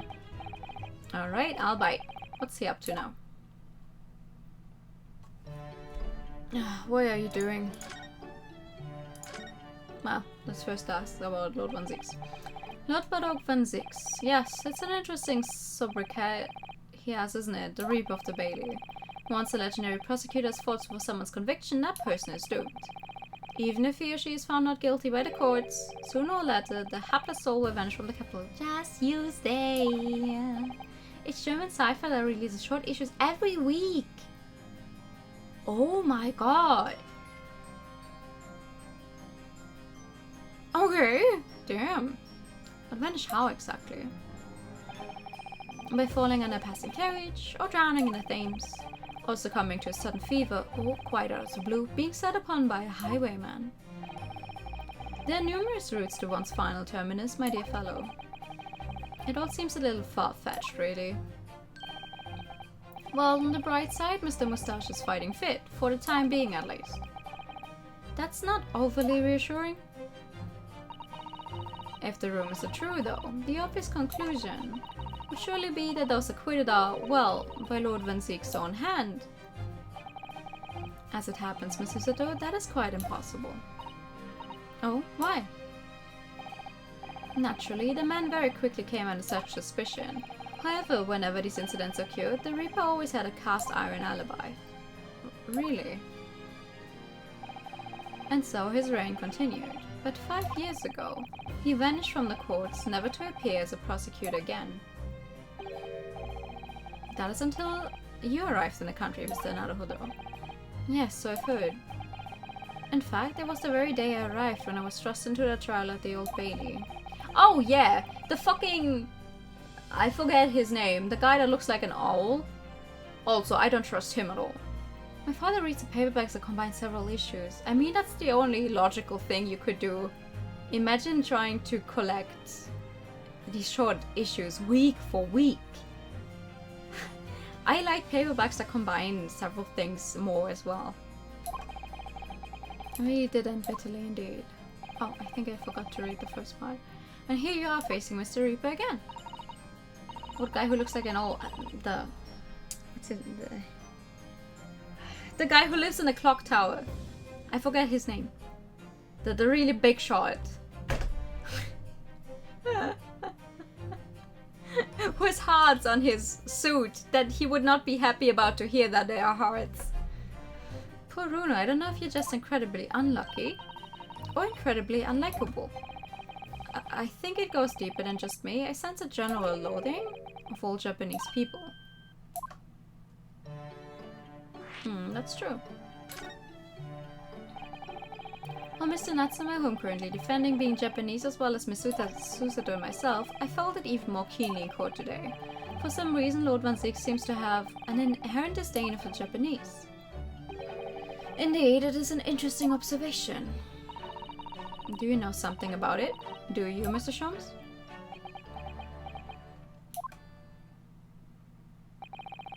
It was about 10 years ago that Barok Van Ziek chose to enter the legal profession. However, before that time, the young man's closest companion hailed from the Empire of Japan. No! What? Tell us more, Mr. Sholmes. What happened? He's not going to tell us? I believe we've made it clear before. I'm unable to tell you anything about the affair. Of course he won't. Oh, but...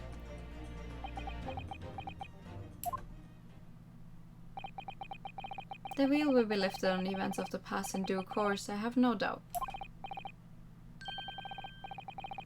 For now, however, it is Mr. Moustache who is most deserving of your attention, I believe. Uh-huh, you're just going to drop that, huh? You were involved with it as well. Huh? Tell me. So what is that indescribably foul smell? Well, most probably this, I would say. What is that? My dear fellow, it is of course my latest invention. A chemical test that can identify whether or not a tea is genuine at the drop of some tea. Oh my.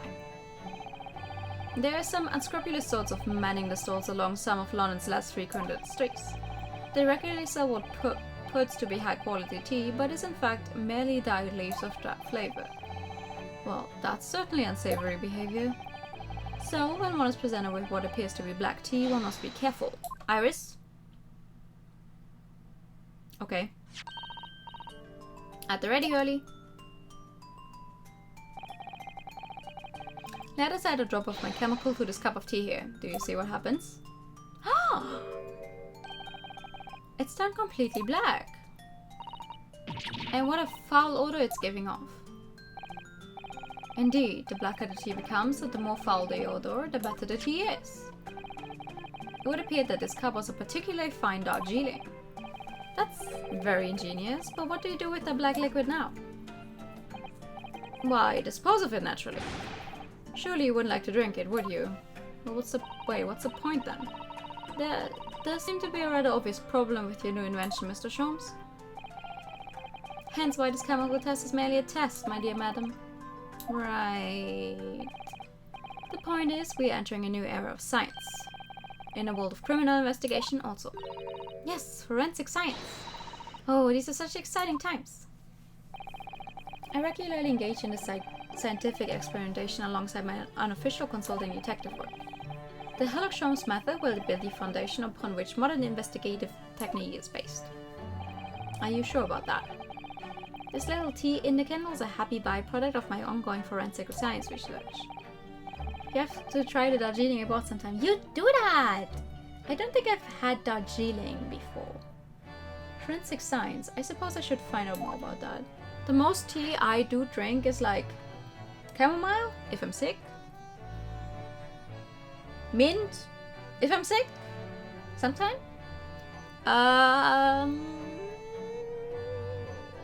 I don't know what it's called in English. Hold up. What is that one called in English?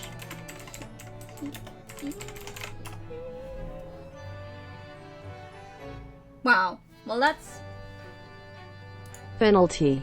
fennel tea. Okay. If I'm sick, or some kind of fruit tea thing. I don't drink much tea because my body cannot handle it. Ha. So like, it's like, okay, do you want a cup of tea? Yeah, sure. Do you also want to suffer? I guess. So your tea test is that an example of forensic science? Indeed it is. An essential tool in cases that hinge on the knowledge of whether some tea is of high or inferior quality. Not a huge number of cases then. Perhaps a more practical example is required. Fingerprints? Not yet accepted in our courts as evidence, I might add. Really, we're dragging our heels there. I hadn't even heard of them until recently. Which is partly why I undertake research in this field myself, of course. Does that mean you're studying fingerprints, Mr. Sholmes? There are others in that field already, and I abhor the company of inferior minds. No, what I'm researching is skin prints. Skin prints. A nomenclature of my own design is this chemical agent that makes it possible. It instantly reveals objects touched by whichever person's under investigation. Brilliant, Mr. Sholmes. As long as it doesn't turn everything completely odorous and black. I assure you, my dear fellows, you will witness my forensic talents in action very soon indeed. Okay, sure. Can I get some tea now? Well, I think we should go back to the scene and see if we can uncover any new clues. I guess I don't get the tea. That's the spirit, Bruno. See you later. Yes, until later. No, Mr. Sholmes, we were thinking you'd come with us. You were? Yes, of course. You said so just a moment ago. You said we witnessed your forensic talents in action. Yes, I do recall saying something along those lines. But you go on ahead. I shall be sure to follow you later, in all likelihood. Probably. Maybe. Well, I might. Hi, good evening. I was like when I was in shops with the exact same pose. It's so cute. Your commitment astounds me. Oh, thank you, Mr. Sholmes. We'll eagerly await your arrival. Bye-bye, Bruno. Bye, Susie. I'm going to fucking adopt her. She's so cute. Can I do anything else in this room? Do you have anything else to say? Mr. Sham seems to be making funny faces at something on his desk. I thought he said he was going to come with us to Mr. Shamspeare's room. No doubt he's preparing something, Mr. Naruto. Something amazing. He's sleeping! And he's doing it whilst asleep. Is there no limit to the man's talents? Okay. What are you doing? Iris? That's incredible concentration, that is. I find it quite remarkable how she can focus on so many different things at once. Perhaps I should try drinking more herbal tea. The blend there from the rye would be good for you, Runo. Oh, Iris? This girl is destined for great things, I'm sure. That she is, I really love her. Okay, let's look at his room then. See what happens. 22nd of February, Miss Natsume's lodgings, ground floor. Yo! You're making me hungry, bro. Ah. Hello again, Inspector Gregson. What are you doing here? Well, we were hoping to have another look around, actually. The lawyer representing the defendant has a right to examine the scene, as I'm sure you're aware. Yeah, I know the score. Oh, yes, one other thing. The soap on the ledge outside the window. Did you find it? With the tea in it? Yeah, we found it alright. And there was a small amount of tea in it, as you said. I knew it! It's within the identification section at the yard now. They're looking into it. The results should be available later today. That's wonderful news, thank you.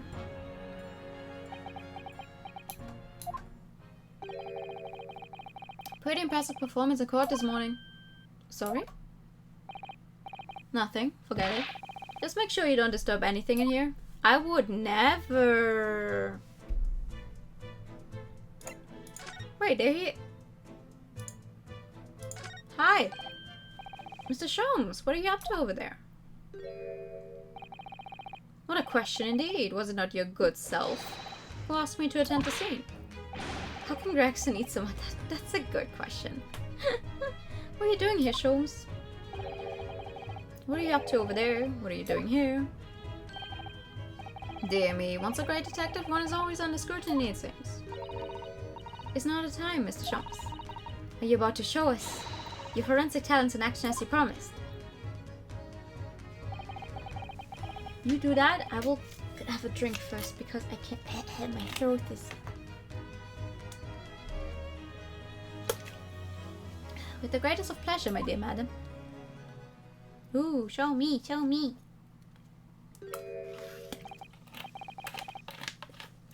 What's all this? Ooh! All this is precisely what you requested, Mr. Naruto. Sherlock Sholmes' sensational skin print seeker gun. Why do you have to make everything a gun? Moments ago, I took a sample from a teacup that was used by the victim. A sample from Mr. Shamspeare's cup. Also, how did the cup get back here? I thought we took it with us. Each individual leaves microscopic secretions on everything he or she touches. Just use they! A sample of those secretions is all I need to produce this, a refined indicator solution. By liberally spraying the room with this chemical, everything the victim touched is instantly revealed with the aid of these goggles. Here, try them on. You're tired, so maybe you're gonna go to sleep. You do that? Sleep well then. Rest is good. Sleep is good. I say, not going to sleep on time. There, now spray the chemical indicator about and all will be revealed. Spray. How do I do that exactly? A little press of space on the area you're interested in is all that's required, like this. Oh, what is that stuff? It's like fog. Suspension of the chemical indicator is a pressurized gas. It's the most efficient way to cover a large area. That was another invention I discovered incidentally while I was developing this idea. As you do. Go ahead, try it, my dear fellow. We may learn something interesting about the victim's movement on the night in question. Well, there's nothing to lose, I suppose. Let's explore! Oh, hell yeah. Okay. Did he touch this? Did he touch the cups? Oh, I cannot do it with the cup? Ha! Did he touch... No. What about the window? What about here? The lamp? No. What about here?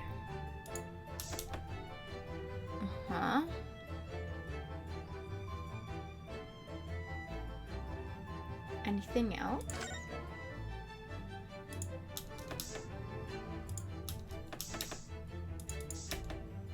Oh, I don't necessarily need to press space. I can just... I can just click. Okay. Something tells me we have everything.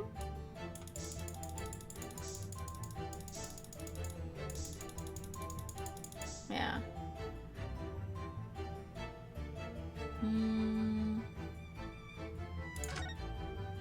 Or maybe not. What about this thing? Ah! Look at all this here. Oh yes, interesting. A multitude of the victim's handprints. Why are there so many of them on the floor in this one spot? Oh, perhaps he had a bad fall just here? There's nothing obvious that he would have tripped over though, is there? I wonder. Personally, I often stumble when there's nothing obvious to trip over. I think that's something only a great detective would do, Mr. Sholmes. Well, this is quite a puzzle. Handprints all over the floor. Yes, there's no obvious explanation.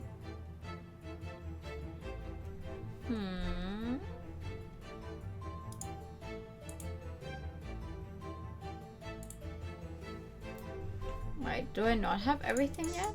What am I supposed to do still?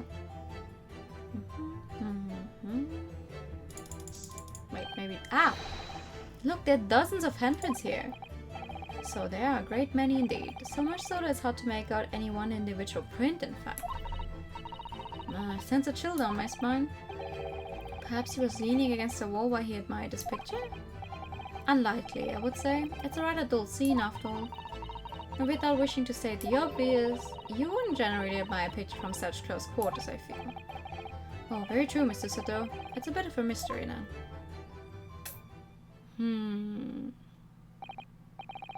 Well, we sprayed Mr. Sholmes' amazing skin print indicator all over this room, didn't we? We did, but there are two places in particular that are of interest, I would say. The floorboard that I think is very suspect. The handprints on the floor, they are on the wall by the picture, you mean? Yes, and I think the floor warrants close investigation. I won't be a moment. Okay. Ah! What is it, Mr. Sato? Look here, Mr. Naruto. One of the floorboards has popped out. One of the... You mean... It's a secret hiding place? Excellent work, Mr. Sato. So, what do we have in here? Oi! What are you lot doing? Inspector Gregson! Stand aside right this minute. It's my job to investigate there. No need, Inspector. You continue to dig into your portion of chips whilst we dig around under the floor here. Your fancy talk's putting me off my food anyway, Sholmes. A new bit of evidence is exactly what I need. I want chips. Wow, a secret hiding place under the floor. What a find. I said that the first time around. It's not a hiding place you could make use of in Japan. I don't think I could lift a straw to tell me, Matt. No, I know, but I never expected one of these wooden floorboards to move either. It's got me wondering about the wall over there too. Aren't you curious? Oh. I'll investigate at once.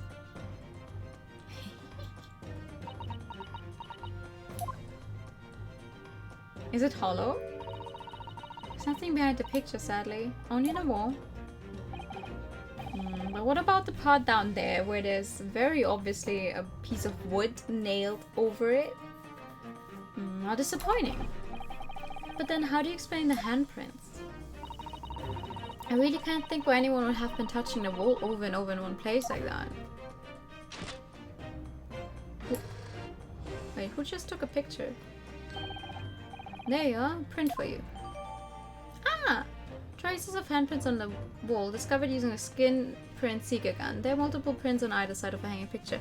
Yeah, they're probably not going... That's nice for evidence, but they're not going to accept it because they're going to be like, oh no, it's not a forensic thing that has been established yet. Oh, excuse me. Thank you very much. This invention can make prints too. Now then. I wonder if Inspector Rexon has found anything under the floor there. I'm desperate to know. So am I. Come on, bro. Oh, excuse me. I'd love to know if there's anything hidden underneath the floorboard there. Allow me to ask Rexon now. After all, we're well acquainted. Are you? Inspector Gregson. Really, it's been too long. What is it, Sholmes? I thought perhaps you might show me what you found there, seeing as we're such good friends. We're not friends. No, I suppose not.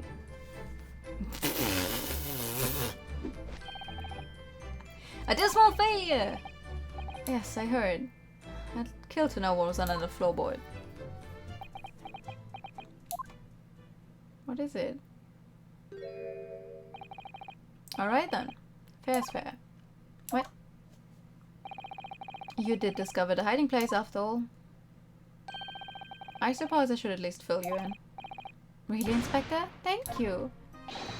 Do it quickly, my dear fellow. If there's one thing I know about this man, it's that he blows with the wind as fickle as the weather. Oi, stop making me out to be some kind of nut. There were 3 items under the floor there, a newspaper clipping, a photographic print, and a tin box. Now, what do you want to know? Everything. Everything. Looks like this was cut out of the paper about 3 months ago. It's about a convict who got sick and died while he was serving time up in Manchester. How terrible. It made the headlines down here in London as well. The bloke had been sentenced to death, you see, but nature got him first. Oh my goodness, he committed a capital offense? Man by the name of Selden, nasty piece of work into burglaries and murder. They say the hoard he'd knocked off was worth about £1,000. A hoard? Of treasure, you mean? Jewelry and the like, but he'd hidden it somewhere and no one knows where. And now he's dead. The papers loved it, of course. £1,000 lost en route to hell, some such was the headline. Does it not strike you, though? Why such an article would be so carefully ensconced under the floor? That's weird, yeah. I suppose now you mention it, it does seem a bit odd. Perhaps I'll go over the paperwork we've got on Selden back at the yacht and see if I can turn anything up. Oh, a newspaper article about Selden, a criminal sentenced to receive the death penalty. However, he died of illness in prison whilst his loot remained undiscovered. Okay, what about the photographic print? So this is the photograph I found. Looks reasonably recent to me.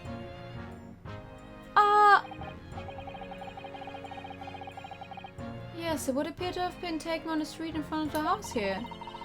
And the gentleman on the left is Mr. Gary Debdeland. Are you telling me this guy is the one who died in here?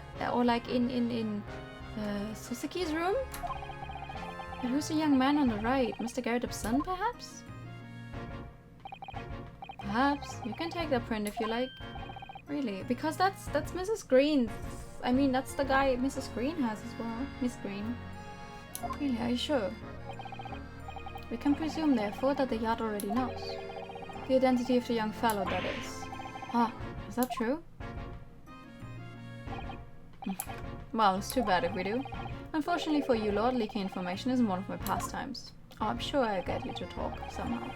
My dear Inspector, if I may be so bold as to point something out. Pastimes are for one's leisure, but this is for work. All the more reason I'm not telling you. A dismal failure. Yes, I heard.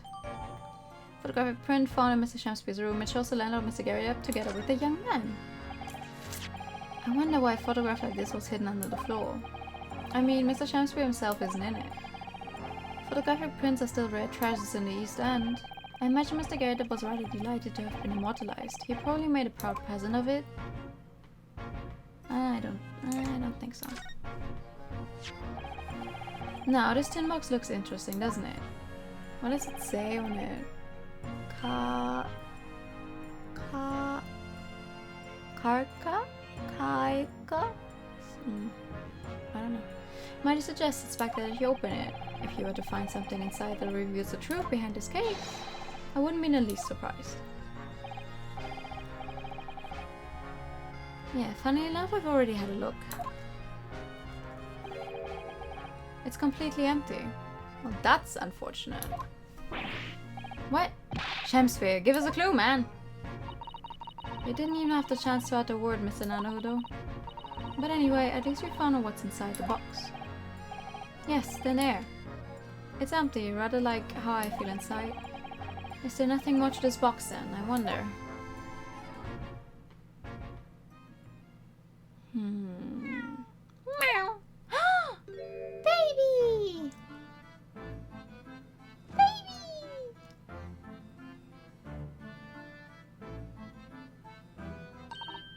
Oh look, it's a lovely little kitty cat.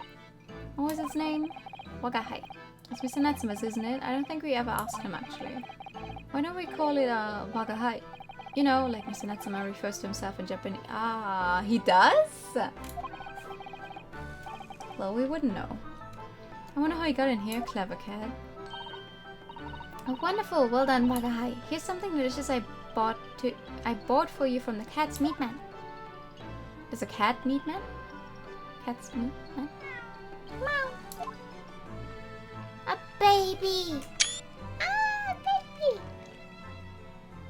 A baby, a baby. Oh. He couldn't be happier now, look. I just hope he can bring some happiness to his owner too. That's true. Oh, look at that! He's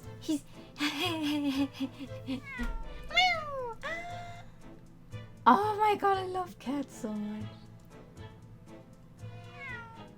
meow. That was a cheeky little meow, Wagahai. Oh, but he's so adorable. I could sit and watch him forever. I think he may not appreciate that after a while, and we have an investigation to get back to. No! We're only going to look at the kitty for the rest of the game. The sun never shines in his room thanks to that depressing bricked-up window. Yet, with enough determination, you can always remove the bricks to set some soap outside, can't you? That sounds like a very wise life lesson, Mr. Sato. Only if you plan to follow a life of crime, Mr. Naruhodo. Alright, what about the gas meter? If you run out of change, you wouldn't even have any light, let alone heat. For the needy, London's winters can be very harsh. That's true, but if you think about it, even the wealthy would find themselves freezing if they ran out of small change. London's winters can be very harsh for the forgetful too, then. Frankly, I'm starting to wonder if Suzuto-san and I are going to make it to spring. Aww! That's true, we don't even have a meter at Baker Street, let alone a gas stove.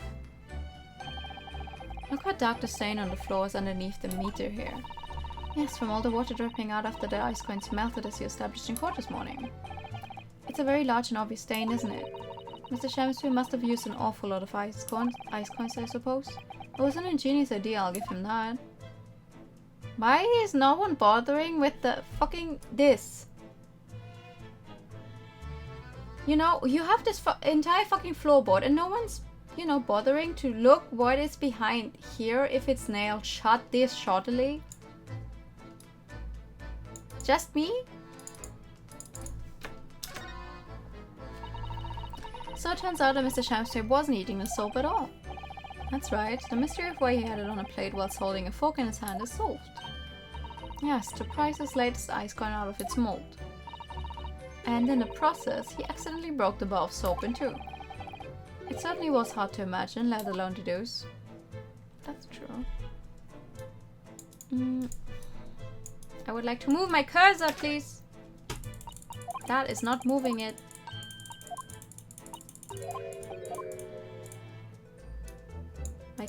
Why am I not allowed to move my cursor? Hello?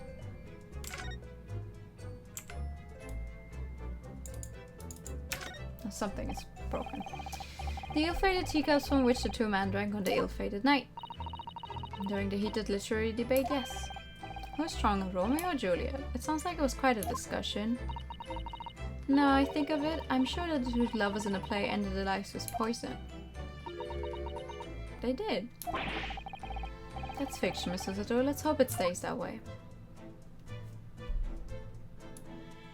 That's... Wait, I already looked at it. Guess what light, isn't it? It must be connected. Okay.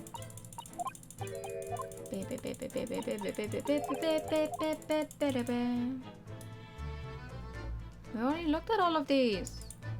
Okay, let's go somewhere else then. Maybe Natsume. Maybe Suzuki-san has something new to say. 22nd of February, local prison, cell 9.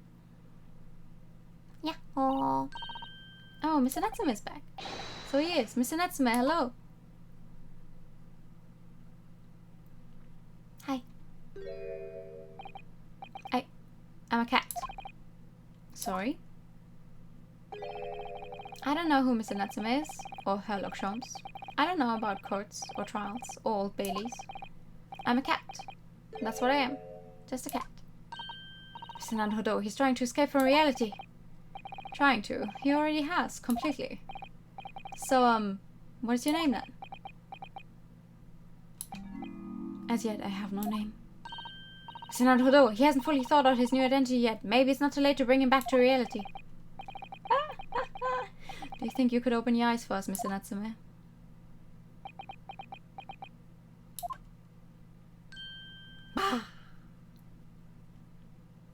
We'll come back.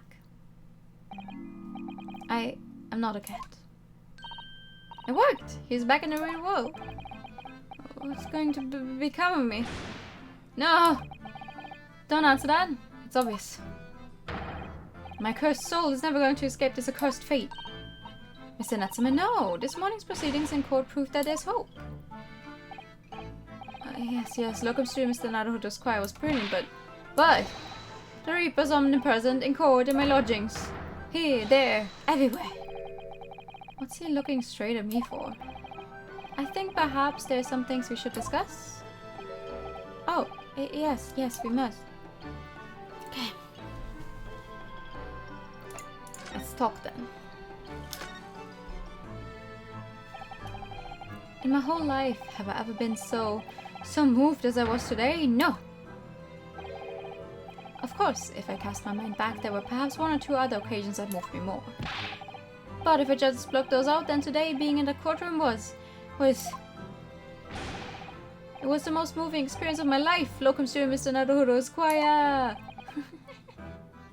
You're too kind. Scott and Jan found the remaining tea just as we deduced and are analyzing it as we speak. There's nothing wrong with that tea. They won't find a drop of poison in it. That's a Sonam, So and Suzuki certainty. What? Certainty? Certainty doesn't start with an S. Tell me, did you both drink the tea at the same time that night? Oh yes, most definitely. Remember, drink tea while it's hot. We both poured it down our throats like it was a hot bath for our bellies. And at the time, we were both completely fine. As shown by the fact that he and Mr. Shamesbury then engaged in a Romeo and Juliet match. I suppose the focus of tomorrow's proceedings will be how the poison was taken by the victim. Interesting. What else? The rotten Shamsphere. What have I ever done to him? You don't recall him taking issue with you over anything you've done recently? I've been holed up in my room, immersed in books. I don't recall anything at all. Right. But what I don't understand is why he didn't let me know sooner. And you know what, Mr. Natsume? About the soap, of course. What else? Oh dear. Are you struggling with such a meager stipend? Of course I am. If I had money, I wouldn't have chosen to live in a cursed existence in such accursed lodgings. Oh yes, you said it's because the place is cursed that it's so cheap, didn't you? Exactly. Especially the room that I rent. The spirit of the capital offender who lived there still haunts the place. And is trying to wait, the capital offender lived there? Capital offender? Might I ask locums to do Mr. Nadoda's quiet at the next time you visit me? You bring scores of super soft soaps. Wait, what do you mean? Wait. I haven't actually looked at it. Manchester's Strangeways prison announced the death of a convicted murderer and burglar cell by natural causes in the early hours this morning. He had been suffering with fever since the end of October, alerted by the shouts of his fellow cellmate. Medical staff arrived to find him already dead before his capital punishment could be carried out. Wait, do you mean this guy? What's this? It's a newspaper cutting that we found in Mr. Shamspeare's room. Ah, so he knew, did he? Sorry? About this man, Selden. A convicted killer and the evil spirit behind the curse that afflicts my lodgings. What? He's already taken one young man's life, and now... Oh no! And now he's trying to take the life of another. A miserable, mustached, maligned Japanese man. You are cutie pie. No, thank you. Mr. Natsume, if you know something, please, you must tell us. I'm gonna dump you in milk and eat you with. Oh yay. Tell us everything you can about this evil spirit. I want hot chocolate. I could have gone to buy some today because we don't have anything at home, but I didn't want to actually leave the house. But now I really want hot chocolate. The truth is, I didn't know the details myself until very recently. That Selden man was arrested about a year ago now. Another time, he was hiding out in lodgings at Mr. Garridup's house. What? He lived where you do now? That's right, yes, exactly where I live now, in my very room. Ooh. Oh my, your room was previously occupied by a criminal found guilty of a capital offense. This is my new, I paid him to sit there and be cute. Anyway, hi! That's me. That is exactly what I do. I just sit there. And I'm cute. But before sentence could be carried out, he died in prison. That was 3 months ago now. And that's when it started. The curse. What really is this curse you keep mentioning, Mr. Natsume? It's already caused one death, a few months after the criminal passed away in prison. A man died in the room, the man who rented it after Selden, in fact. The poor lodger. He was found dead in mysterious circumstances. Thank you for the pad. The room was locked from inside. Locked from the inside, exactly like the case we're dealing with now. So that's the convict's curse, is it? Yes, well, that was the start of it. Tell me more. Do you have any idea how the lodger before you passed away, Mr. Natsume? The official cause of death was asphyxia. When I discovered the body, the room was full of gas. Gas? I only found that out after I'd signed the lease. When Mr. Garridup came to tell me later, I couldn't stop myself trembling. In fact, if I'd known before, I'd probably have been too scared to take the room. Landlord's lease, luckily legal. Lucky for Mr. Garridup, maybe, but not so lucky for poor Mr. Natsume. And now you believe this curse is affecting you? It is. At first, I just felt as though I was being watched. All the time. And then you talked about having nightmares, didn't you? That they're trying to take me with them. They come for me and try to suffocate me. Just when I'm struggling to breathe, I wake up. And the room is as cold as ice.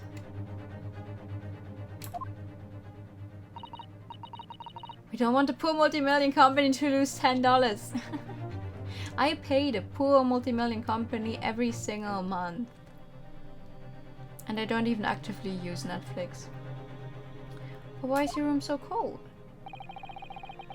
London winters are too cold to bear without any heating overnight. But for some reason, even though I light the stove before I climb into bed at night, the pilot light always goes out and the room fills with gas. But that's terrible.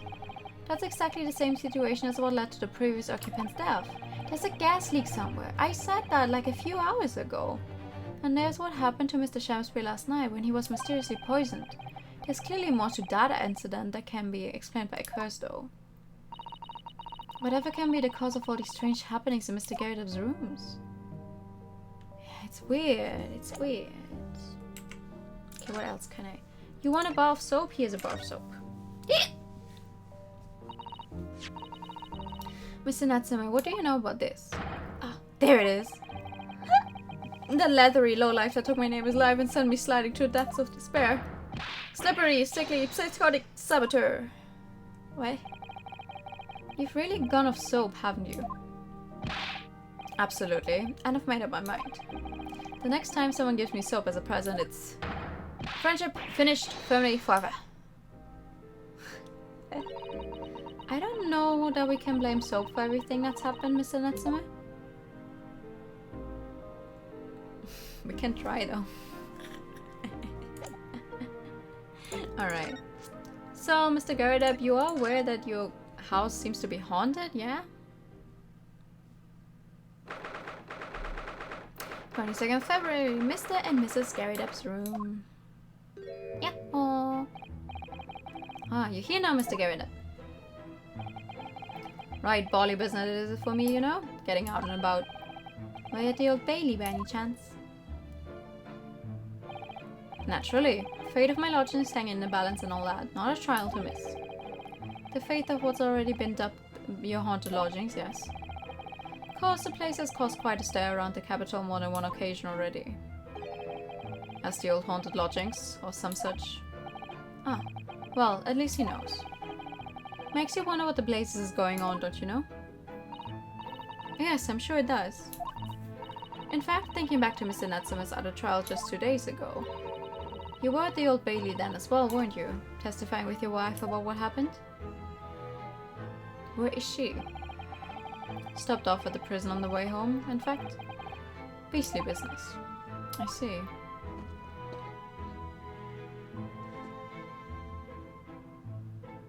I don't see why he has to stand up every time. He can very well stay seated to talk to us, no? So it brings you to my haunted abode today, eh?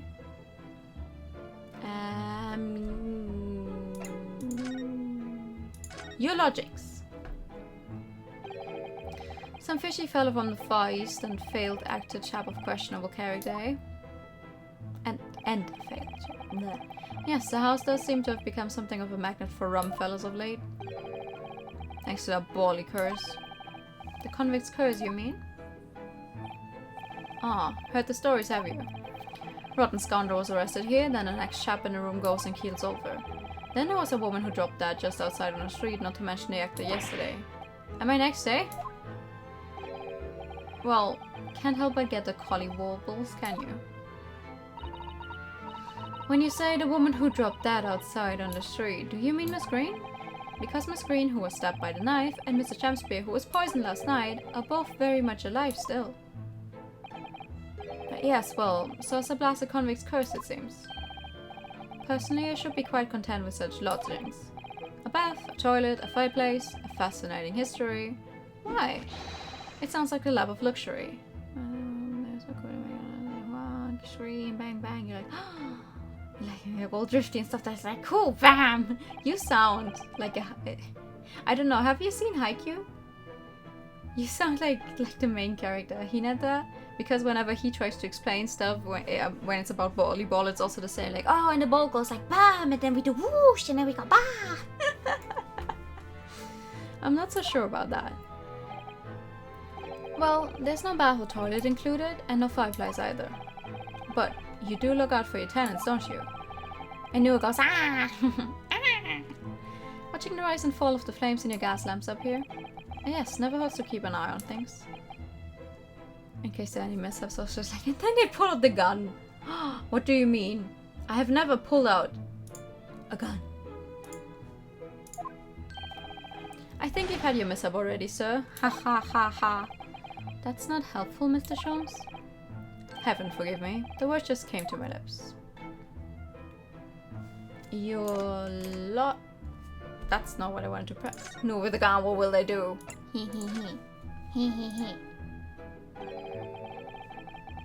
Some fishy fellow from the far east in a failed actor chap of questionable character, eh? There's no need for that, Mr. Garridab. That's right. Mr. Natsume is in no way fishy. The gun isn't real. Fuck around, find out. Thank you for the higher time. And oh my god. Aha, you're giving me a higher time and then you immediately hit me with the Uvo voice. Damn. That, you know you're killing me right now. I think you can very much hear it in the Uvo voice that my throat is going. He's undeniably peculiar, however. Is it right that he took the vacancy immediately after the previous tenant passed away? Yes, that's right. I asked the estate agent to find someone and he popped up the very same day. Never come across a chap so keen for a place with a background, as it were. I don't think it was the room's background he was keen on so much as a cheap rent, actually. So, how long has Mr. Shamsby been lodging under your roof? The failed actor chap? Let me see. Oh, of course. Yes, it's been 3 months now. Quite sure of it. Only 3 months. He's quite new here too, then. And to what do you owe your certainty in that regard, Mr. Garridab, if I might ask? Well, it was that Selden scoundrel as it happens. Selden, the convict, you mean? Do Selden and Shamsby have some kind of connection, then? Oh, do they? The convict chap, Selden, passed away in a clink 3 months ago now, you see, some malady or other. Yes, we've seen a report from the newspaper at the time. Well, it was only 3 days later that the tragedian showed his face. I'm giving you a reason to take a break at the next to be continued. Yeah, that's what I'm planning on doing anyway. I will stop at the next to be continued, but we have to reach it first. Really? Yes, I remember quite distinctly. 'Tis small, this world we inhabit. Prithee, landlord, hear my request. I, the humble Shamsby, do desire to take thy room on the middle floor offered erewhile for rent. Terrible sorry and whatnot, but that won't be possible. Already have a lodge on the middle floor. Ground floor room's vacant though. Nothing can be made out of nothing. Let me repeat mine will onto thee. Those calls must be muffling your ears. The room on the middle floor's taken. It's ground floor or nothing. Very well, we have an accord. Glad to hear it. Welcome to Briar Road. Lo, a Shamsby dance to celebrate. Please stop jumping.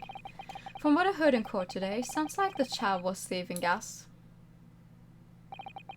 And he was 3 months in arrears with the rent too. Yes, the fellow was a balling player, alright. Wait, he's been here for 3 months and he hasn't paid the rent once. Thank you for your condole, Mr. Garridab. We are most grateful. By way of appreciation, allow me to say 1 or 2 words. Give me my robe. Put on my crown. I have immortal longings in me. What's happened to you? Shakespeare, my dear fellow, one of his most famous lines. I wish to divulge my own learning of the subject, for I have a turn for literature too, you know. Perhaps you could turn your attention to more apt lines then?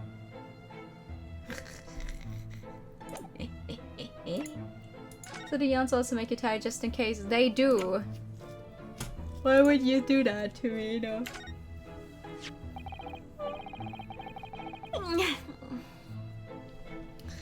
Mr. Garridab, could I ask you to look at this photograph?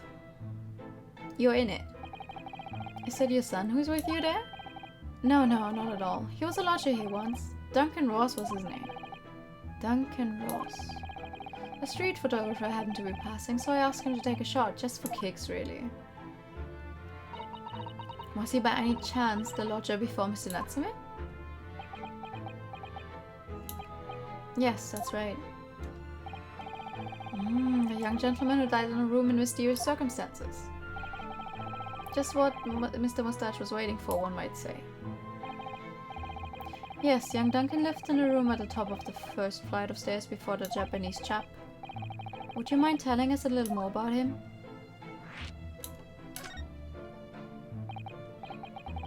Yes, Duncan Ross. Young chap was attending art school, had to work to pay for it, mind. Moved into the middle floor room about a year ago after the criminal cell was arrested. For the next new weekend game...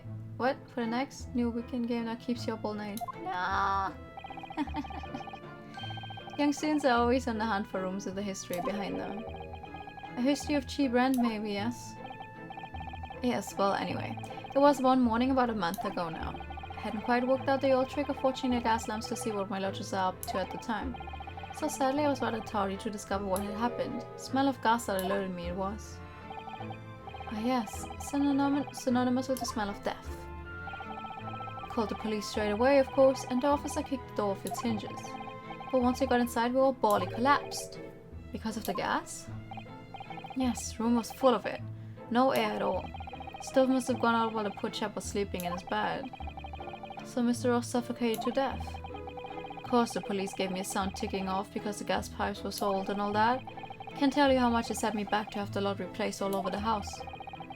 But even after you had all that work done, Mr. Natsume says the same thing. That the stove goes out at night while he's asleep in bed. Well, that's the bally curse! The convict's curse! I've done my duty as a landlord now. Ah, landlords. Someone's feeling defensive.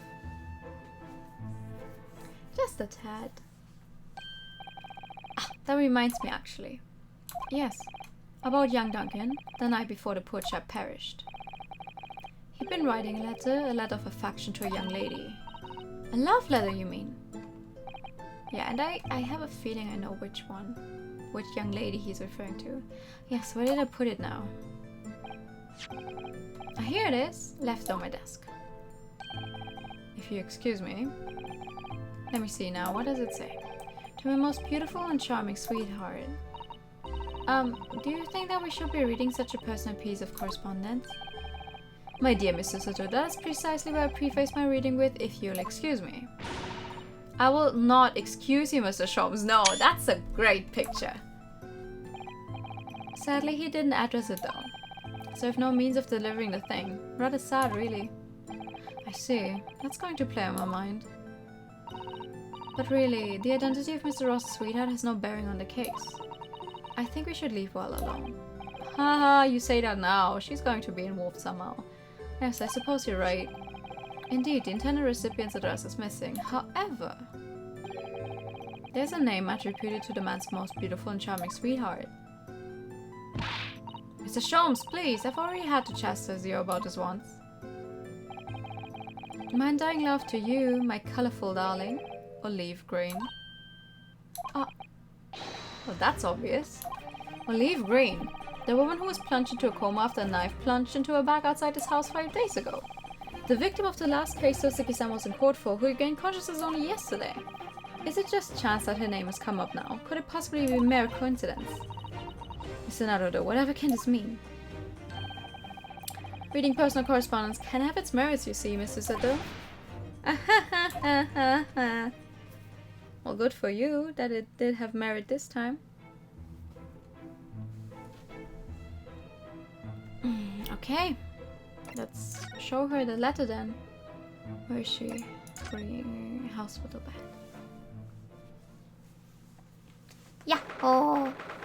Why has no one bothered to check on that fucking mouse yet?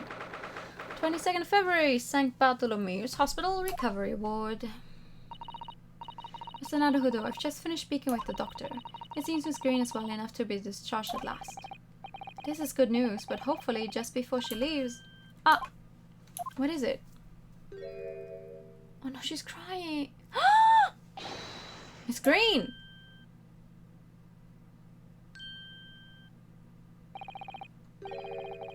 What was that? She clearly just hit something behind her back.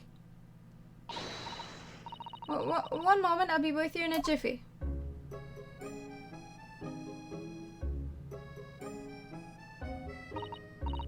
Oh, hello everyone. What are you all doing here?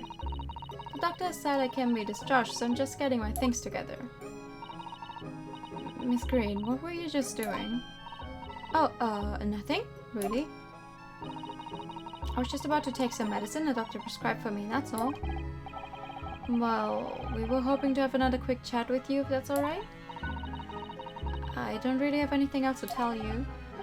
Alright, she's definitely behaving strangely. Let's see if we can coax something out of her. Let's see if I can check on the bottle first, though. This is the bottle that Miss Green was just about to drink from when we arrived. Yeah, she looked rather preoccupied, didn't she? Perhaps it's very bitter. I can't stand bitter medicine. I suppose that could be it. In fact, whenever a doctor prescribes me medicine for a number of days, I always take it all at once. What? How's he still alive? Well, if you have to take something you don't like, it's best to get it all out of the way in one go, isn't it?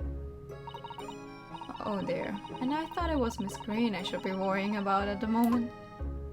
Achievement unlocked down in one. Oh, cool. Yay, achievement.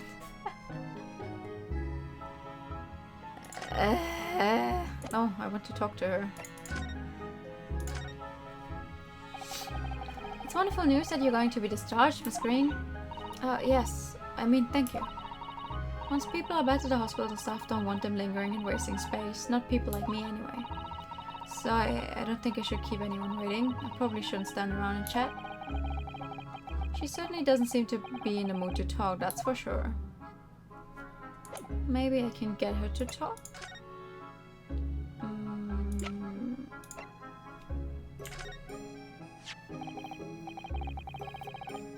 Miss Green, we were hoping to ask you about someone. Mr. Duncan Ross. You knew him, didn't you? Oh, whoa! She's down! Oh no, I'm so sorry. The bottle of medicine fell down when she did. Thank you for the hydrate. Miss Green, are you alright?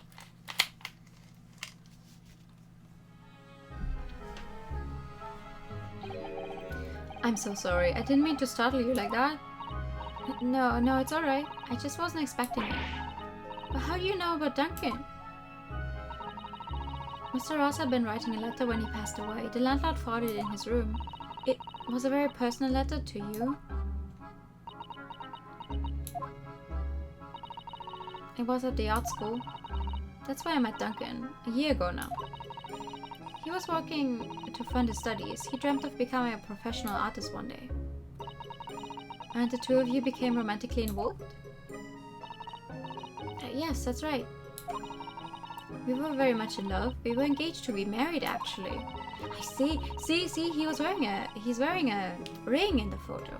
That's why he decided to move into a cheaper room to save money for the wedding. And that's what led him to Mr. Gary Dubs. Yes, he told me he'd found the worst but cheapest room in the entire East End. And then, 1 month ago, that's when it happened. I'm so terribly sorry, Miss Green. Well, it's all in the past now, I suppose. Poor Miss Green. She looks desperately sad. I was starting to think that's just her look. But now I see that she has every reason to feel the universe is against her. Her boyfriend, or like her fiancé, died. She got stabbed by a knife that was thrown out of a window. She fell into a coma. Yeah, I can see why she would be not feeling well. I do hope you won't think I'm being rude, but would you mind leaving me in peace now? I have to leave the hospital soon. Oh, I'm so sorry. We didn't mean to hold you up. Of course, we'll be on our way. Mr. Naruhodo! Surely you were not about to leave? That's quite out of the question. What? Mr. Sholmes, I didn't realize you were here. Of course I was, my dear fellow. Watching intently from the shadows as always. Well, make your presence known next time. Mr. Sholmes, what's this about? Something which occurs to me with some regularity, Mr. Seto, is this. Why do detectives insist on such an ex post facto modus operandi? Why solve a case after it's happened, instead of preventing a case before it happens? That is what sets a great detective apart. What do you mean? There's a case waiting to happen under our very noses, Mr. Naruhodo. So let's avert disaster, let's prevent this case from ever happening, with nothing but careful observation. Alright. All the clues you need are set before you. You need only look and you cannot fail to see. You can do it, Mr. Naruto. I know you can. Yeah, it's literally right fucking there. She was trying to poison herself, and now the mouse is dead, or the rat, or whatever it is. The mouse seems to be dead, look. I didn't notice it there before, did you? I think perhaps I drank the medicine that spilled out of the bottle. But that's the bottle that Miss Green was about to drink from when we arrived. You don't think... I see you've come to appreciate the true nature of this scene.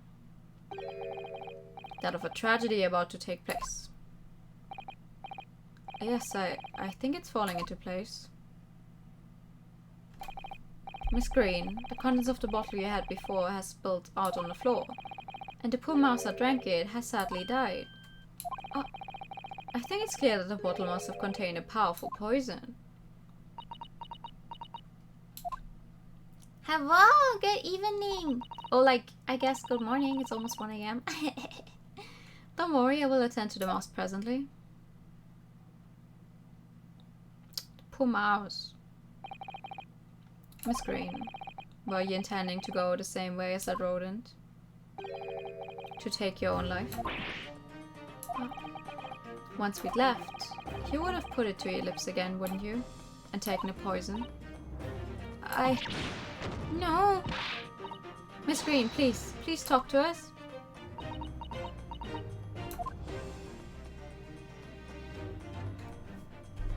Wait, what's this? It definitely feels as though this card must be relevant. I mean, when we first arrived, Miss Green was standing with it in her hand in what can only be described as a very tense atmosphere. Yes, and may very well be related to whatever incident Mr. Sholmes believes was about to happen here. Perhaps we should ask Miss Green about it. Sure, let's do that.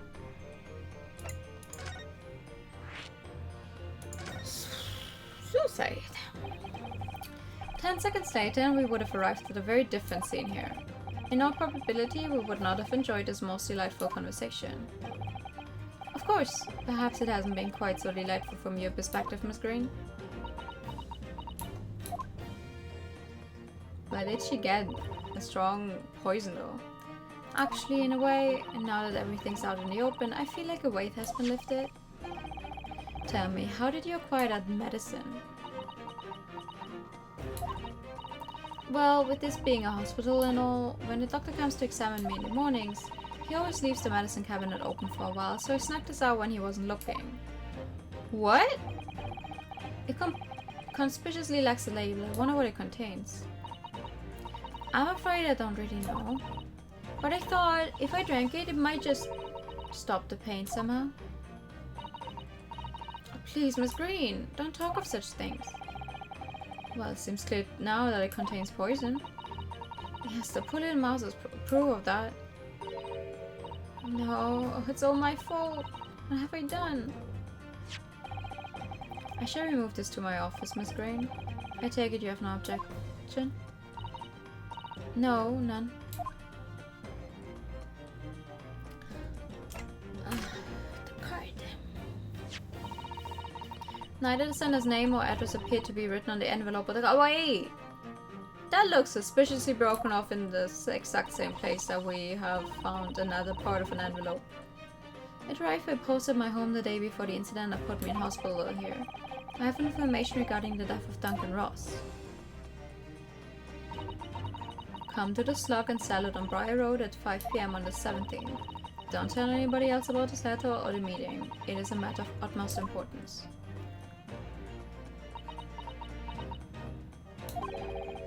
Wait a minute. The 17th of this month?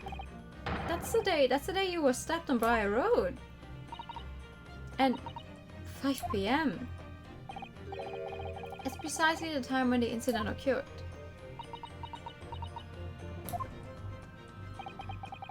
The Slug and Salad, yes, a pub on the northern corner of Briar Road.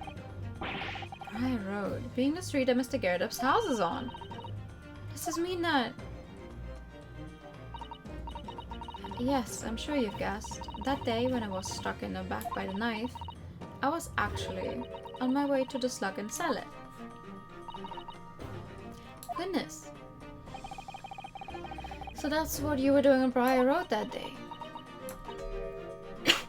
Excuse me. Sorry I didn't say anything before. Aww.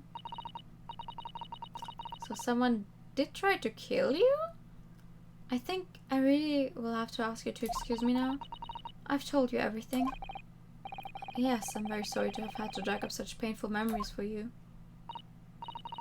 No, it's fine. Miss Green, please promise us you won't try to do anything like that again? Yes, don't worry. Your detective friend has the bottle now anyway. And besides, I've been stabbed in the back and had a close shave with a bottle of poison, and I'm still here. I think I'm destined to see things through to the end. It might sound a little conceited, but well, that's how all this has made me feel. I like her. Leaving Miss Green and St. Bartholomew's behind, we made our way back to Baker Street with Mr. Sholmes. Well, it would appear we've reached the end of the investigative trail for today. Yes, it's late. And Mr. Naruhodo, did you discover anything that may be of use to you in court tomorrow, do you think? Details about Mr. Shamspeare, Mr. Garridup's lodgings, the convict Selden. There are many facets to this case and we're yet to see to the heart of it, if you ask me. That's my feeling anyway. I can't help wondering about the results of the analysis. Into Mr. Natsum's tea, you mean? Yes, will they have found strychnine in it or not? Well, I fear that either way, it will be hard to escape the grip of our friend Mr. Reaper. Oh dear. Yes, but open six. But I wish you every success, of course. And though I was late to rise this morning, tomorrow will be a new dawn. I intend to spring from my bed at a crisp hour and attend the trial. Mr. Sholmes, you going to come? Indeed, whatever happens, I shall be there. Assuming my eyelids cooperate in the morning. Well, I think we've done all we can. All that's left is to remain focused and keep fighting for Mr. Natsume's case until the very end. Ooh! London, the world's most prosperous city, home to some 6 million people. Prosperous. But away from the razzle-dazzle down back alleys and behind bricked-up windows, the lonely lurk. So Ziggy-san had battled long and hard with loneliness during his many months here, and so I felt honor bound to battle equally hard for my compatriot, to lift the curse that gripped him. As Mr. Sholmes said, tomorrow would be a new dawn for all of us. Ooh! Yeah, to be continued. Fucking finally.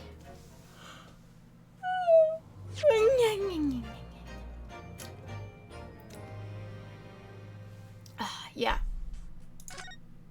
Hell yeah. Thanks for the pat. There's no way. There's no way I cannot finish this game today. No. Nuh-uh. I just saved. It's okay. Oh my god. Just fucking played it for a lifetime.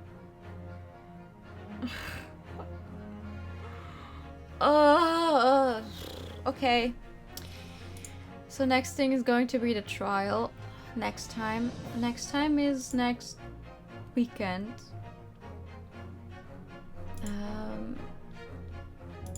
I think like it's this. I don't know. I mean, I played this game today on Saturday because I was thinking like, okay, I will be well rested. Because playing it on Friday, I don't think I could have gone this far as we've had today. But even so, I am tired as hell. I've been up since 8:30 today and I did not nap in between. I have actually been awake for the entire day.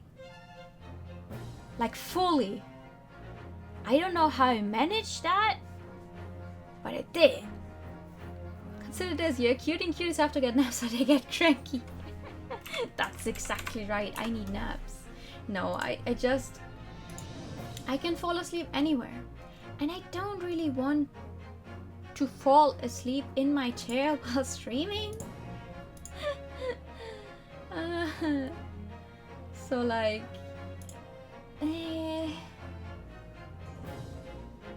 Okay, now to find someone who's live, who's playing cool stuff. Tales of the Abyss. No. Spiritfarer. Spiritfarer sounds nice. I am interested in that game. I have to see if I will ever get it or not, but I think it's also another platformer, so Thank you for the streams, you all. No, I have someone. It's okay, I have someone, but thank you. For now, I wish all of you a very good night. Ow. Ow. Here we go. No, that's not how I wanted to go about it. This is how I have to do it. But here's the raid message. Yay! Obviously, the bot won't be able to use my emotes as it's not a subscriber. I just realized that earlier today. Good night, small newbie. No, good night to you. I wish you all a very good night. Thank you so much for coming as always. I will see you tomorrow evening for more of What's in Club. We'll see how far we can get in there. For now, have a good night. Or day, I mean, I don't know what time it is for you. I'm going to get some fucking sleep now. And rest my voice. Good night. Thank you so much for coming as always. Spiritfarer is more story driven. I see. I'll have to look into it sometime. Good night. And bye bye. Wait, no, wait, not bye bye. I haven't put on the ending song yet. There we go. Bye bye.